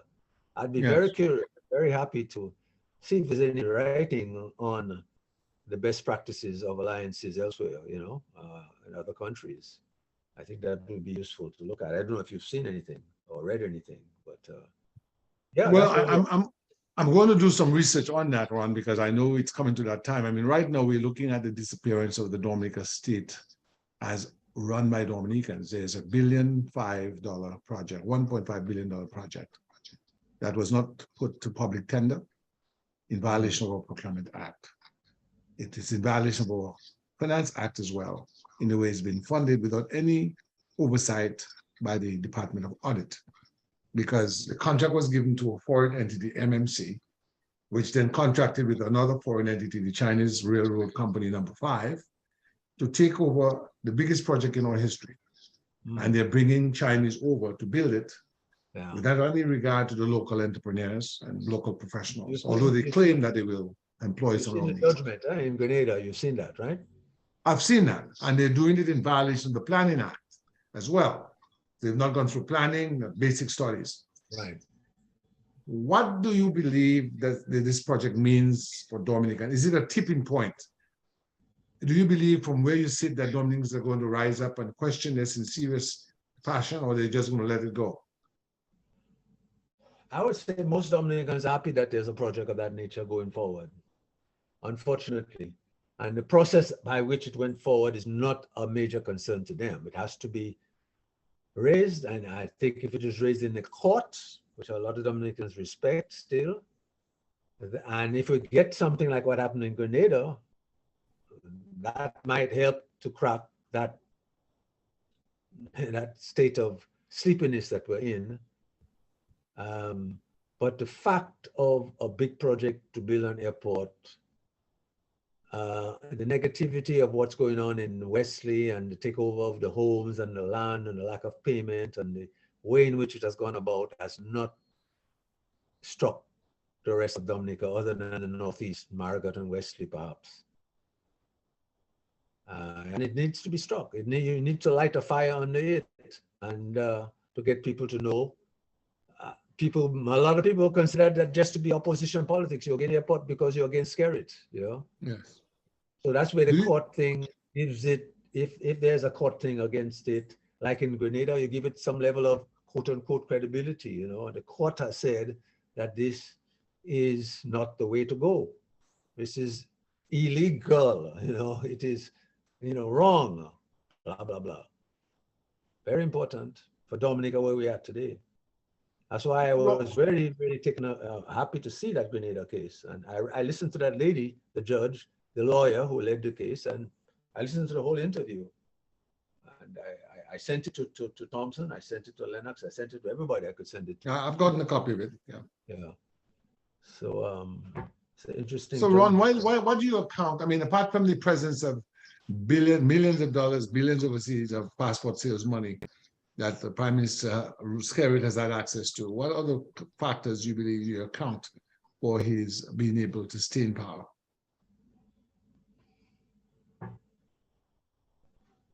Well, I don't think he has mastered also the art of friendliness, if you can call it that. What's the word? No, he's not an abusive, abrasive character. You know, he has found a way on occasion, and I guess even with myself, I've gone to him twice in a bind with teams that are traveling, once to Puerto Rico and money needed for the team to go and so on. Go there, you'll get it from there in a shake. Yes. Just a personal thing. I mean, I know of his crookedness. I know of the way he has taken the country, and I'm very, very upset about that. And it's because when you talk about a team going somewhere, you're talking about young people that are traveling, and you know you want them to travel. You want their talent to be displayed on a bigger stage. That you swallow whatever you have to swallow to go to the man at the top and say, well, look, I need some money. You know, so I've done it, and I've seen certain qualities that are, you know, reasonable, and you know, but that and the fact that he uses the money well. He pays a lot of people. A lot of people being paid off. A lot of money being spent. Right now. When you say uses the money well for his own benefit, yes, that's what I mean. I didn't mean well, you know, any well meaning of the word. I was just going to give you an example. There are some $200,000+ in the Lapland Village Council for the last 2 or 3 years that were put there as Peter was there. All right, the council, some of them, again, there's a lot of division there, but some of the councillors have said, look, let's try to use that for plain. We have drains, we have roads that are mashed up, we have houses that are mashed up since Maria. And they put in place. I even helped to draw up some of their project development, a list of 7 or 8 projects, costed them and sent that and requesting some of the money, some of the 200,000. I think it was less than 100,000, about 50, 70,000. Zero response. All right. The commissioner claims he doesn't know where the money come from. The bureaucrats claim they don't know where the money come from, but it's there in their account. They refuse to release it to do work in the village by the village council that would benefit people on the ground. Obviously, it was money for Peter to do ABOC that he never got to use. You know, it's still there. Yeah. Just a small example. Yeah. Yeah. So there's a change of government in Dominica tomorrow, and they have to rectify the wrongs that have been committed. What are the three most important things you think we need to do? Let's start with the economy. Well, that question needs some reflections, my brother. I have to think about that. I could probably meditate on that a little bit and come back to you. Not off the top of my head. Yes. But certainly you'd see a big role for agriculture. Good question. Huh? You see a big role for agriculture. Absolutely. Agriculture is in a mess. The character that they put there, pardon my French, I don't use my French too often, but he's a piece of shit. This Bruman character, right? Use a lot of his money in agriculture to give fertilizer away to people to get votes. He's a real piece of, I keep lamenting that Lapland people 20 years ago would have taken a 2x4 baton one night and knocked him over his bloody head. And they don't do it today. He's no longer around. In fact, he probably has sensed the little bit of anger that might emerge from time to time. He no longer lives in that plane. But he's the chief of agriculture, my brother. The chief agricultural officer. Right?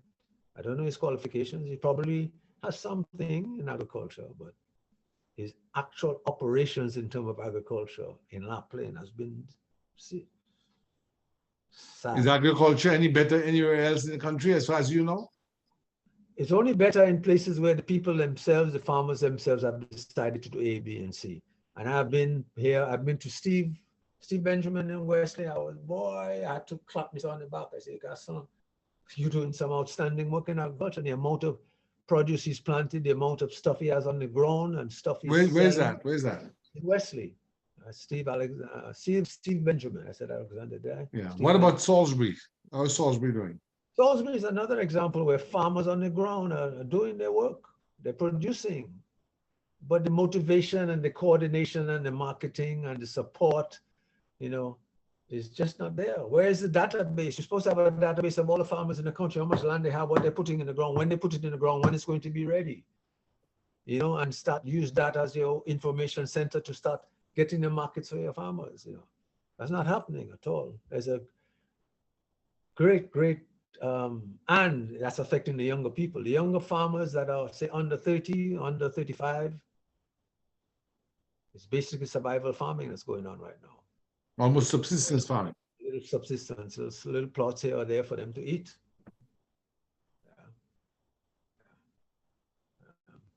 Ron, this has been an interview that went on much longer.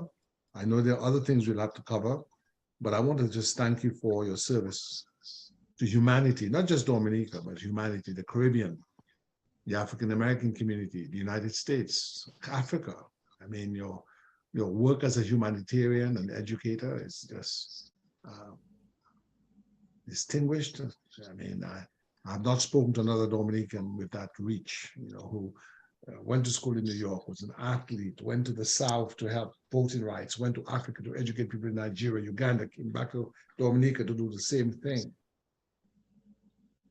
It's an amazing story that needs to be told, and I'm happy that you took a moment this afternoon to share that, because so much of that rich history, someone who knows you, loves you, and respects you, I just frankly didn't know. I know you were in Africa, but didn't know you were in the South. Didn't know you were in, I think I thought you were in Uganda as a Peace Corps volunteer, not Nigeria. But then I have a better understanding of your whole motivation behind universal secondary education. How can you build a country with the 21st century when 70%, pretty much, of the elementary school students are cut off from higher education, high school education. So kudos to you for that. You know, you're certainly a hero in my book of national development and a global citizen for noble humanitarian causes. And I'm going to suggest, Ron, that I'm going to transcribe this interview, send you the transcript, so it'll be edited, but that needs to make its way into a book. Any final words, Ron? Well, I would like to see something done about understanding the experience of SPAT. I'm glad you mentioned that's a possibility, you know, and I want to thank you. I mean, I don't take those words coming from you lightly.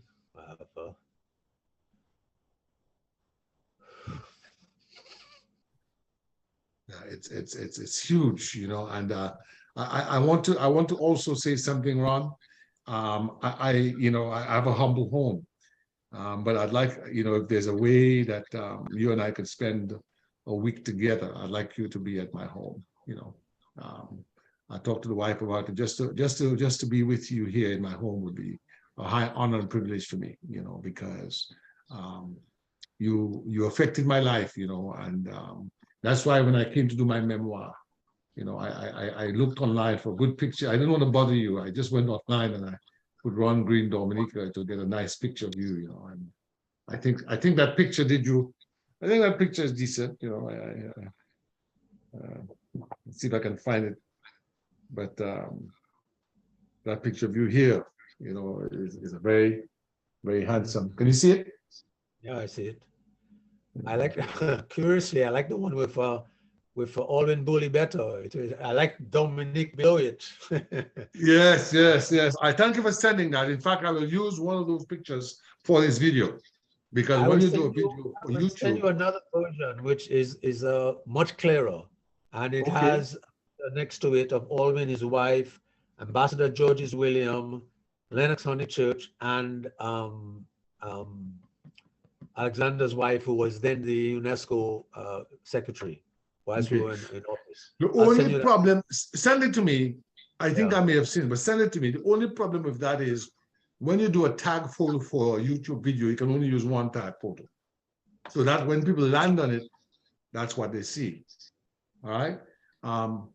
Where I can maybe get someone to work on an editing of this video, I can insert pictures, but for the landing page, I'm going to use a picture that has you primarily, because it's your sort of memoir. This is an audio, it's your oral history, you know, it's your oral history.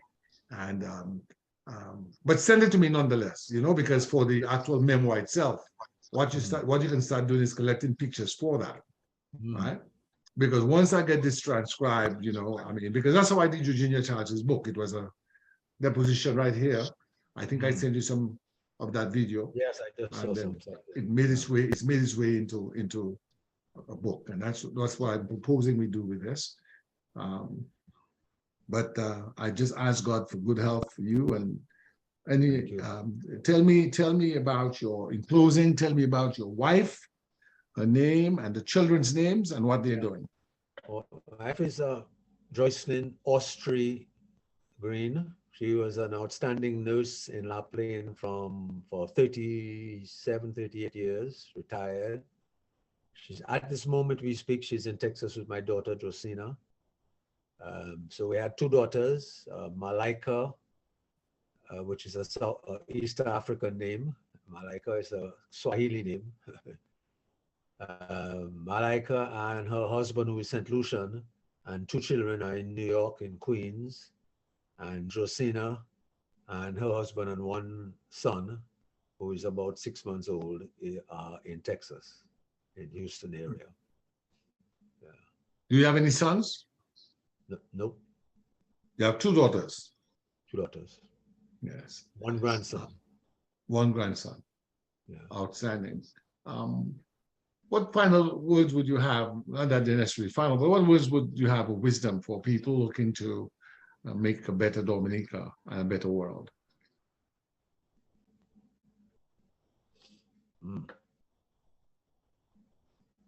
Well, home is home, eh?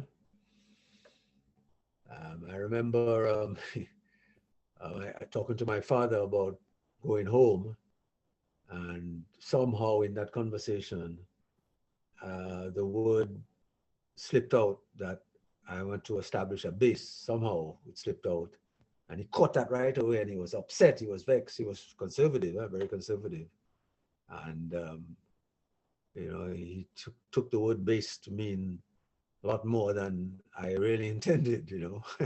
That's when you were leaving to come to Dominica. Yeah. Well, he Yeah. had been in the Navy. I mean, he was in the Cold War. Yeah. He was in the Cold War Navy. So when he heard you talk about a base, he maybe think Yes. a base for guerrilla warfare. Okay, so communist came to his mind and base came to his mind. So yeah, I mean, our base is home. Home is always our base, and if we don't do something about our base, then where are we? That's one of my. We have to do something about keeping our base vibrant and keeping it the way we know it's supposed to be. What God intended it to be, the nature island of the Caribbean. Yes. You gotta work at it. Keep working. No matter how hard it is, but you have to keep working at it. Yeah. Ron, let me ask you about the young people in the village of Lapin. Any student council, any youth group, any youth cooperative? No, unfortunately, nothing at the moment. There are a couple sports teams. There are a few what seem like bright and forward-thinking young people, but they haven't coalesced into any grouping that would help strengthen the others that are weaker. And that's probably one of the realities of I don't know to what village that we can point to that there is a collection. I'd be very happy to see a survey of that type by some conscious youth officer or something that can indicate which villages have groups of youth that have come together and that are taking a progressive line, a thought about how they can contribute better to their village and to the country. That obviously would need development, but it's still there, it's present. How many villages have that? I don't know. I'm pretty sure that if we looked at 30 years ago, there would be many, many more then than now because of the times. But these are the times that we're in. And I don't have any information that would give me any sense of hope or optimism that this is happening at village level around the country. So we see a need for revival of the student movement, the youth movement of the 70s. Absolutely. How it's going to get done, I can't say. I was upset like hell the other day when the election was held, that one young man, very dynamic, very outspoken, chose to contest with Alex Bruno and not contest as an independent candidate. Unfortunately, even with the respect I had for him and his outspokenness and his work in council and so on, his work in disaster, many people came to me and said, what do you suggest, Mr. Green? Should we vote for Jason? Jason is his name. I had to tell him, hey, no, I don't think so. I don't waste your votes. It's a sham election. If he had gone truly independent, that might have been a different matter. And that's the start. That's the state of where we're at. That's part of the reflection of where we're at. And I talked to him now. I was very upset, very vexed with him. But then we talk here. I don't yet get any sense from him of reflection and a hint, even a hint that he may have made a major mistake yet, but maybe it'll come. Because I'm firmly of the belief that if he had gone independent, I would have been able to say to people who came to me, yes, support him. Yeah. And I suspect quite a few people. He would have probably been, you notice Alex Bruno's, if you checked, I don't know if you checked the vote that for the 6 candidates that went up for Alex Bruno, very few of them got close, more than 50, if any. He was one of those that did better. He got 39, this guy in La Plaine. I suspect he would have been in the 300 to 400 vote area if he had gone independent. Mm-hmm. Yeah. Anyway, that's just Yes, yes. Yeah. And Alex Bruno, that's the Alternative People's Party, the APP. Yeah. I haven't had a chance to speak to Alex, but Is he a legitimate political actor, or is he someone who is a pawn well, of the government? he supported and advised the campaign of 2000 when I was actually when I was leader. You know, I was leader of the party in one Yes, of the yes, of elections, course. and he was there, and he was in a subsequent election. I don't know. I haven't talked to him in depth. And I'm a little disappointed because I have a lot of respect for him. I get a sense that his academic studies in political science have taken him to another level where he has a certain expertise that he considers to be above, you know. I may be totally wrong. Um, but he seemed to have had some clashes with Lennox, which I don't fully understand. And his experience with DWP had led him to the point where he felt it best to form another party in the country. You know. So we'll see. We'll see how that goes. You know. Indeed, indeed. In closing, on an average day, do you farm? Yep, yep. I am in the process, and one of those days I might even show you some pictures of see. I'm not a farmer, and I have no history of farming, and I realize in my older days that this is a special discipline that comes from your father and your father's father. And that the best farmers are farmers whose father were farmers and father's father were farmers. And they develop a discipline of being on the land and doing things that lead to good production. I don't have that tradition, so it is difficult. But I mean, I have a small farm, you know, which before Maria, I had 25 to 30 fully mature avocado trees, and I was selling Oh, that's avocados to hucksters. wow. Most of that got destroyed by Maria. I ended up with only about 4 or 5 trees left. I've replanted now. I have about 50 in the ground coming up. And I have pineapple. I have about 400 or 500 pineapple. Small farm, maybe 2.5 acres altogether. So I'm trying to push some work in it. And I would say in probably 2, 3 days a week. Yeah. And Without having a what about without your having a animals? father or grandfather was a farmer. Sorry, cut you off. Do you have access to animals? Do you have some an animal I've farm? had goats. I've gone as much as 15 goats. I'm right down to 6 goats now. So I've cut it down to make it more manageable. You know, Mm. What some about people. chickens? No, I've never gone into chickens. I once tried starting chickens, and then the wife rebelled because chickens attract snakes, and she didn't like Yes. the idea of having to go out at night to kill snakes because they were attacking the chicken. And So Ron, what about fishing? Do you have any? Do you have a? Is that place still a fishing village? Do people fish? it's not a fishing village, but there is fishing done in Lapland by a number of people, and I've always felt interested. I've never actually done it, but that's one area I don't mind getting a little bit of experience in, you know. But there are guys I know who fish regularly every week and bring home fish for their lunch and their dinner and thing, you know. But do So they do they fish enough to sell? no, no, it's just fishing for their own use and for a little excess. They might sell a little bit. They have some young boys that go spear fishing regularly, and they come back and they sell fresh fish, you know. And there are about 3 or 4 of them, and they have a little group that goes spear fishing in the Atlantic. Atlantic, Yeah. What about as you know, on the east side is not exactly smooth and comfortable. It's a little bit no? The dangerous. east side is very rough. The Atlantic is very Yeah. rough, very dangerous. Yeah. Yeah.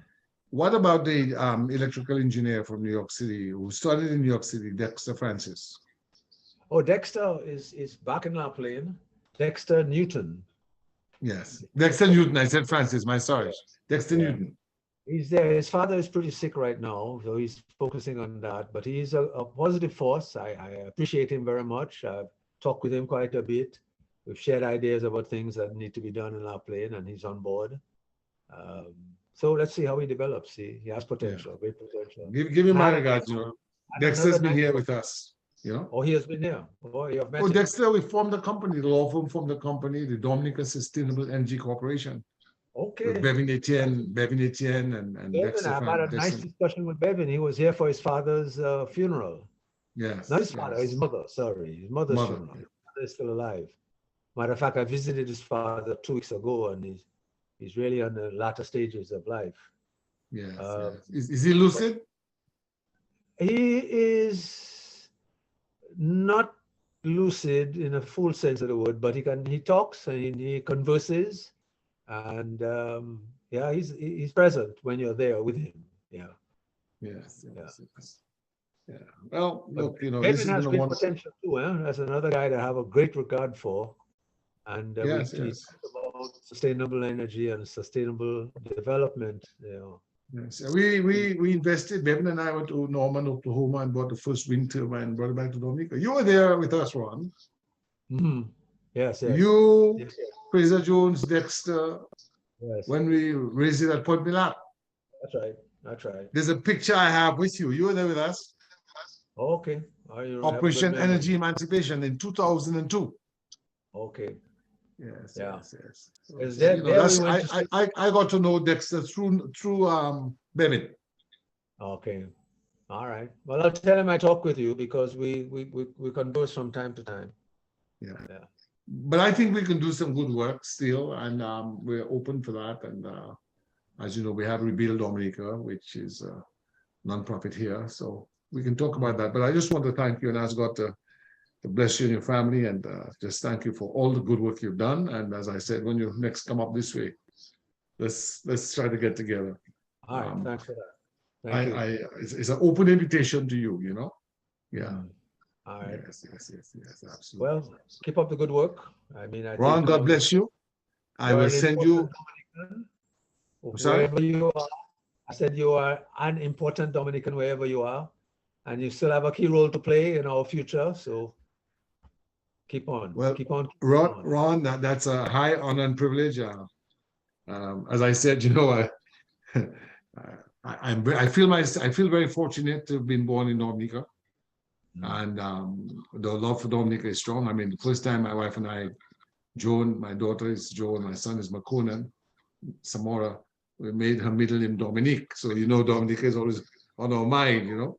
And one day we hope that we can see the revival of our best hopes. And God bless you, and one love, and give thanks. Thank you. Thank you. I'll be sending you a copy. Thank you. Thank you. Take care. Rest well. Yeah. Bye later.